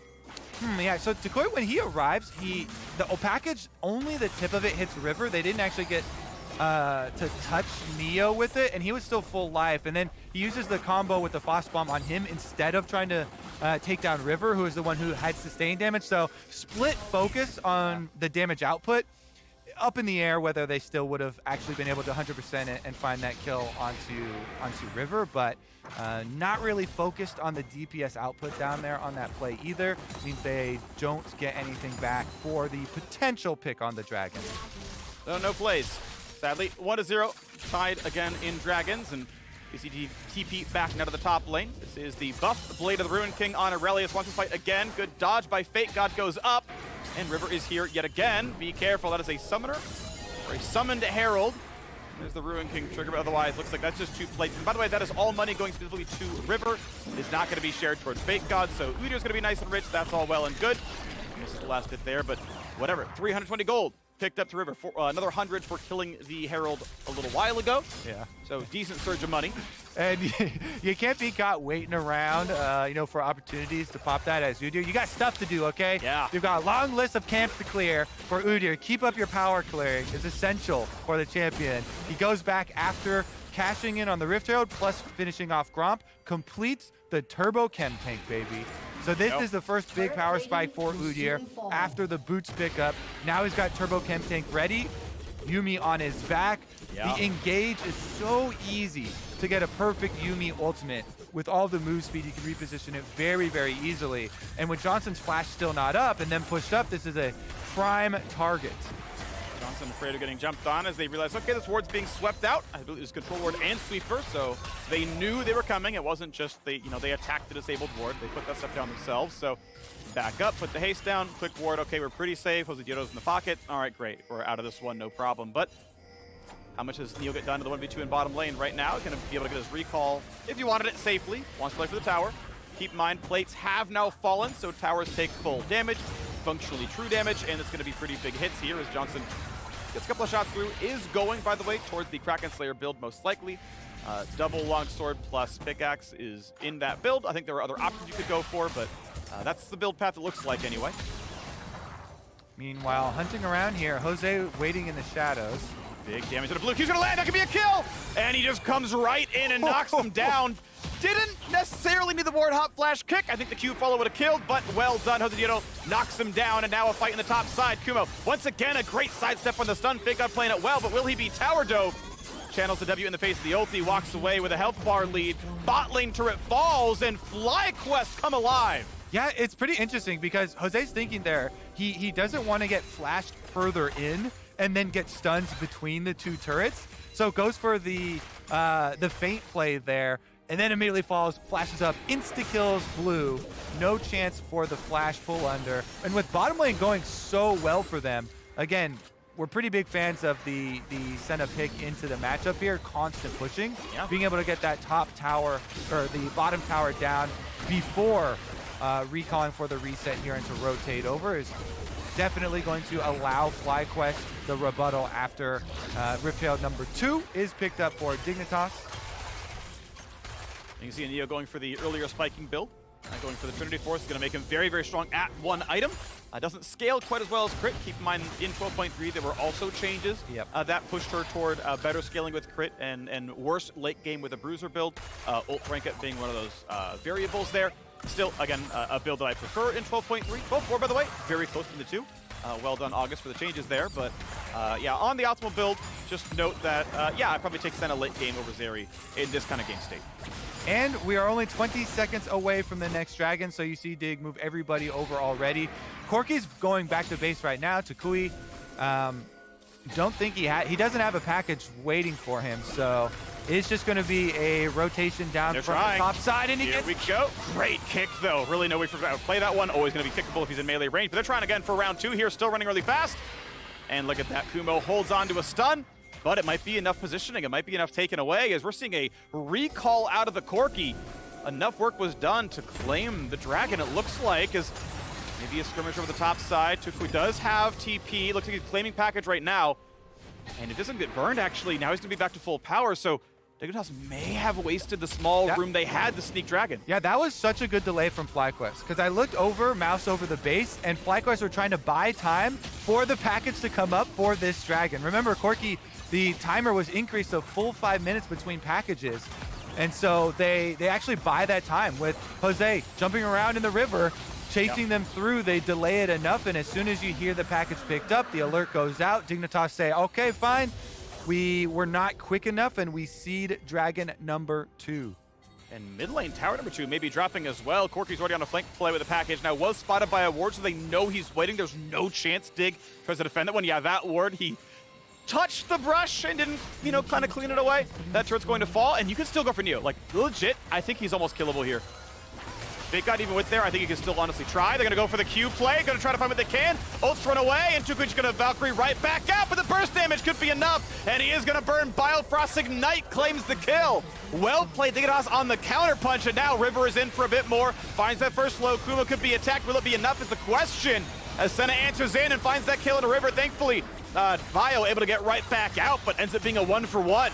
They don't bring the Orianna with this, so they still get fought up, and Afro back in! You're gonna try again, it is 4v3, keep in mind, so this should be possible. Gordon heal, works well for Jose Diodo, Afro flashes in, Jose follows the Q, and he finds kill number 2. Kill number 3 is gonna be a freebie. Biofrost will die for the blind, he is light. Jose Diodo sets up 2 more kills. Dignitas fumble. You see the idea there, Freak. The call was delay these, force the fight so that I can split push. Orianna does get 2 towers pushed down, secondary tower and inhibitor tower, but it costs them the lives of every other member of their team. That is so much gold. Back over into the hands of FlyQuest, and Jose's the one picking up all the kill credit here. Really, really, really well done. Rocket flip this one's replay. Huge setup here as they close it all out to get these last few kills. Yeah, the original disengage there from Neo was so good with Biofrost. Keeps him up with the heal. They barely have enough damage with the Ignite still ticking. It's the secondary engage here from River, where he takes a lot of damage on the output, and they still had Aurelia ultimate, so they focus fire him down. Jose goes back in, they get the execution. And then they're saying, we can stop them. We're gonna allow Orianna to keep pushing, but Afro moves. The oldest player in the LCS goes for the re-engage, hits the W, and even with the Yuumi healing, they are able to eke out enough damage to find that execute. Jose, these Qs are point and click, Freak. He hits every single sonic wave and picks up every single kill. Yeah, Executioner first item. Well done, Johnson. Correct itemization. Afro, you mentioned, turns 30 this year. The man's going to be, I believe, the first 30-year-old LCS player. Love to see it, honestly. Birthday in September, so would have to make playoffs, I believe, to make that one happen, and, you know, walk up to Worlds as a 30-year-old. Sounds pretty good. Diodo being his way out, no problem, and FlyQuest on their way to a 4-1 record, tying first if they could win this game. Blue still on the side lane, getting what he can on those lanes, has knocked down, I think, 3 turrets single-handedly. One of them being an inhibitor turret, so a lot of money onto him, which means it's going to be on him a lot to carry these team fights. Yeah, I think FlyQuest are in a really good position now. Double stack dragons because they were able to delay off the other package last time around. They got so much money off these last kills that it's now 2 item lease in. Black Cleaver picked up for Jose. He can help shred resistances even on frontline. It's going to be interesting too because they even have options of picking up the split pusher. You know, Hullbreaker does give you a lot of extra resistances, but if they're able to shred those in the 2v1 with Aurelia, that is killable and puts the Grave split push in a little bit more precarious of a position, especially if FlyQuest can control this next dragon. Only 1 minute and 15 seconds, and look at the vision control and all the effort FlyQuest are putting out in setting up this objective. There we go. Mid lane turret a bit low. Dragon number 3 for FlyQuest. They can make this one happen. 1 minute away. Nice try in the queue. Neo sidesteps it, dodging bullets. See if someone can go to his level. Maybe an AG Smith can make it look a little bit nicer in the sequel. 5-2 in kills, 52 seconds till Dragon comes up, and wave control seems to belong to FlyQuest here. Aurelia on the back foot, top side, takes a pretty weak wave and is going to slowly push it back up now. TP not available, but Fake God has it, so that's going to be pretty important. Kumo gonna have to get out soon if he wants to help his team play for Dragon. Otherwise, they're going to toss, so they track cooldowns, can force a 5v4. It's interesting, yeah, because they invested so much effort in taking over full vision control of this red quadrant, whereas you can see Dig moving up into the river over here, allowing for a pathway down, and even threatening around, picking up Scuttle Crab by Baron, trying to clear out as much as they possibly can before the arrival. 10 seconds though? Yeah, Kumo, his team cannot immediately start this dragon. They actually have to wait for him. Yep. He would be 20 seconds late counting channeling time. That is the window right now. 20 seconds starting right now is how much time Dignitas will have until he walks down or can finish a TP down. FlyQuest do have a lot of range to work with though. They've got Corki rockets and they have Senna here throwing out snares. So the team can buy time. And Dig are not able to brute force their way in before the arrival. Tukoi with this blue buff on Corki, constantly throwing out these rockets. And he's going to recall for the late packet. Once again, that's the timer on this one. So trying to burn it down, and it's going to be claimed. 5-minute cooldown on package means Dragon's up. I recall late. The fight after. TP. Is there a fight? That's the question. Yes. Corky's there with package in the face of absolutely everybody. It's got to be a good one. He's going to be unstoppable. Only hits the Graves, but buys a lot of time. Could have maybe dove through the team. Chose not to, as after we're going to lead the front line. Needs a shield. Pops it. But he's just going to get burned all the way down. FlyQuest really did not maximize damage or target selection. Just kind of give him up for dead. You'll love to see it. Actually, this is the exact intended change from the designers on the increase in time for package. So you cannot chain package pickups for these objectives. Full 5 minutes, full 5 minute spawn on Dragon. And FlyQuest try and get the fight afterwards, cutting them off, but not quite in position to do it, and not a big enough lead to actually burst them down, even with Afro trying to do all the tanking here. Good job by Dig. They pull back, and since they are effectively... If you packaged right, I think you just kill everybody. But no one can get fake cut here. He's wary of the burst damage as he packages forward, probably. But it's there. Yeah, there's no hope if they just cut it off there. There's not enough time to bring the rest of the members over. You see the focus fire from FlyQuest, trying to get there in time, and they just don't have the DPS. I just feel like if you're willing to TP in for the post-fight, and there's 4 people grouped up, you are guaranteed like 1.5 seconds of package DPS just by tagging them with it. That's like 1,000 damage by hitting W once, and you still get Valkyrie afterwards. You're unstoppable during package, you're then out of range, they're CC'd, you get out of range, you have a Hex Drinker. Like, I think that play works 100% of the time. There's 2 kinds of Corkys in this world, Freak. Yeah, me and bad ones. Yeah, he did have a Hex Drinker as well in inventory for a little bit of extra safety. So, we'll see about the review on that one, but we know how it turned out in this game, and Dignitas are happy with it. Alrighty, still a fun game ahead of us. 2.3K, FlyQuest are in the lead. They've done a pretty good job of this one. A 30 CS lead for Kumo in the top lane as well, though matching Fake out of the bottom. Gonna look for a play here, reset off the cast minion, but again, Fake out very good at sidestepping these Aurelia stuns, either playing the mind game well or just being out of range of the recast. Either way, generally not getting stunned. Johnson is going for that crit build, as we mentioned, but we'll give him high DPS, lower burst, and now it's the bottom river that they are playing for. Keep in mind, Aurelia has control, so the team can give him wards. That means he won't be gankable down there. And Blue's back to a split push mission, Freak. This is the hardest split push Orion we've seen in a while. He's chugging away. He exposed this inhibitor previously, and it's up to FlyQuest to try and send people back. He actually draws 2. This is very, very effective here when you can go split push, force 2 people to answer you like that recall. FlyQuest have to cede entire control of the map here, and that allows Dig to move in and take away so much of this work that FlyQuest just efforted in getting all these wards down. Blue gonna be paid the price here as well with the steal. All right, yep, that is a blue buff taken. Sadly doesn't get to go to blue, but it's gonna go on to river, and that's good enough. Oh God, here we go. We're here back we to the go Who's on again. First skit. I mean, it was really inspiring. I thought, you know. All right, what about what about the defense on this turret, though? It's going to stay alive for now. That health bar at half, but I mean, the thing is, FlyQuest do have pretty good wave clear, and Dignitas, I mean, they don't have the most range. Like, Neo's Q is 700 range, so it is still one of the longer range turret hitting buttons. So, you know, Zeri's decent at it. Your E is instant cast. You can kind of play at max range Q, E away from, you know, most meaningful CC. So it's not that hard to play around. The only difficulty is, like, well, Senna's going to auto you the whole time, and you don't want to take more than 2 autos doing that. So if the defense is there, it can be tough to get things done. And Neo just going for the Hurricane build and knocking down waves. Yeah, I mean, the biggest thing that we're about to run into is the range advantage, because Johnson continually stacking up these souls just to get to become more and more of a threat. Tukui now, he's got his transformed Muramana with the Luden and Sorksu. So the 2-item Corky power spike is here, even though it gets delayed a little bit by picking up Hex Drinker in a lot of these situations. Yeah. The poke and range here from FlyQuest will be real at the next Dragon. Number 3 is going to be soul point for either of these teams. 35 seconds left on it, and this time around, Tukui does have Unleashed Teleport still on the top side.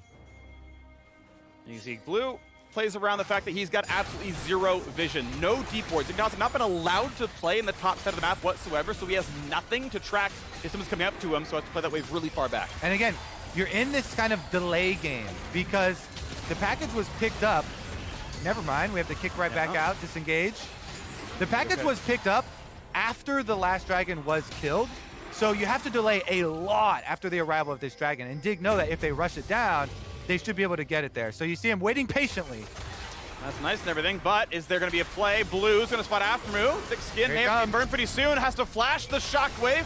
TP now in with package, but they are in for this one. Thick skin should be back up in a second, but Afro going to let it regen now instead. Ulti back for Fake God, wants to stay alive. Is able to do so as Kumo puts in a bit of damage, but is holding on to his ultimate. So now it is FlyQuest with the inside track. We know that Johnson can pump in heals, and Tukui has himself a huge amount of damage. Big one, plus Ludens is half HP off of Neo. That's that 2-item Power Spike Corki, baby. Level 16 means a lot for him as well. The last rank. Dragon being burned down while the rest of them try and poke. And Fake God is leading the way in. Should be an easy smite. There we go. Gonna claim it for Dragon number 3 out of FlyQuest. Kicks backward for a double knockup. Is it enough damage? River is low. River cannot jump the wall. And River will die in his namesake. A second kill picked up as Kumo dives in and knocks down Graves. That's Baron. That's got to be Baron as well for FlyQuest. They rout Dignitas. No top laner, no jungler. They got the Dragon already, and they can move on over to the big, bad Baron. Even though Death Cap was in inventory, Dignitas could not find their way in that fight. Pack wasn't even burned there. It was just, they're playing for mid. It was too late to play for Dragon, and the team fight was all screwed. They tried to use Shockwave on Afromu, who has Flash and is Tom Kench as well. Yeah. So even best case scenario, that's not super high value. FlyQuest, great punish this time around. They were able to scale their Corki. Big advantages coming from those poke chunks that he gets. Rushing down on the Dragon, but then the team fight afterwards, I mean, there's no hesitation. Jose, he's like, what are you doing inside my Dragon pit? Just look at the turn after they get the objective. He smites it down, then right against the wall with the team split, kick through 2, Q in onto him as well, and Johnson's able to land the snare too, so absolutely demolished both of them. The team was already split. The other 3 were running into their own jungle to come around the backhand side, and it's like, so Udyr and Graves are literally always dead. You might get the smite, but you're losing 2 every single time. It looked weird, miscoordination sadly for Dignitas. What if it was going to happen for that team at some point? That one looked a little weird, and now Red Bull Baron power play, 2,000 gold lead. FlyQuest should get a lot out of this. This game has big implications as well, with FlyQuest and Dignitas at this cross-section in the standings, both sitting 3-1, trying to leverage themselves into the upper standings. Whoever wins this game is going to be in a very comfortable position here in spring, moving past that halfway mark. So FlyQuest looking really, really promising here, as Baron buff will allow them to easily 4-1 split push, crack the top secondary turret in addition to mid lane taking a bunch of damage here, while they just abuse this extra range with the Corki, with the Senna, very safely harassing, while Aurelia finishes up topside turret. Well done. 4-1 split looks really, really nice. River may be looking for a target, but nothing to be done right now. Looks like Kumo wants to finish an item. Probably has a full completed something. Maybe a Death Dance, maybe a GA, and he can TP back in when he needs to. But right now, well, they've already got the top lane pushed in, so bring the team over, go for the turret. Turret's going to fall, no problem at all. Well done, FlyQuest. Get turret number 6. They are on Soul Point. That's in 2 minutes and change. Barrel timeout by then, but Dignitas in the meantime realize they are not powerful enough to fight against a Baron buff, especially with Graves counter-juggling into the side of the map. So, a few turrets given away. Dignitas know they can't really fight. That's okay. Give up what they have to. They take what they can with a cross map, and with bot lane pushed in, that is now answered by Kumo as well. All right, nice resets here. Get to spend so much money. So many item power spikes, actually hitting 3 items now for the FlyQuest members. Corki fully upgrading Maw, Lee Sin doing the same. That item is really efficient now with the extra buffs. And honestly, shrugs off so much of this magic damage. Yes, there is a little bit of penetration picked up here by Blue. Has the crystal baby item, looking for the Void Staff, but this is going to be FlyQuest right back out onto the field with the Baron. 15 seconds left on it, so it won't sustain for the secondary push here, but easily lets them take control of the red quadrant of the jungle preemptively before the Dragon Soul arrives. 115. It's new the Death Knell if it comes through. FlyQuest want to own this bottom jungle. They get rid of most of the wards. They put some of their own down as well. As the shopping comes in, we look for probably a Guardian Angel on Tukui. Couple of souls here for the Senna. Q's through a couple. Thank you very much. Would like a soul count when we get the chance to. I'm going to guess around 80. I got you. We got 142. Woo! That is more than 80. 142 for That's a lot of Johnson. stats. Feeling nice about his extra range. The observer clicks over, but we've got the inhibitor timer, so we. He's got I don't get it off the program feed. 740 range currently. That's pretty good. That's pretty good. Talk about that abuse. You know, the Corky Rockets, he's level 18, fully maxed out. Those things are painful. The Senna extra range comes through too. And look at this. They've established full vision control over that red quadrant leading up to the Soul. So as previously they had to delay for a lot of these dragon fights, trying to buy time for the package to arrive. But now they've got such a handle on this jungle quadrant that it's very easy for them to ward off Dig. Especially with the vision they've got. And now as River walks in, he's on one of those, and a couple of blue triggers pop, those decay, and Jose Dito just gets some damage out. Sees, can I force any cooldowns? But once again, it's that same awkward timing. Tukui's got to take his recall, grab the package, TP back in, and FlyQuest have to sit there, and knowing they're 4v5, knowing they're trying to buy some time, and timer ticks down, 3, 2, 1. Hey, I got it right, that was a guess. And grabs it for the TP to get back in there. All right, teleport comes through. 5K on the Dragon. They should be able to delay enough. The package has arrived. FlyQuest have so much power here. Dig are scrambling. It would be Soul for FlyQuest. Dignitas can't allow this one to go away. When's the package come down? He can nuke the backline right now. That's smited by Jose Diodo. Package hits nobody except to zone out Fake God. But that might just be enough. Neo wants in, but against Dragon Soul, it's going to be tougher. Damage on Akumo down to 1K health. Can Neo do the rest? Jumps right back in. Tom Kench saves one, runs for safety, spits him back out. Half HP healing back up now is going to be enough. TP to get back to top lane because minions are inside the base. They're inside the base, going to end the game. Dignitas could be shut out right now as Relia pushing the wave. They can't even get back to their own base. The rest of the team has them zoned. Kumo with the teleport. Extra pressure comes through, but they can cut the minion wave, Freak. Mid lane minion wave being cut right now by Dignitas, trying to buy some time. Healing back up. I don't think he can win the 1v1 quite at this point, but if he lands the stun, it looks a little bit closer. 4v4 in the mid side, looking pretty decent. Decent damage, though, and actually on the wrong side. Dignitas are on the other side of the map, have nowhere to easily go, and as mid wave is pushed down, this means they can push from it if they want to. Yeah, recalls will go off. They lost control of the minion wave. FlyQuest like this. Turn their sights towards Baron instead. Off those recalls, I don't think there's enough time to rush out here. I mean, they do have some of the fastest champions, though. Udyr and Yuumi. So they're running straight for it. They're going to try a blue trigger once again. Reveals what's going on. 10,000 health left on Baron. Running it as fast as they can. Fake God's here. River's waiting around. Got to turn. Vision's going to be kind of rough. The blue trinket's going to live for now. So Fake God actually able to kind of bully his way in and knock this one out. But keep in mind, top wave is still pushing down. Now, no TPs are up for FlyQuest. Afro could taxi one of them, I suppose.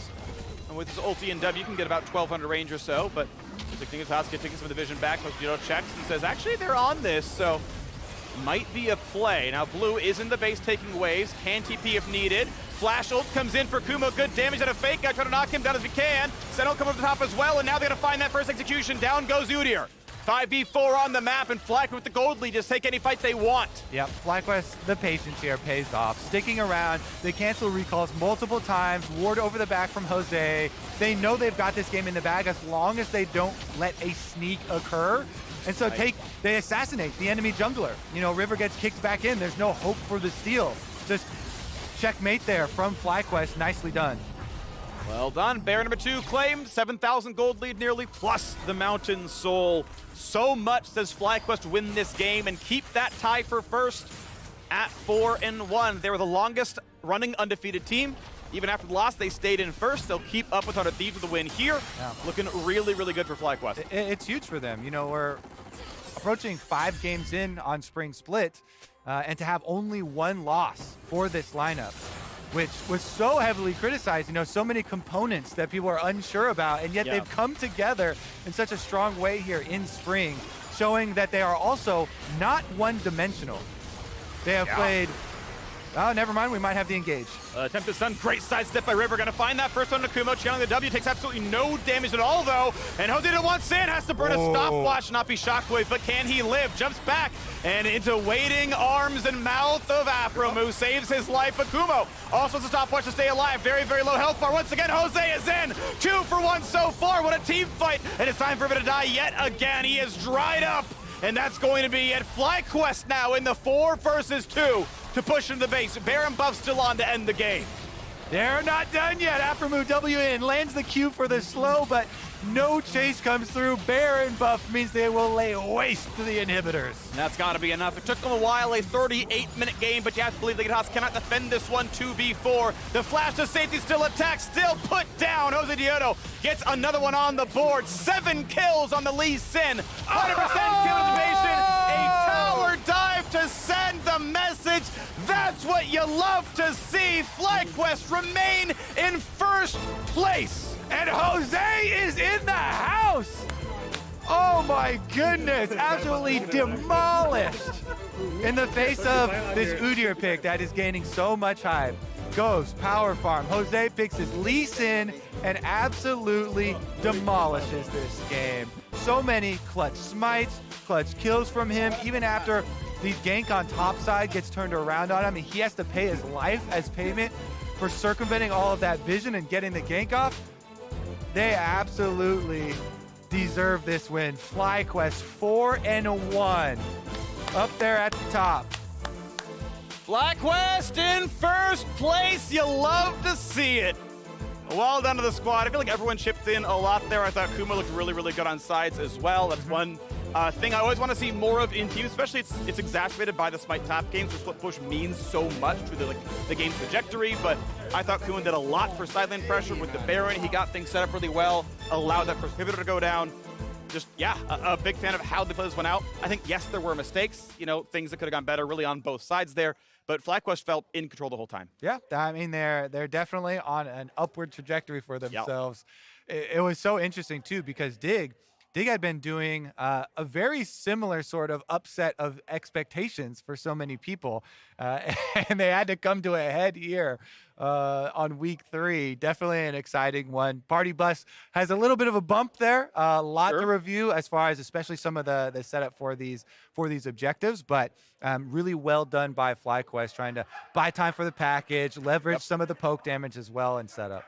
And I'm excited now for the next, basically, and the laughs. They're cracking up over here, glad baby. They're happy. They're winning and they're loving it. Yep. I'm excited for the next 8 games though for FlyQuest, because it's going to be tomorrow's games plus Super Week next week. That's going to be the rest of the top teams in the table. They have dodged most of the other 4-1, 3-1 teams so far. So those are going to be tests that's going to mean so much. Is it an 8-1 or a 4-5, right? Because it's somewhere in the middle is where that's going to end up, and it's going to look really different based on how those games go. So more ahead for them, of course. But now we're heading over the stage, and let Tigris and FlyQuest Jose Diodo for our Verizon post-game interview.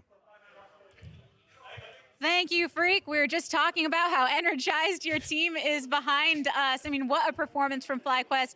Jose Diodo, you had such a strong performance yourself individually. What did you make when you saw, okay, Udyr, Zeri coming through, Yuumi, all ready to speed across the map, and you had to combat that? I mean, I knew they were going to ban junglers, but I wasn't pretty scared of anything. I knew that I have options, more than 3 picks on 4-5. So we went for the Corki on 3. That I think it was good for us, because we were playing kind of to scale, at one point. And it secures the early game. And they leave Lee Sin open. I thought they were going to ban it on 1-2-3. So I just take it and it's no interaction matchup, so just ignore Udyr and just play for lanes. That's it. Yeah, and leaving it open for you, that actually led to you being player of the game because of that Lee Sin play. When it comes to waiting to get to that scaling portion, I feel like that's easier said than done. What is the most difficult part in that mid game when things are kind of stalling out, waiting for that big fight to come through? I mean, I think with Lee Sin, you kind of, in this meta, you don't need to go for crazy plays. You just wait for the exact moment. Either you need to peel the carries, or you need to kind of play for Corki to poke. So it's kind of lame at some point, because you need to you kind of play front lane somehow, because you have Tankage as well. So it's kind of boring the whole thing. But I don't know. I think I watched for the only moment. I think it was the 4-man kick that it was because they stack us 4. And I think that was the only thing I watched in the game. And then I was looking for Orianna all the time, but I think I didn't connect one point. So yeah, I think just waiting for the poke and just going when we had the moment. So. And this victory does mean that FlyQuest still has a substantial hold towards the top of those standings. What do you make of your game so far, whether it be the strength of schedule or how FlyQuest are feeling overall with that strong standing hold? I mean, I don't know. I think we're playing a lot better right now as a team, compared to last year. We are also like figuring out like our strengths in the team, like who we want to play, who wants to be our strong side and stuff. So I don't know. I think we can do pretty much more stuff still. So we had a lot to improve. Yep, starting with those Smite top games, so now showing the different colors that FlyQuest can bring through. And you face 100 Thieves next. Thoughts on that matchup? I think they are a really good team. Like obviously they are the same roster, so I expect them to do really well. I think we can also beat them. So I'm hoping the best for tomorrow. Well, Jose, this is the first time I've gotten to talk to you all split. Such a pleasure. Thank you for the interview. Thank you so much. Soon enough, we'll have our last game of the day going down between CLG and C9. But before we go to that break, Azael had some tips and tricks for all of the Zeri aspiring mains out there. Catch up. Hey everyone, Azael here for some Zeri tips and tricks. This champion is taking over a pro play and it's taking over solo queue, so let's jump right into it with some flash mechanics. You can Q flash, but because the bullets start coming out as soon as you press the Q, you will lose some bullets doing it that way. If you flash Q, you will actually hit all the bullets on that backline target. W flash does not work, but R flash does. Going into some of the item interactions, Lethal Tempo is going to extend your Q range, and you're going to get full stacks of Black Cleaver off of one full Q. Titanic Hydra plus Runeends is exceptionally strong because of the backline access that it gives you. You see I'm hitting this target in the top left. It's actually splashing Hurricane Bolts and Titanic Hydra damage all the way down to the bottom right of your screen. This lets you hit frontline while still accessing those squishy carries in the back. Now, to jump over the walls, obviously, there's a lot of areas that are pretty obvious, but if you move down here from the base, you can actually get a really nice one out towards bot lane. You can also really go quickly back towards top by tucking yourself into this corner and then jumping out over the wall. To play safe around top lane and bot, a lot of people are going to utilize these walls, but you can also use the alcoves for a lot of additional safety. You just move again into the corner. For top lane, you kind of want to aim for this torch, and it's going to allow you to jump almost all the way back to the tower. And similarly for bot lane, again, you tuck yourself in this corner, and you're going to kind of aim for this crack right here, and that's going to allow you to jump all the way back towards that tower and keep yourself safe. You can also cast while you are Eing, so you're going to be able to use W in the wall. You're also going to be able to R when you're going over, and you're even going to be able to stay really safe here with some safe recalls because you can cast your recall while you are doing that E. So if you're playing bot side, you can go for a super long dash over a wall and begin that recall. Another thing that makes Zeri exceptionally strong in pro play is your ability to actually check with the Empowered W for vision. That fully reveals. So if there's an enemy in there, you're going to be able to see him. But even if you don't have an angle for an Empowered W, you can check utilizing your W and Q. If that W passes all the way through the brush, you know there is not someone in it because it is going to stop short if it is actually hitting them. Same thing with your Q. The Q would pass through, but it's obviously going to stop short if it does hit them. You can also utilize this Q to be able to pop plants, to be able to actually clear out vision and hit wards. So it's going to allow you to do that very safely from a lot of range. And it's going to be a really, really powerful tool to stay safe in your games. Hopefully some of these Zeri tips and tricks will help you guys out when you're on the Rift.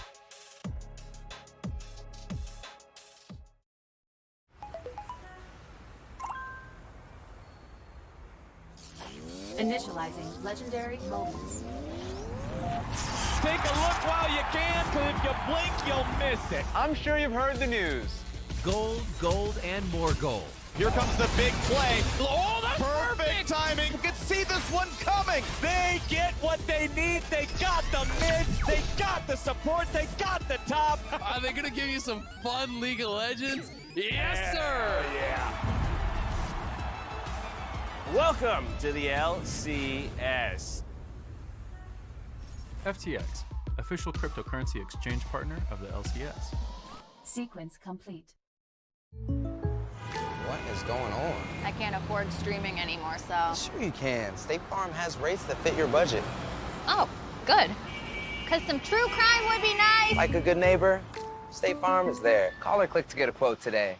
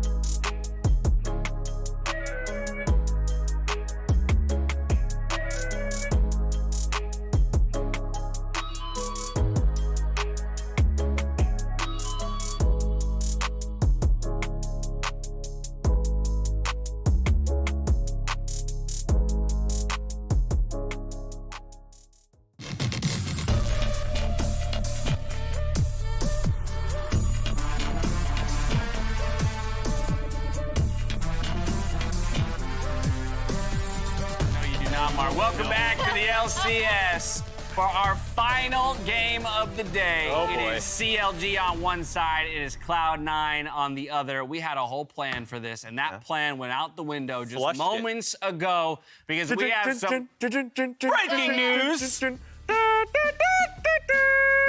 you for that, Raz. I thought Mark was going to join. I thought Mark was committed He's a to the coward. breaking news segment. My He jaw didn't go for it. is on the floor. That's From why. Cloud9 tweeted only moments ago, LS has been released from Cloud9 and Max Waldo has been promoted to the LCS head coach position. We would like to thank LS for his contributions to the team and wish him the best. It is a short, concise statement. LS is gone. I am shocked. Did not see A this 3-1 coming. team. Yes, and their academy team's killing it too. Yeah. This is success. People were copying some of the strategies a little bit. You know, here and It's there. insane because one, like you said, the success, and two, if you follow their content, it seemed like such a, he was such an integrated part that like with this happening, you have to assume, at least for me, that like something has gone wrong. Yeah. Because like with all the things that seem to be going right, what would make you then pivot and do something different? Well, yeah, I was gonna say it's also the timing, right? Like right before. Right, it's not like it was the week beginning of the games. Yeah, like, beginning it's of not the like week. you're- This is yeah, this is something- moments before stepping onto the stage. Yeah, this is not midweek prep. This is not, like Yeah. it said released, not like mutually parted ways, which means it's coming from the org down, not like, oh, LS decided that he didn't like coaching our team, or like it didn't come from him. So that's where you start reading between the lines a little bit. Yeah. And these are the type of things that are the most frustrating for fans and all this, just because you'll never get the full picture, right? It's always going to be something that's internal. It reminds me of like last year with the release of Dardoch when he was on Dignitas, actually, where things happen. It was rushed out. It seems like this release was just happened recently, like you said, Emily. So shocking to see. Absolutely shocking. I don't want to dive too deep into the speculation, hole, because we very much could in terms of what it was that is the cause for him being released. But more than anything, I want to talk about now what remains for Cloud9. That idea of everyone being bought into a certain philosophy and committing to that. That philosophy, I have to imagine to some degree, is changing. The one piece I will add, though, is that Cloud9 did play at least the duration of lock-in without LS in the country and therefore Max Waldo behind them. So it's not like he is somebody who is being thrust into the situation without any prior experience. The guy is very well versed in the LCS. Yeah, I mean, this is what I was gonna say about in terms of we mentioned it with Ellis coming in terms of recommending Max and Vigar, but like these are two now like pretty experienced like coaches and analysts on their side that had already done a pretty good job of steering the team in the right direction. And additionally, a lot of the stuff when we talked about like where C9 was successful, it was in like I know Mark and I have talked about this elsewhere, but like in their loss, it was actually gave us more confidence in the way that C9 was working because of the way that the players were willing to go a direction, the way that they were still like organized and playing around their composition, playing around how well they were coordinated as a unit. And so if that's already established, I think that's still like a really good building block for the team, and they all have hands. That's what I was about to say. Like we were both like, when people are like, why are they winning? We're like, well, they have really good hands. They actually play really well, the game itself. And I think from that sense, regardless of leadership, like the players are still the players. The baseline exists. Exactly. It's still there. Naturally, the community will always put a focus on like biggest kind of content creator and analyst in the scene, and of course, like being able to join this team. But the team itself is just damn good. Like Blabber, we already talked about the fact that he's an MVP jungler in a previous split. Berserker has come in and had like a huge impact this time around, and no one has to say a damn thing about Summit because we already know from his accolades and who he is as a player. So like this team is just set up to succeed. The one thing I will say I do expect to change to some degree is drafting, because that was something that everybody was very vocal about. LS did have a heavy hand in things like the Soraka pick coming to to the stage only moments before that game. It's that matchup itself. And so I'm wondering now, with him out of the picture, how their drafting might change. Will they be as creative and expansive a team as they've been in the past, or will they start to hone in on some specifics? Now, all of this Cloud9 stuff aside, though, I do think we need to turn our attention There's another to the Yeah. only remaining winless team in the league, which is CLG, after TSM picked up one today. And the person, of course, that I'm going to naturally draw my attention to is Contracts, as this team has struggled throughout the first 4 games of their split. This is the guy who I would look to the version of this guy who showed up for EG just last year to come in and actually start making a difference.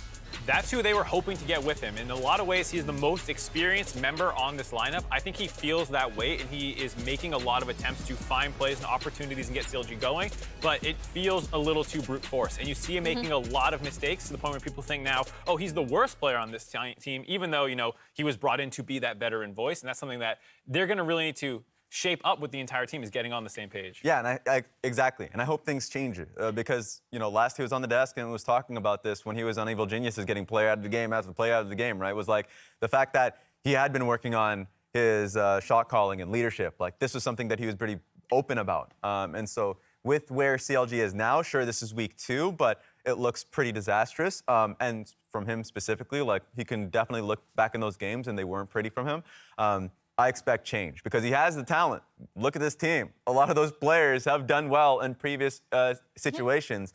They can bring it together. It just needs to happen soon. I mean, I want nothing more than that for him. It was an emotional contract that we had on that desk after he reappeared at the LCS, but I think so deservedly, I want those emotions to be able to bubble back up as he takes pride in what he's put out on the LCS stage. He's going to have his work cut out for him, though, today up against Blabber. We talk about Closer at the top of the day being an MVP candidate. Blabber is almost always a part of that conversation as well when it comes to an LCS split. Well, and guess what's back? Udyr and Hecarim. Oh, Lord. Let's go. When Blabber won that Perfect MVP, for him. Udyr. Yeah. Oh, God. Like, jokes aside, I think the thing that made this team so successful, even with the, I guess, wonky LS drafts or whatever you want to say about C9's drafts previously, is the way they integrated Blabber, the way that they facilitated how aggressive he wants to be on a lot of these champions, and they had comps that buffed and made the most of that. Yeah, Blabber is arguably the greatest North American jungler ever. In terms of raw dominance, when he is on, no one is like Blabber. And so you do have a tough task for contracts, and I think for Blabber himself, this will be a great meta for him. I expect to see him continue to do well. That one Karthus game aside, where he misplaced some ultimates, which people have harped on to no end, he has actually been incredible through the first 4 games. You get one. Everybody gets one. True. And I think the relationship that Blabber and Fudge has had so far has been great. More so, it's been Fudge who's been the person supporting Blabber and allowing him to be the incredible carry that he is. And the same goes to Berserker. And so, if you just take a step back and look at this team, they will continue to have success as long as they're on board the Blabber and Berserker train, the double Bs. The Berserkers. The Berserkers. So they just get on track, support these guys, and they will for sure hand you far more wins as the split goes Honestly, on. one of the many reasons why I've loved watching Fudge from his top lane days to his mid lane days is while he had a big boisterous mouth coming into the LCS, he really is a humble guy to his core and has had that willingness to take the back seat in service of the victory anytime it's been required of him. And so, again, Cloud9, now without their leader in LS, taking the stage for the very first time against CLG, still hunting for their first win here in 2022. That's all we have to say. Let's hear what freaking Kobe have prepared for us. Gents, how you taking the news? What did we have prepared for right before the Cloud9 game? LS gets released. Let me tell you, that is the most unexpected thing you could possibly have told me 5 minutes ago. I am in complete shock. Now I see you're going to come up with something more but unexpected. I got nothing. No, I got nothing. I tried. I'm actually, it's really top tier for this one. Freak's did you know I won a Nobel Prize? I'm, whoa. That's more surprising. Okay. Me too. Well, let's get into it and focus on the actual gameplay here because I'm sure that all of the detectives are going to be trying to figure out what happened with all of the commotion. But man, there's been actually that reminds me of the TSM drama as well with releasing a coach this week as well. So much craziness. Anyways, the players are focused. We saw camera was on them the entire time leading up to this. Fudge was still focused, still smiles. So hopefully they just stick right to the game plan. CLG are sticking to their bans, banning away that Karthus. I like the Shyvana Hover. We'll see where it actually goes into this one. But yeah, it's interesting to see how teams develop over time. Even though Cloud9 lost with the Karthus, it's still on the ban table, as you mentioned. Hecarim has shot up in priority and is the first pick here. It's a strategy that I, too, would use against Cloud9. I for sure would focus as much pressure from a blue side on banning away Blabber.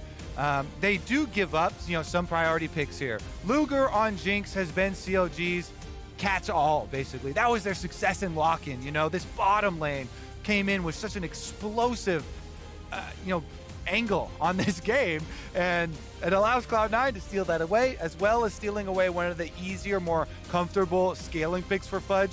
Something he also immediately used in lock-in, put the most time in on. So Cloud9 are happy in exchange for Blabber basically tanking all the hits in pick bans here with the 3 bans and a first pick jungler. He does set up Berserker and Fudge with some real comfort picks. Yeah, so Fudge gets his second Corki game of the year, deathless when he played it. That said, in the LCS, their only loss was when he was on a non-enchanter. Aurelia was a loss for him. That said, see what it looks up against Palafox's Rise. That's been locked. All right, what odds do you give me on support roaming top with the early Karma pick here? Because this, to me, this is one of the first that I actually experienced in solo queue was I had a top Karma and I picked Hecarim, and it is insane the amount of aggression that you can use to take over the jungle. And since they've already banned out 3 jungle champions, you could go for the style of support roaming top where you buff up the jungler early on and you counter jungle a bunch. You get 3 quadrants and try and starve out Blabber and attack Cloud9 at their heart. And I mean, honestly, I feel like attacking Blabber is really useful, right? It's going to be really successful. So I think strategically it makes sense. I would put the odds at greater than 50% that it is going to be Karma top by the end. But obviously you can draft in this way. It's tougher for blue side. Cloud9, I think, reliably grab jungle on 4 and then CLG show their hand. Whereas the Karma and C9 get to counterpick for Summit. I'm wondering if Cloud9 will also ban away the Ezreal, because Ezreal Karma is a very potent lane as well. And you can start to whittle down on some of the flexibility that way by continuing to ban away the really good pairings for bottom side for Karma. If they follow it up with the Ezreal, then I think it's straightforward. But looks like Jhin instead is the choice. The snares on bottom side are definitely one that you can also use to try and play around jungle, because you can follow up on those jungle invades a lot easier. Interestingly, they are leaving the Ezreal up. If you go by what Luger's played this year, Jinx, Ezreal, Kog, Caitlyn, Jhin. Well, we took the Jinx, we don't think you're going to play Kog, Caitlyn, Jhin off the table, go for it, but the Ezreal is being conspicuously left up. Yeah, and that would be where my money is on the side here for CLG, but it's going to have to be at least, I would assume, a jungle pickup and leaving Flex for later, but with Cloud9, LS still there or not, they remain able to use some of these quote-unquote jungle picks as solo lane flexes too. And it seems like they're trying to remain flexible. A Renekton ban is the kind of thing where you are happy if they play Renekton against top Karma. Like that, I feel like you should get nothing out of that one, letting him free farm. He already wins every lane anyway, so that's what's a the tell point right here? there. That's so for it's sure like, a tell. this Karma's maybe going bot lane instead. We saw the Ivern hover, which I just thought was enjoyable, but I mean, we have seen top Corki. I would say for sure Ezreal then, because if like you're saying, the banning away Rectangle is kind of a tell. It would be way more team fight power and more speed. They are all inning on speed buffs for contracts here. Double speed buffs from the bottom side of the map and getting the blind Camille for Jenkins. I like it. I think it's a cool champion, and they are playing around a fairly high-tempo front line. Hecarim, you always want a second diver when you're playing one diver, right? Hecarim going by himself is an okay teamfight starter, but they fear away from you. There's a good chance, like, the Jinx you hit just keeps walking backwards, and, like, the Victor can't hit, or, the Rise can't hit. So someone else who also shows up to finalize the kill, that's important. Hecarim, Camille, I think, is a great combo. Plus, when you run the Rise like this, you want to be able to rotate 2 side lanes, and Camille has her own gank setup. So very, very guaranteed gank setup from that top side of the map for possible roams for Palafox. Because if you're looking at your bottom lane, you're like, oh, we've got a Sivir Karma. Like, that is poke on bottom side, and it very well could be the lethality version of Sivir. I'm kind of expecting just the tendencies of Luger for them to, go with the more teamfight carry, but that is an option that is definitely effective in solo queue and does pair well with the poke style of Karma too. So interested to see what CLG are working with. But again, this is all with the perspective that CLG are 0-4. They're at the bottom of the table right now. And Cloud9 are heavily favored coming into this. Cloud9 have drafted a very standard team comp here on the current meta. Corki, Premier, in position, mid laner here, will scale up as long as the Rise roams aren't too effective and within the first 2 items, that will be massive influence from Fudge. Jinx, premier AD carry position for carrying these team fights. So Cloud9 are set up with basically some of the highest priority generic picks for the meta, that along with Xin Zhao. And we'll see what they can do here versus CLG, because CLG are the ones that are really digging and trying to upset. So I'm a fan of Lethality Sivir in general. I give her kind of the 60-40 edge, where I think more often than not you should play Lethality Sivir. Dark Harvest is a hard tell that is Lethality Sivir. So Manamune into Duskblade is generally the core 2 item spike. Cyrilda's often is third. Your Q slowing is pretty valuable. It means your ult cooldown is like 75 seconds by 2 items or so, and you're just throwing move speed onto your divers when they get onto that Jinx, because she can't flash out of Camille ult. There's no Tom Kent. She can't lantern out of the Camille ult. Like, she's going to be stuck there. Just getting that boomerang to hit at all, that's going to guarantee the kill. Sivir by herself, by the way, can 2-shot a Squishy. 2 Qs will actually fold it at a Squishy. It'll kill Sivir, it'll kill Jinx, it'll kill a Mininar.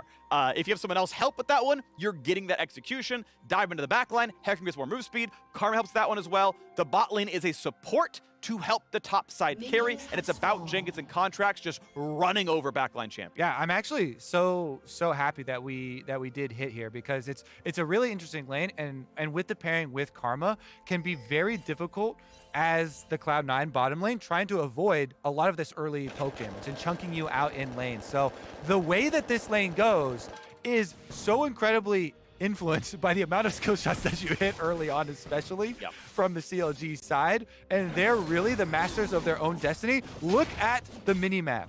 So much range being given by the Cloud9 bottom lane, and respect basically given to that push. Still fighting over the minion wave though, and actually Cloud9 bottom lane does have some early push here with Winston getting that execute, but the last Karma Q and Sivir Q will get the wave going. Play doesn't mean much though. Winston's going to lose like 300 health for that play, and Berserker doesn't hit much back. Yeah. It was between Luger's Q cooldowns, but now he's against Turret. That's good juke. Could have aimed a bit better. And even if you're Aftershock, maybe that's a little bit more okay, but as Glacial Augment, which is always not for a Thresh, you are so squishy. You don't get any of the damage reduction. I really like the design of runes, by the way, where they diverge it to protect me, Aftershock, protect everybody else on my team, Glacial Augment, and that's kind of the trade-off that you get there. A lot of damage sustained by Winsome, and as we were saying, it really matters in this lane. You are chugging through all your sustain versus this amount of poke. I like the board, by the way. It's better than putting it in the brush itself. When you just saw Palafox put down at the bottom side of mid lane, tracking that he thinks the jungler is going top to bot. And okay, if you want to gank me through the lane or through the river, you'll go past that ward. If you want to invade, we'll see you on the ward as well. So smart too. They're focusing all their poke on Winsome. You see, they're chugging through his sustain. Because Berserker's got cookies and the 2 potions left, every skill shot is going at Winsome. This Thresh is burned dry. There's no more sustain left for Winsome. They're going to be forced into some very precarious positions and even have to call Blabber in order to help ensure that there's not a full clear Hecarim coming their way. And Contracts, speaking of that full clear, just finishes up on it now. Yep. Well, bottom scuttle was claimed though. Xin Zhao skepped both Krugs and Wolves to make that play. So 2 cannons, blast plant to bot side, and then that one's going to be taken over. So we'll see if Contracts can make his way to the top side in time and grab top scuttle. Camps respawned at around 4:23, so has plenty of time to spend to knock that one down and then keep the farm going. Yeah. By the way, both of the Duskblade, Poke Sivir, Lethality Sivir games that have been played in pro play this year were in LCK and LCK CL. So all the other ones were the more standard AD carry build, crit builds. And a lot of the pokes, they still have poke enthusiasts. There's your tier in Korea. Yep. I mean, we already knew from the Keystone choice, but there's the tier to cement it. It is indeed Manamune first. I, by the way, don't think Manamune into crit is a good build, so I wouldn't recommend making that the option. Although I guess it can be done. Nah, yeah. If you're going it and you're running Duskblade, like you're definitely going all in on the lethality on the poke style. So as we look at the rest of the map, though, full clear for Contracts. He has 1 camp up on Xin because Xin usually skipping out on the first extra camp there from Krugs, and so Blabber now going back over and reverse clearing, trying to catch right back up, whereas Contracts has options towards top side. Summit's mini and has the wave pushing against him. But it looks like they're focusing on the Xin right now. Palafox with his first move. Takes a few of them. Spites for health, doesn't get the actual camp though, and so Blabber is pushed off of most of his Raptors. Gets 1 or 2 of the babies. Otherwise, a very small lead to Cloud9. Poom reads the juke well enough. A little bit of poke towards Winsome, not a ton though. Bot lane overall pretty equal. Top though is pretty tragic. There is a bit of a wave, but Jenkins is down in this top lane. Yeah, but Winsome still has no sustain, so they're poking him down again and again and again, even on back for the boots. Xin is a make or break. Great flash play, get away from the hook. A knockup available for Blabber. Maybe Fellowship gonna get you. It's not gonna land. Size up the hook as well. Flash is burned though. It's 3 summoners out for CLG. Winsome burns 2 himself. Blabber also burns a 3rd, so really nothing gained ultimately on either side. That was so close, just out of range. Very good evasion from CLG. And that is going to be a lot expended offensively too. Contract's coming over for it. Such a risk though. Boom can shield. Is it going to be enough? Can you kill Winsome? Is it enough damage? Push them around. The Gallop is there. Half HP now. Rise in there as well. CLG looking to find first blood. Looking to find 3 kills. Is it going to be enough? And it's a shutdown on 2. Kill number 3. A triple to Palafox. CLG on the board. It's a bot lane massacre, freak. And Cloud9 are in the dirt. They bring everybody over, everything perfect here. The ult from Palafox, perfectly positioned. We set up Rise Roams early on, being very effective. As soon as Palafox got access to Realm Warp, he comes over, Contract starts it out on the big wave stacking. This is the payoff for your investment, for committing to the poke Sivir. Lethality Sivir coming through, combined with Karma. They earn this themselves. All the focus over and over on Winsome. He has no sustain, so they know he's still here on 300 HP. Chunk in, Contracts intelligently does not early dive, backs off and waits for Palafox to come through. Then they finish it, they poke through. Oh my goodness, just the AoE damage. Poom taking the tower, AoE Karma Q, the Luger Q over them as well. Just massive from the CLG bottom lane. They're back to focusing on what their strengths were originally with this lineup. Bottom lane earning so much for them, and guess who got paid for the bottom lane's hard efforts? It was Palafox, 3 kills, all into him. Looks pretty good right now. The smite fight, and now we got a red buff to be attacked. Blabber is gonna get himself a little bit of health, and no, it was even Contracts who took away the big raptor, so thank you for the 4th kill. Palafox gets out of the lane. Fudge, he's got even less CS. The man on non-enchanters, nothing gets done for Cloud9. Are they making the new copy pasta already, Freak? No LS, no win for Cloud9? I mean, it's no enchanter, no win. They lost to Aurelia too. It is a brewing here for CLG. Remember though, they really do need to be able to leverage this early advantage for themselves, because there is scaling on the side of Cloud9. The benefits. Hook though. Chomper. Oh, the Chomper has interrupted the flay. It didn't go anywhere. Doesn't reach tower range, and that means Poom's able to walk away just barely with his life. Okay, so they do have Xin hovering as well. Blabber, by the way, has been losing so much CS by constantly having to babysit bottom lane and hover bottom lane. And because they didn't get that last auto off on the gank, he never got paid for his time investment. So Blabber is also paying the big price for the extra health chunks that bottom lane sustains. He's always hovering here. He's 2 levels down on Contracts, who's just turbo farming, getting so much off of these big plays. And CLG, they need to keep their eyes on how best to leverage this early advantage. Start stacking your dragons. Force this dragon fight off your bottom lane. Next time, you've got Winsome already focused down again. He had to go back for a refillable potion. He's sustaining so much damage from the poke bottom lane.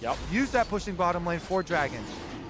And there we go. I mean, how good's it gotta feel? CLG, the only winless team after watching TSM win early today. Contracts, who leads junglers in deaths, 27 deaths across 4 games. Second place is 17. He's up 10 on the next guy, and he leads the triple kill, right? It's his pressure on bottom lane that gets a lot done, that gets the triple down there, invades again, gets a mid laner a 4th kill. Like, what a great turnaround game for Contracts, where he is such a driving force around this game going so well. Yeah, already he is just so far ahead of Blabber. And the bottom lane, he actually wants to play off there for the entire game because they're going to double speed him up. So he'll have so much extra damage from the move speed plus his turbo chem tank that he can get in there for the one-shots in the back line, even with such a tanky build. They also are going to keep their eyes here on Palafox. So mid lane is under Fledge's watchful eye here, trying to keep track of Palafox. He's doing his best to try and keep control of the minion wave, but Corki early on doesn't have a lot to say about it. Is this diveable? You're on Sheen Longsword. This man has Phage and Steel Caps. It's actually a pretty tanky Minion compared to the items you've got, right? Cooldown Boots and Bombi Cinder is not exactly a DPS build, but they're going to try. Ghosts into he's Ward. Going to Palafox right now. Palafox with Blabber here. Winsome is around. A lot of damage. Blabber finally ults, but he's going to get feared right back in. Perfect timing. Contract sets it up, and Palafox knocks it down for the 5th time in a row, holding the charge to interrupt the Lantern. This Cloud9 is all out of sorts, Freak. They yes, you know, you can say already you have to start chanting we're scaling, you know, scale play, because those are your only hopes, right? You're hoping you can get multiple items on Corki, multiple items on Jinx later, but CLG are not going to give you that time. This is insane how big of an opening this is. When you pick off Blabber this time around through River, you also get the Rift Herald, #1, which will just further slingshot your gold lead. Anyways, here's Palafox confidently fighting out on Blabber, buying time for Contracts to get over there. And remember, we saw the Ghost was popped so early by Contracts up by top side. That's the communication from Palafox. He says, get here now. Yeah. I've got Blabber in River, and even with Flash and Ultimate, he's able to get there in time. Flashes for the kill. This is 5 kills on Palafaker. Yeah. And it's always been set up by his team, though, right? And it's not to give no credit to Palafox. He's playing it well, but that bot lane 3-man dive, that was bot lane and jungle playing really well. And hey, a good roam to clean it up, right? Well done, everyone. But I just want to give all of CLG credit for these plays all being team plays. You got your mid laner ahead, and that's great. He's gonna use that gold, but everyone deserves credit for making this happen. Yeah. I mean, they've been down at the bottom of the standings, so this one, they really, really wanted us. Against one of the 3-1 teams, too. Taking a big swing at the top of the standings is going to be very meaningful. Now, the next big pivot point for them, after getting both early game neutral objectives, early bottom side Dragon plus the Rift Herald, which was kind of on our checklist of, okay, now you've got this big early lead, you need to continue to press it to actually get your win, is to use that Rift Herald to help spread the map. They've already basically by hand taken over this bottom side one. So then your next choice is either on top side to open up your side lane split push for your Ryze, for your Camille, or if you pick off Blabber again, you can try and use mid too to open up the possibility of your deep wards and make those invasions that much more lethal. And as just crushes down the bottom wave, we are seeing Speaking of invades, lethality builds. Yeah, another invade as Contracts. Well, we've got, you know, Palafox's top lane. You know, Summit was winning top. I mean, Summit's up 50 CS in that lane. Like, he's really crushing it. Highest farm practically in the game. I mean, a little bit behind the mid laners, but yeah, Ryze's 5 kills is just stronger than you, especially when you went Steel Caps. So has pressure top side, gets to use Contracts to invade to get more done there too. Yeah, I think it's actually a really smart lane swap because Cloud9, yeah, that is the shining light for them, is the Fed Gnar right now, because Summit's you know, been able to keep Jenkins down so much. But the slight lane swap there, Palafox trying to relieve the in front of 3. Pressure! Should have ult to get away, burns it, runs for his life, takes some damage, but he's tanky enough with the chem tank to just ult right back out. Can't land any more CC. Okay, this is right ahead of Dragon 2, so that is 2 ults on the side of Cloud9. Xin, 3 even, because Berserker tried to get the ult there with the Jinx to snipe him at the end, but Contract's too quick on the Hecarim. So 3 ultimates chunked out right before this Dragon gets there.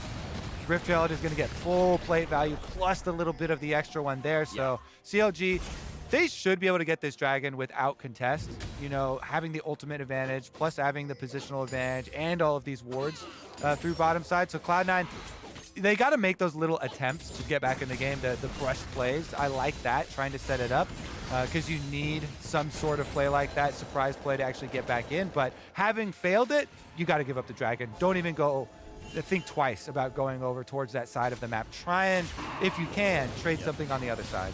Yeah, down Mythics pretty much in every role that matters right now. Easy pickup here, CLG on their second Dragon. Now, not the fastest stacking of all time, right? You're on Dragon 2 at 14 and change.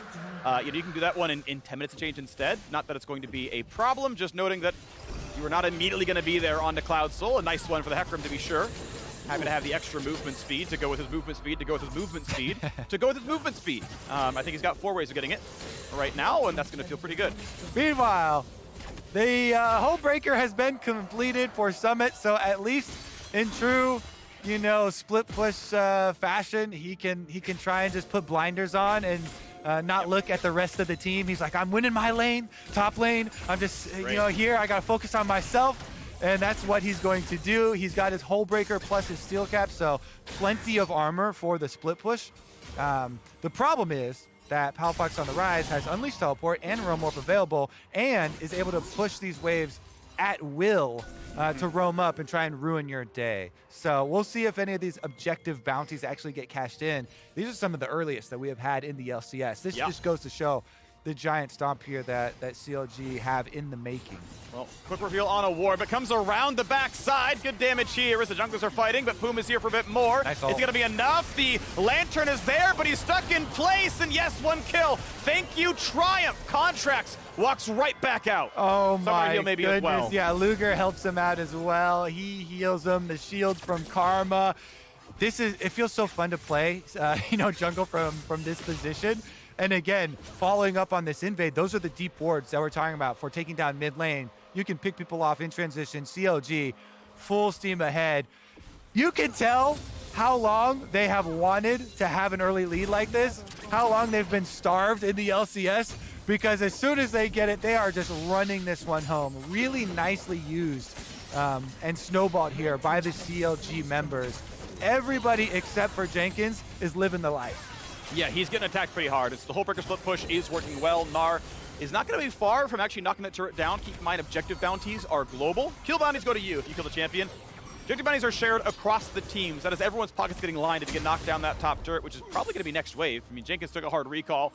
Palafox is walking back to this one. The TP wouldn't come back up in time for Dragon, so probably holding on to that cooldown instead. No, actually chooses to burn it. Says, okay, he is pushing the next wave. I will burn the teleport then. Do not want to lose the bounty. He will be out teleport for Dragon number 3, but might be worth it. I just really think, too, from Champ Select, especially from blue side, where you have more luxuries of target banning, there's a cool strategy from CLG.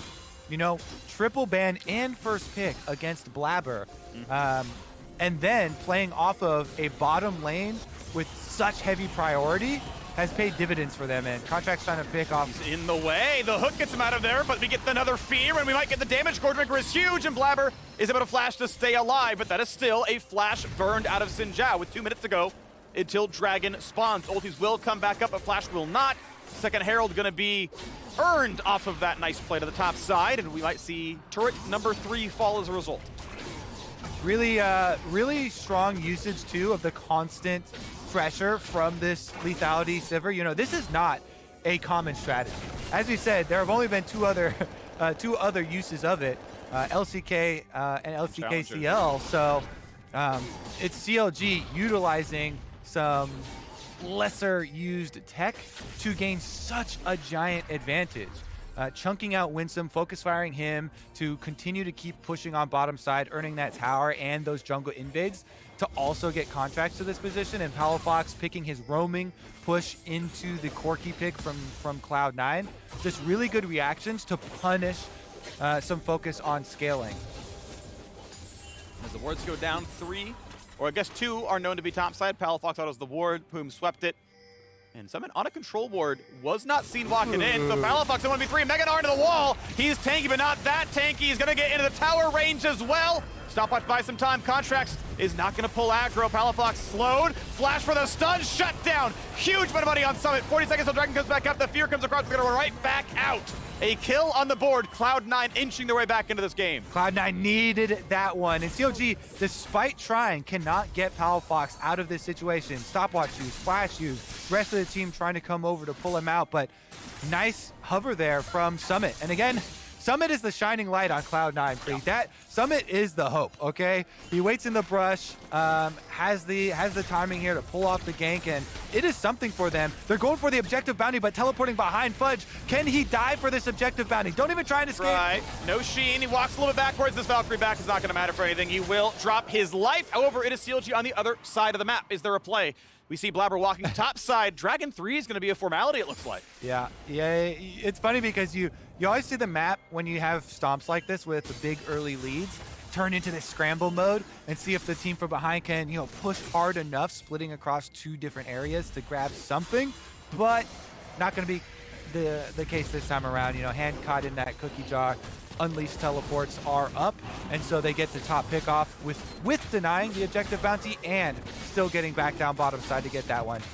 The secondary push towards topside turret will get it though, because Summit's got a hull breaker, so he will finish the job that Fudge started and cash in on at least one of those. The turrets are the lesser of those objective bounties, only starting at the base 250 though, so you really do need to have a long way to go as far as catching up. It's going to take you some time, but it is at least money in the pockets. Contracts on third Dragon, though. We are on pace for a 25-minute Cloud Soul.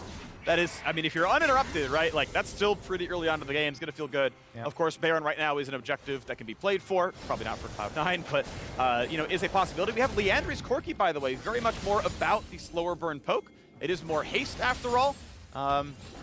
It helps you kill Frontline faster. Not sure I like it more than Luden's, but it's an interesting choice. Haven't seen it much as we wait to see the rest of the waves pushed down. Yeah, they certainly will be effective rockets if he's firing a lot of them at Contracts, because Contracts has gone for the second item, Randuin's Omen, so his only magic resist is in his chem tank, and he does have a significant health. Oh, he picks up a, never mind, he picks up a Negatron cloak as well now.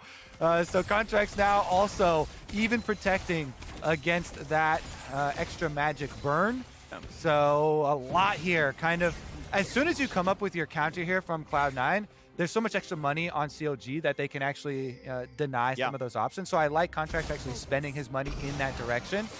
And we might even get to see one of those rockets hit him here. A little bit of a test. He actually dodges that one and clears out the ward though. Summit is just permanently inside lanes, right? And no one can answer. He's got that Trinity Force in, right? He's out of 2 items pretty early on. And so he's just going to demolish structures here. Looks like top will probably die thanks to Herald here as well. And the 3 CLG members top side. The charge won't quite kill, but the rest of the damage will follow it up, no problem. Jenkins burns a backflip onto some minions, whatever, but turret falls. I don't think they'll get the crash into tier 2 as C9 has some defense, but it's on the map. Thankfully, Rise answers, but we know Summit very soon to knock that turret down. Okay, Freak, this is the pivot point. CLG cannot slow down. If Cloud9 can bridge the next 5 to 10 minutes without a giant loss here, if they can get through Cloud Soul arriving without big losses, maybe they can actually stick to, their farm for late strategy. It is at least that 2 items of Corki you're pointing out. The defenses need to hold strong. It's going to be difficult to do because I think CLG will have a pretty good setup for it. But Summit's doing his darndest, okay? Yeah. He's out here grinding. Palafox trying his best. Boom walking through a ward to spot this one. Contract's not here as well. Mininar in a second. Crunches back. They're going to land the fear. Is it going to be enough? Oh, yeah, it will. Dead. The roots are there, and boom! Able to claim the kill. Did burn the Ignite. Able to get the last tick, and that is CLG on the board for a little bit more. They're missing pings on a Baron, but no one's touching it, so CLG, they send 4 over. Palafox can TP to join, and then in a second, they might see Berserker. They go, it's fine. Yeah. All right. Pings do come out. Rotation comes over. Recall actually from Palafox in time. Going to get the purchase first in setup. Fight him, yeah. All theirs. And so CLG, look at that. They were worried about a possible counterpunch. There wasn't one. Instead, they take away the enemy jungle. And Palafox is able to finish his Zonya. So 3 item power spike already for this Rise. Him being the beneficiary here, picking up all 5 of those early game kills, has funded this moment, with that Zonyas. Definitely has a lot of playmaking ability here as far as the team fight. And Cloud9 continuing, try and get farm onto their Corki, onto their Jinx, funneling away. Fudge here, level 15, actually, pushing out the side wave pretty quickly. the waves go down. You keep that 42 CS lead for Luger here on the Sivir. Definitely on a really good spot now at 2.5 items. At this point, her Qs really do chunk basically anyone on the enemy team. Yeah, and my general, timer for setting up for a really important objective like this is a minute ahead of time, get your recalls off so that you have plenty of time to set up your vision. And that's got to be paramount here for CLG. They're moving in, trying to clear out every little ward that Cloud9 has ever put in this area.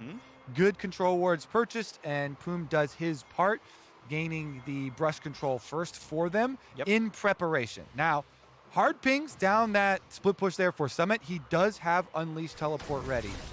And you can see even like the warp distance for Poom. It's more important to see the crossroads than to see into the brush that you already own. You want to see them come down that little avenue to the side. You want to see them come around the wolf camp.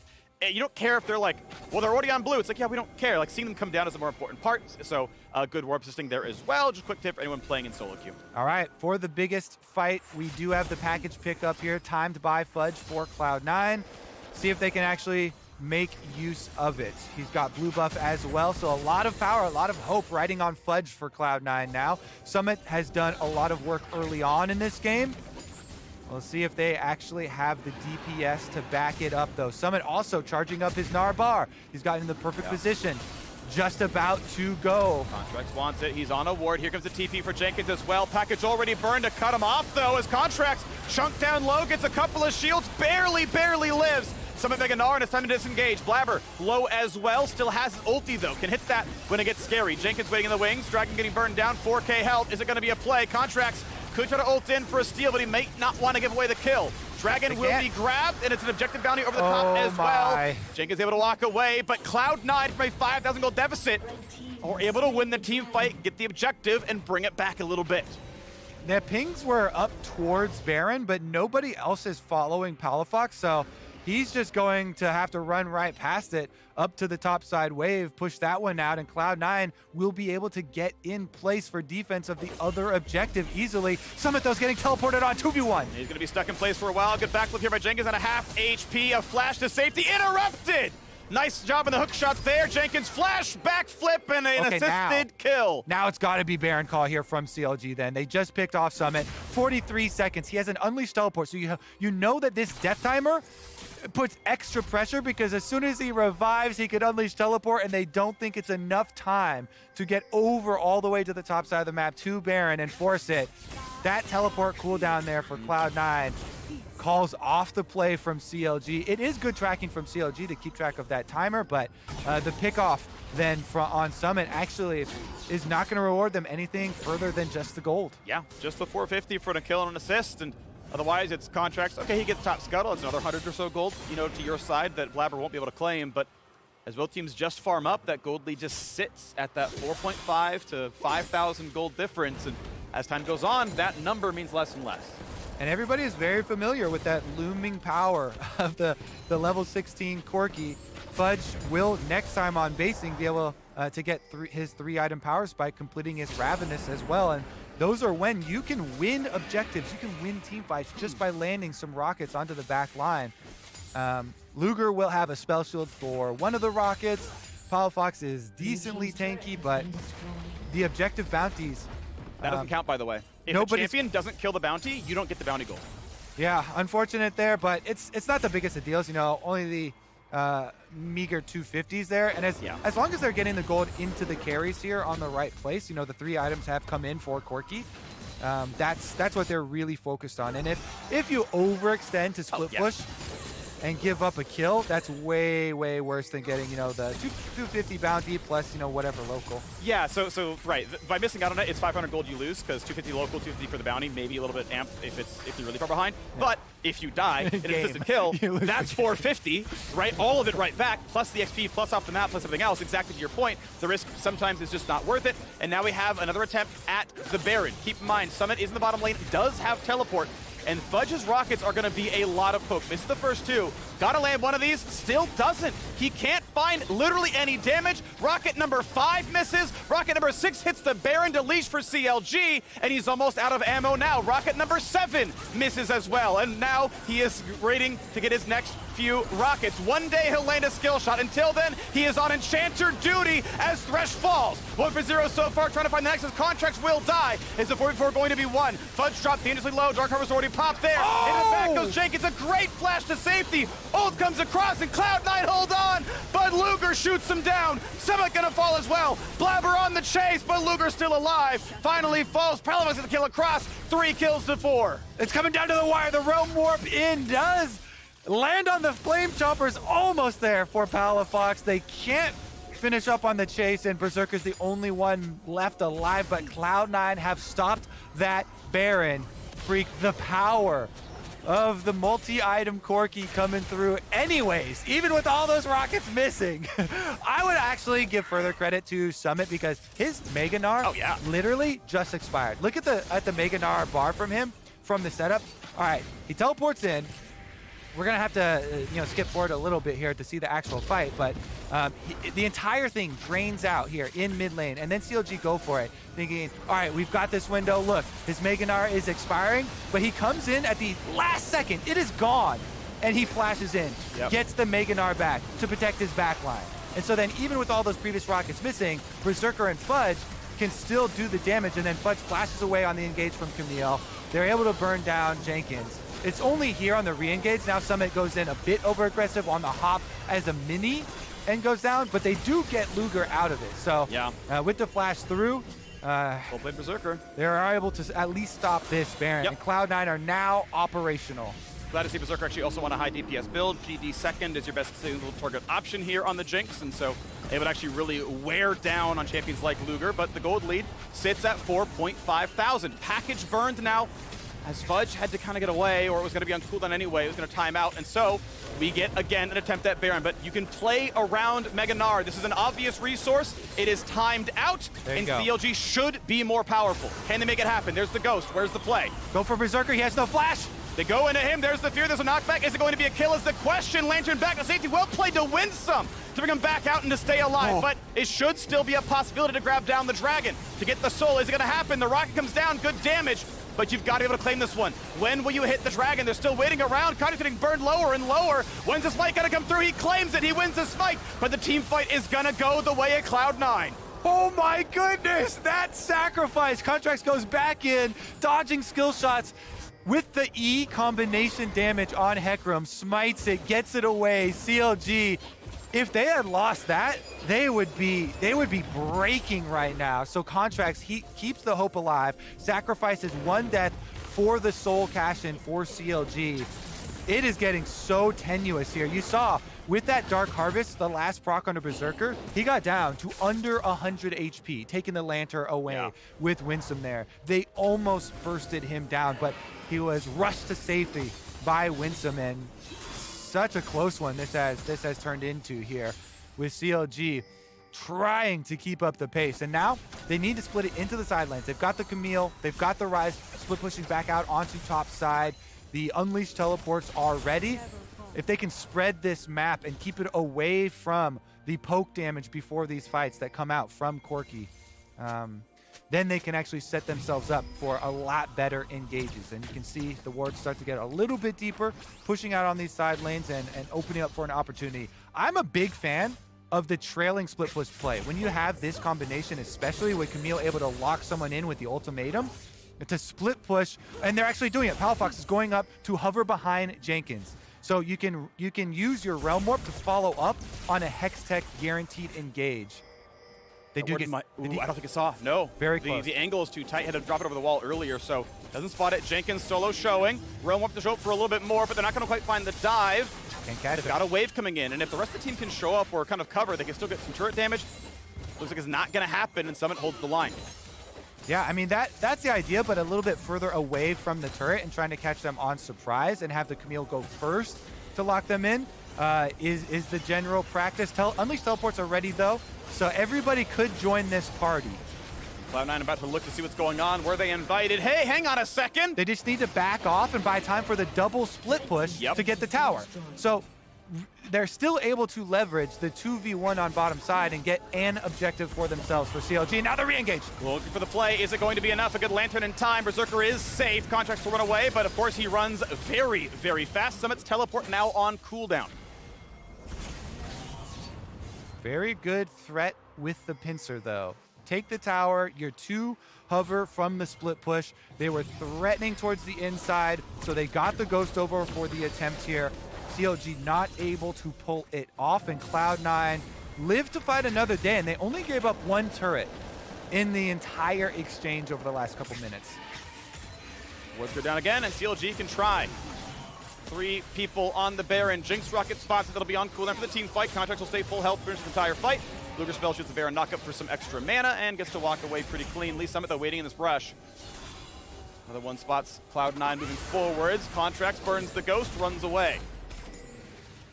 They're trying to continue. Oh, they got a kill in the bot lane. They 2v1 killed the Corki. Fudge is dead. So CLG can just win the game by stopping the recalls. Do they have blue triggers is the question. What can Summit do? Who can stop what? Because the inhibitor's going to fall right now. Tries to kill Pooh, but he's got the shields. He's got a tower. They did it! He's got a contract, and it's signed in blood. 2 kills unanswered. CLG get back out of the bottom lane, and they can try again for Baron if they want to. The double split push again pays off. It was a flash from both Palafox and Jenkins.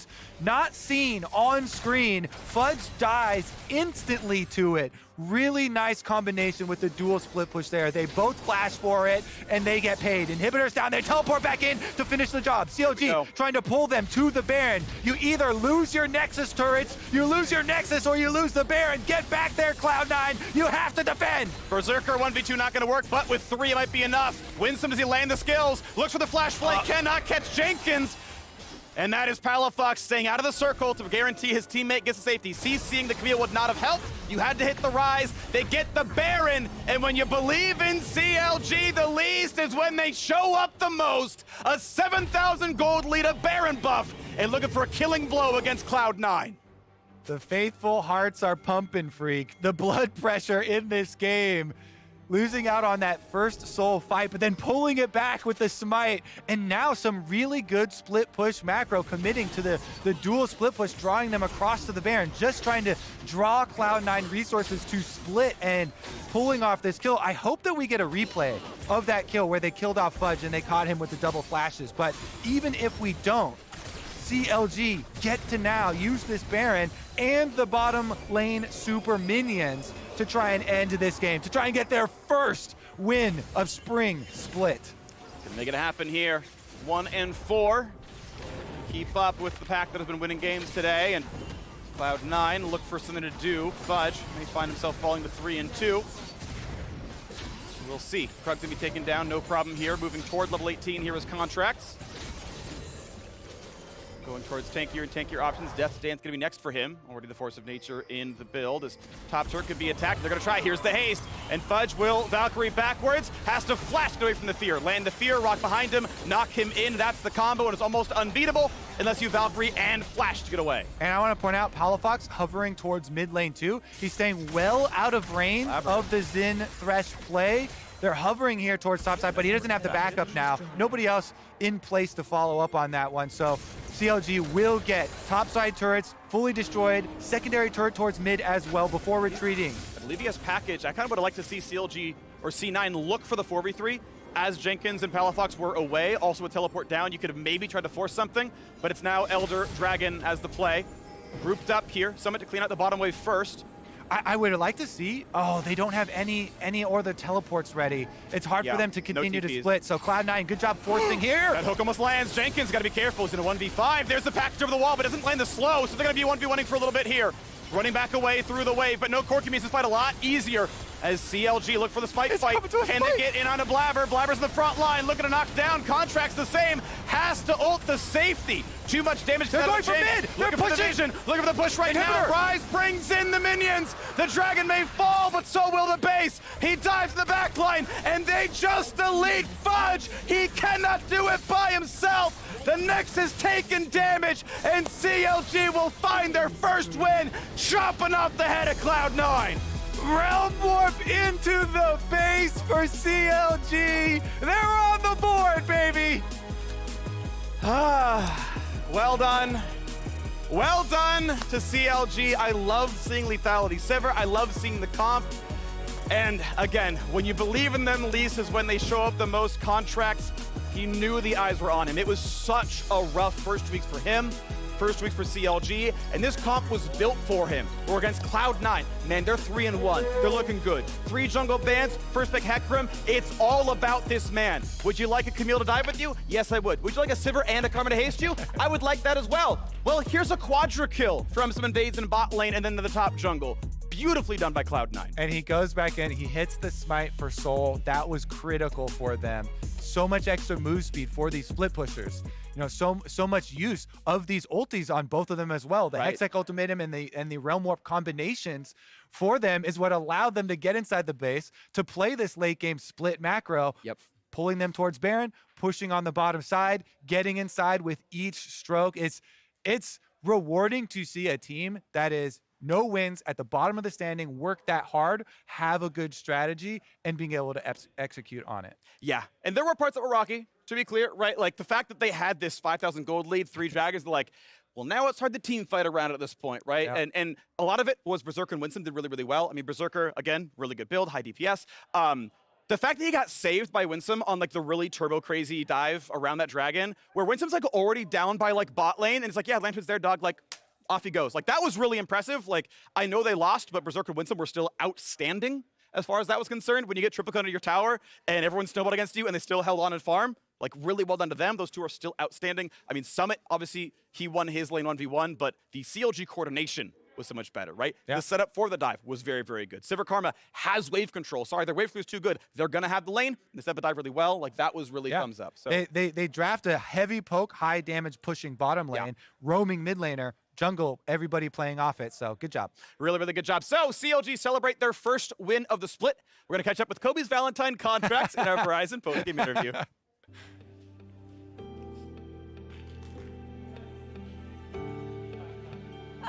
Kobe forever true to his word. The faithful shall be rewarded, and nothing like a fellow CLG jungler to have your back through and through. First things first, was he a good Valentine? He's good. He's been here, you know, throughout the hard times, you know. Definitely very appreciative towards Kobe. Oh, and I'm sure he's appreciative of what CLG was able to pull off today, a victory. I know it's been a ride so far in the spring split, so tell me, what's going through your brain right now? It feels really good. I mean, our backs were against the wall, you know, the past 2 weeks. I wasn't playing too well individually, you know, but, you know, it's about how you handle the adversity and, you know, how you rise from it. And, you know, I just kept on grinding. And, you know, I think once you get that first win, you know how it feels to win, right? So we snowballed from there. So I'm really excited for you know, just weeks to come. And a strong belief in your ability as well, just based on how this played out, because the bans were coming your way, and we saw a unique lethality Sivir down in the bot lane, Karma as well, all for this Hecarim to go zoom zoom. So tell me more about that game plan. Yeah, we've been practicing it a bit. I mean, the comp is just really good. I think Hecarim actually gets to like 1,400 movement speed. So you're almost, I mean, you're just zooming. I mean, it's just a really good way to just engage. And even though you blow your initial engage, you can also kite back afterwards. So, I mean, you just have a lot of like kind of opportunity to kind of play around whether you want to go in or if you want to kite. So just a really good champion right now. I think LPL has been playing it a lot. So yeah, just decided to pick it up. It's such a strong start right there. Going for that play down bot really puts you in a great position. When you're going against a lot of these scaling comps, so there's that moment of, okay, what's going to happen? How were you feeling when it came to that play for Dragon Soul and a knife's edge that required some dedication from you? Yeah, the Corki actually kind of trolled. He took his package like pretty early, but I just kind of need to respect their timer a little bit more. If I waited like 5 or so seconds before I engage, I think Corki package would have been out and I would have been able to have a pretty good engage, but I kind of pulled the trigger a bit too early, so definitely need to be a little bit more disciplined for that. So Contracts, I know that we believe in your mechanics, your skill, but for you, the focus over the past few years has been that leadership, working on kind of those intangibles. With everything that has progressed so far, what do you feel is the greatest standout in your learning so far in 2022, or what you want to continue to focus on moving forward? Just making sure me and my teammates are on the same page. I think that's one of the biggest things. As long as we're doing one thing together, it's going to be a lot stronger than, you know, everyone doing their own things. So definitely my main goal right now. Very important when going against the next squad, Team Liquid, that has looked extremely unified in their game plan. Tell me your thoughts on that matchup. Yeah, I mean, Core JJ's back. He got the green card, so and they're definitely looking a lot stronger. I mean, they were strong before, but now it's like they're like Exodia, you know? They got the final piece. So I mean, definitely very excited for tomorrow. Hopefully, we can pull out the win. Yeah, excited. It's gonna be a hard one, though. Oh yeah, it's gonna be a lot of fun for us. That's for sure. Contracts, congratulations on the win, and thank you for the interview. Thank you. The day is complete, my friends, at least when it comes to what we've got going down here on the stage. So let's head on over to the Bud Light breakdown. Thank you very much, Tigers. Welcome to the Bud Light breakdown, where CLG decided they would not be left in the dust by the likes of TSM picking up their first win earlier today. They will match them 1-4 with a win over Cloud9 of all teams. I don't even know where to begin with this. That's a shell shock of a day. With the I think Emily does. I see hands, which means she knows where she wants to start. Because, like, I want to give CLG credit for, just Contract said they'd been practicing the Hecarim. I believe it's been banned against them previously. Yeah. This is a composition that they knew exactly how they wanted to play it. We saw Palafox and Contracts working really, really well together in the early game. So it was great to see. Like, obviously, you can say what you want about all the extracurricular stuff happening around C9, but this was, with a few missteps in like the mid to late game, a really clean and decisive look from CLG. Yeah, even tacking on to that, something that CLG just needed to work on for the past few games is just the discipline in the downtimes, right? That if they're transitioning from one play to another, that they're just not randomly losing somebody and losing time. And it happens a few times already, but this game was much cleaner, like a huge positive. Like when they're resetting on the map and coming back, like everybody's on the same page.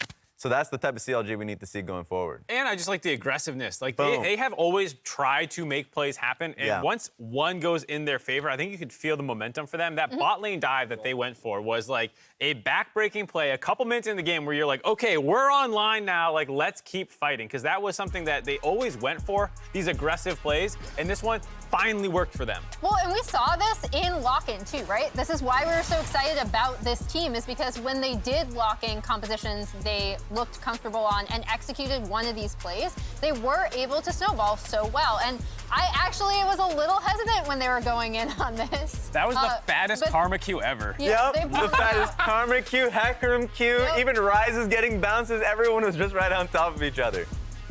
And this, overall, what makes me happy is that we were at that point where we pointed directly at Contracts as one of the people that needed to re-find that form that we know he was capable of. And he, alongside Palafox, who I know you already called out, Emily, in this game, were big, big pieces of their success, and in so many ways do feel like the catalyst that this team needs to get those leads. And then, as we mentioned, with leads, they can close it out. Sure, we could still look for some cleanliness. We can ask, for them to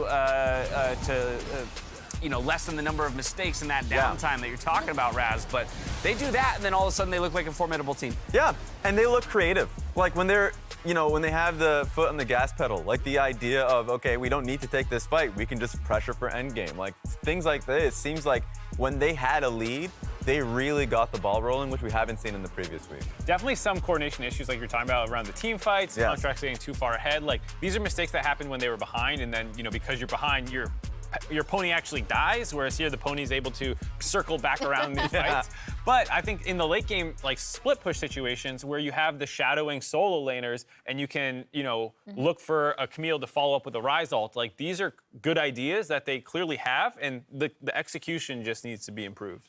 And I do want to give a shout out to Summit, because I actually thought he played this incredibly well. And there were times where I thought his Gnar actually could have taken over the game through the advantages he got in topside. So, again, I think CLG coming out and winning here also allows them to look back at a lot of these mistakes with a lot more clarity, right? Because you don't have the weight of like stacking losses on top of you. Now you can be like, okay, let's look at our Drake setups. What's going on there? Like, let's look at our flanks and our entry into some of these fights. The win comes at a welcome time. Quick question: Did you submit a vote for Rival for this game after calling out Summit? Yeah, we got a Rival Summit. Yeah, do it live right here on the desk. Are you calling for Summit as a We'll do rival? it live. Yeah, you also going for Summit? We can do a voting block if we want to. Voting block right here? Yeah, You want Summit? To hell with everyone Are we else. overriding? Yeah, right. Oh, for Boom. sure. Lock Okay. it in. Summit gets rival for this game. And speaking of rivals, we're going to take a look at the Pogs.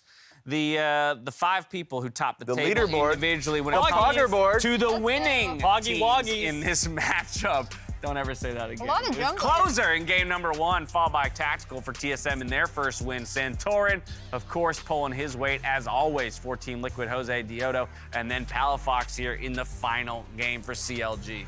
Jungle's too strong. 3 out of 5 of them. Santolini, Jose Is that what we're Diodo. learning? Is the jungle position too strong? Oh, don't get me started on No, we just have junglers being strong- overrated, all right? Yeah, you think junglers The are reality overrated? is we just have Careful, some... you have to do you have to work with Jungle Kobe. in the LCS so is stacked. Yes, that's... It is I stacked. agree with that. That is the answer. But real briefly, I want to have that discussion. Do we feel that jungle is just predisposed because of the agency it has to getting more player of the game votes? It either is really successful or really not. I personally believe yes, actually. Like, Okay. that's part of the reason I always feel that way is because when you have laners who naturally win, and like when you're on the top team and you have the best laners in the league, they're going to naturally get advantages. Enemies are going to be lower health. They're going to be underneath their turrets. They're not going to be able to invade your jungle as easily. You can invade theirs easily. You can pull dives off better. Like the amount of things that accrue from laners for junglers is substantially higher than any other role individually. And that's where you can start having all this agent to be like, it's like, a buffet. It's like, where do I want to kill? And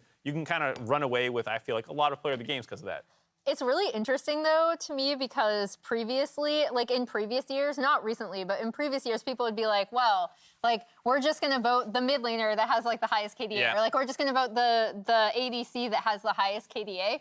And so to see this shift around junglers picking it up is really interesting. And I'm not flaming any of the players who got player of the game before anyone misinterprets. Well, here's the thing. First of all, we're not doing that. Second of all, I was going to say, I was going to turn a question back on to you, Mark, which is that if you believe that junglers are, overrated in that hate sense, them. Yeah. why are all these junglers ending up as player of the game? You get a vote. You have some agency in this discussion. I fall prey to it too. I voted for Sneaker for MVP last year. Right? Like, we can admit our own shortcomings. I appreciate that, Raz. And I do think a lot of these teams see the value of having an insanely strong jungler. So when you import closers, Santorin, and in this case, of course, Inspired, who's not on the list, of course. Right. And Jose Diodo, like, you're getting the best of the best. River, that's what the don't count him, right? We can't can go count through the him whole out. list True. at this point. True. And Pride Stalker. There's a lot of names. A lot of overrated See? junglers. Yeah. That's what I'm coming away. That's my takeaway from this discussion is Mark thinks every single LCS jungler is overrated. The standings for the LCS currently, we have broken that massive tie for first into a smaller tie for first. 100 Thieves, FlyQuest, Team Liquid all 4-1. What do you got for me, Emily? Shout out to FlyQuest. Right? They kind of got overridden, as did Azale's lovely piece on Zeri, by the way, which you should get back and yeah. watch. Check that out on Twitter. By the C9 news. But in all honesty, we were looking at this FlyQuest versus Dignitas game of these two teams that we didn't expect to be towards the top in facing each other. And I actually did not predict FlyQuest to win. They came out, both Mark and Rez. During the draft, I said that I thought Dignitas, but I think coming out of it, Well, what about, would you submit at the start of the day? Yeah, what'd you say at the start of the day? What? I think I said FlyQuest. I can help you out with that because the next lovely graphic to touch our screen will be the predictions. I love how Raz doesn't even know. Throughout the day, I don't know who to cheer for. Because we did the draft, and I legitimately liked You did Dignitas' say you draft. like the big side better. Yeah. I mean, it was a crazy day. Overall, there was, obviously the TSM upset in the second game. We all got that one wrong, especially with the volatility that they went through this week. And then the Cloud9 one, I don't know if any of us would have flip-flopped given the news. I don't but think any of you would have. None of us knew that when we submitted these. No, without a doubt. I would have stuck with C9. Crazy day. What a day. What a day. That's Double, where you all triple stand. elbow drop, like, for C9 fans around the world. Oh, Lordy. We're back again tomorrow with more LCS action. A reminder that the broadcast starts an hour earlier tomorrow. That happens every time between Saturday and Sunday. So if you're here, I can stop reminding you of that. Let's take a look at some of the matchups that we have ahead of us. It's Evil Geniuses versus Immortals to kick things off. That very hot FlyQuest now in a battle for first place against 100 Thieves, TSM, Cloud9. A delicious matchup of old, and now that TSM has their first victory up against a Cloud9 that's taken a punch and lost their leader. That one's exciting. I mean, honestly, I didn't even get through the rest of the schedule, and I'm pumped for tomorrow. I mean, we've had, like, before, we were like, oh, TSM did all these roster changes. Like, we're looking That's old news. C9. Yeah, and now they both made massive changes. That's why I'm looking towards the what's it called? The TSM versus Cloud9 one. It's Yeah? the El Clasico for a lot of people for the LCS. And TSM, you heard it from the tactical interview how he's going to use this as momentum. Meanwhile, C9 just got hit with a gut punch. So, like, losing to CLG with the news as well. So, like, there's a lot to look forward to in that last game, too. I think Mark is just excited to watch all of the amazing junglers here in the LCS for the remainder of the week. I just can't get enough. Just can't get enough. I was mostly a jungler, honestly. You were a Rek'Sai, I remember you playing a lot I'm of. flaming myself. Yeah, about 7 years ago. Yeah. Last time you played League of Legends. All right, that's going to do it for us here on the LCS. So on behalf of myself, the casters, and the entire remote broadcast crew, thank you so much for watching. We'll catch you back here tomorrow for more LCS. Until then, stay healthy, stay safe, and be good to each other. Don't forget that last part. There's no junglers on A ramp. There's no jungle. Like, I can't do anything. Licorice decides to jump forward. He's putting the pressure on to Someday that R-Bar won't charge. And first blood. Golden Guardians committed to Baron. Baron down to 2K. Ole's nearly dead. Baron is stolen by Closer. And hope dies in the Guardians' eyes. 2 dead on TSM, 3 dead on TSM. They're trying to fire back. Tactical's got the rockets, but they don't do it. TSM's going for the end. Tactical's under pressure. Wild Growth keeps him alive. Tactical being focused, but not enough. From the maw of death rises TSM. I'm coming. This is good. No. Look at this guy. Okay, I have nothing. There's no flash. Yeah, no flash. I got him. Nice. Adding it up, the flash play for Vulcan finds a stun, but they've got one, and that's going to be Impact in the dirt. Next is going to fall and pick it up where they left off. Team Liquid crushing EG in under 30 minutes. You're going to try again. It is 4v3. Keep in mind, so this should be possible. Gordon heal works well for Jose Diodo. Arrow flashes in. Jose follows the cue, and he finds kill number 2. Kill number 3 is going to be a freebie. Biofrost will dive. The flash to safety still attack, still put down. Jose Diodo gets another one on the board. 7 kills on the Lee Sin. 100% kill activation. A tower dive to send the message. CLG looking to find first blood, looking to find 3 kills. Is it gonna be enough? And it's a shutdown on 2. Kill number 3. A triple to Palafox. They're going for mid. They're pushing. Looking for the push right now. Rise brings in the minions. The dragon may fall, but so will the base. He dives to the back line, and they just elite Fudge. He cannot do it by himself. The Nexus taken damage, and CLG will find their first win.